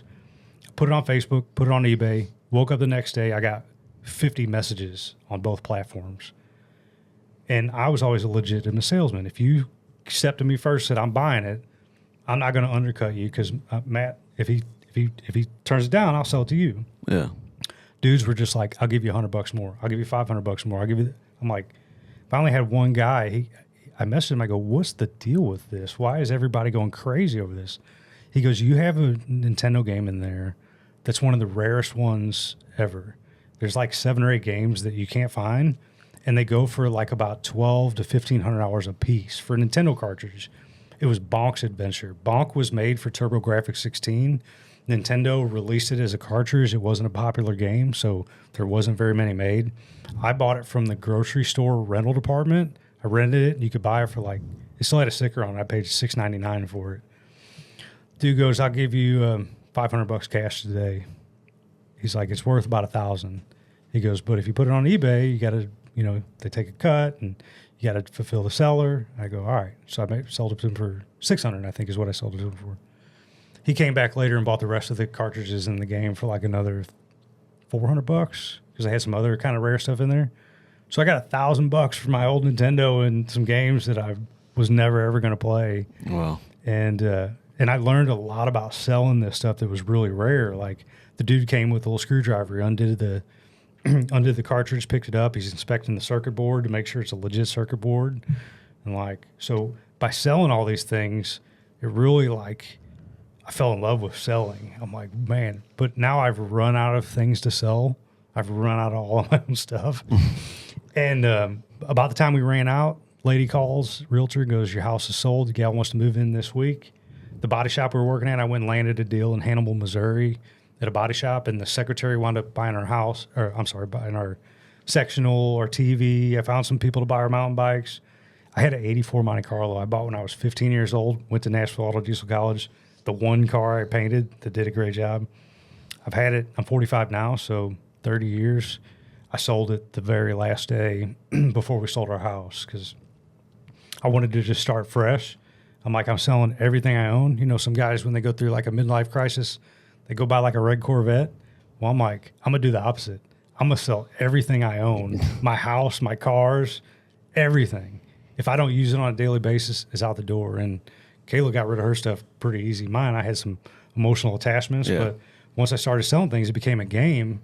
And like people were getting good deals. People were buying hard to find items. Dave was literally shoving free stuff into people's cars when they would come by, when they weren't looking, just to get rid of stuff. We had a garage sale. They were having garage sales, and I put on mine. I kind of T-mooed everybody. I go, hey, my garage sale's free. Anything you want, come by and take it.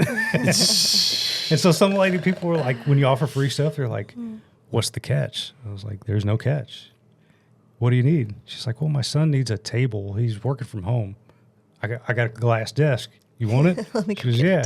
I go, I got a really nice desk chair. You want that too? Yeah. So these gals started taking my stuff, and I was like, hey, do you want these pots and pans? They're like, no. So the gal had her hatch open, and when she turned away, I put the pots and pans in her truck, and her daughter was sitting in the passenger seat, and she turned around, she goes, hey, get that out of here. So like, I was reverse stealing. I wasn't taking, I was giving unannounced. You were dumping. Not dumping, because dumping. at first I tried. Illegal dumping. It was dumping. She didn't want it. At first I tried to give all my stuff away, and then like my brother goes, hey, Dave, I appreciate you giving me the stuff, but I got my own crap, you know, like I don't need extra stuff. And then I had this fear in my mind. I go, well, who's going to buy this stuff? Nobody wants my stuff. And that little voice kicked in and goes, well, you bought it, didn't you? I'm like, you're right. So maybe somebody will buy it. So I got on the sales pitch, and then our house sold, and then boom, we took off in the RV. Ironically, it's hailed 3 years in a row in St. Louis, so we keep coming back to St. Louis. Can't get away. To do hail, but it's a blessing. So we finished up our season. Now we're here on the podcast, and we're going to take it from there. Wow. Do you think you'll keep living in the RV? Do you like that? Kayla wants a house. We got 2 miniature Australian Shepherds, Ace and Arrow. They need a backyard. They're great in the camper, but it's not the life for 2 herding dogs, really. No, and or me for that matter. I grew up on a farm away from everyone. I don't like going outside, and I can't chill in my backyard without the neighbor literally just looking at me through their kitchen window. I could live in It's this not my room and make it work and be like, oh, this ain't so bad. Kind of like the corporate mentality. Like, this ain't so bad. But obviously, the next step is to put down some roots somewhere and go back and buy a house and start buying a bunch of stuff. Gosh, Well, that's the part you don't want to do. It kind of scares me knowing, even just walking into family members' houses and you see all of their stuff, and it's like, God, that stresses me out. Ideally, we'd like to find a fully furnished home and just buy it. Semi-furnished. And we met a couple. find those. We met a couple that was full-time RVers for 8 years. They did mission work in Peru for 8 years prior to that. And then when they bought some property and they were going to build a house, and they're like, we don't have anything. And they found a woman that was deceased. Her sister kept coming by and cleaning the house. It was empty for 4 years right on a golf course. And they bought it at a good price. It was clean. It was well maintained. And it was fully furnished. They invited us over to dinner a few nights back. And I was like, we should just do that. Let's just find somebody who... But the caveat to all of that is we still have to travel for work. Yeah. So I don't want a house that I still have to leave for 6 months. And every time I come home, it feels less like a home, you know? So we are in that part of our lives, the phase where, okay, maybe this traveling Dent game is not what we're going to do in the next 5 years. We're also working our way through the quadrants. I've been an investor for a long time, but we're making that more of a reality and gonna And our bodies are hurting. lean really on that bad. more in the future. So that's a whole nother story, and I don't want to jinx it. So we'll save that for the next podcast. All right. When I'm Maybe signing, we'll have a house when I'm next time. signing you see people up. us. Well, Yeah, super pumped that it worked out.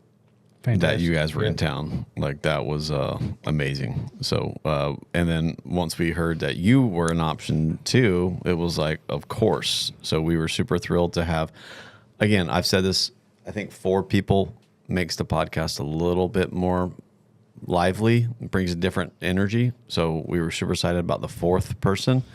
And then we were super excited to have our first female who's also a dent pusher technician on. So super excited for that. So thank you for coming. Well, maybe there's some other women out there that heard this or will hear this. And there are, and I think there's a need or a voice that you could be for them to hear about successes, how it is for you being in this male dominant, going to Australia, working. I mean, that's already, it's so interesting because this is it takes such a unique personality to become a dent guy.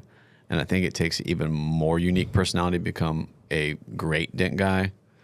And then when you just have great dent guys around other great dent guys, like you've really just thinned down the type of person who's going to be there. There's a very specific type of person, and then you throw a female in there, and it's like, so I applaud you for,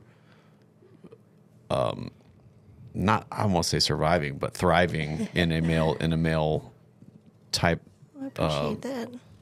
Environment where, I mean, there's just a bunch of alpha males, so it's great. So appreciate you guys coming down here. Appreciate you guys coming on. If someone, like, what do you hope? Do you hope someone is a body shop owner who's listening to this that maybe could put you on a gig, or what is your desire? So I'll answer that. And yeah, I'm pretty good at finding work, and serendipitously things happen. So I guess if I had to have something that I hope to get out of this podcast or give people is that, the way we think creates our reality, and it's okay to think differently. It's okay to drop out of school and become an entrepreneur and a tool maker. Like, that doesn't take anything away from you, Yeah. And it's all right to go to college and become a doctor and park wherever the hell you want to park.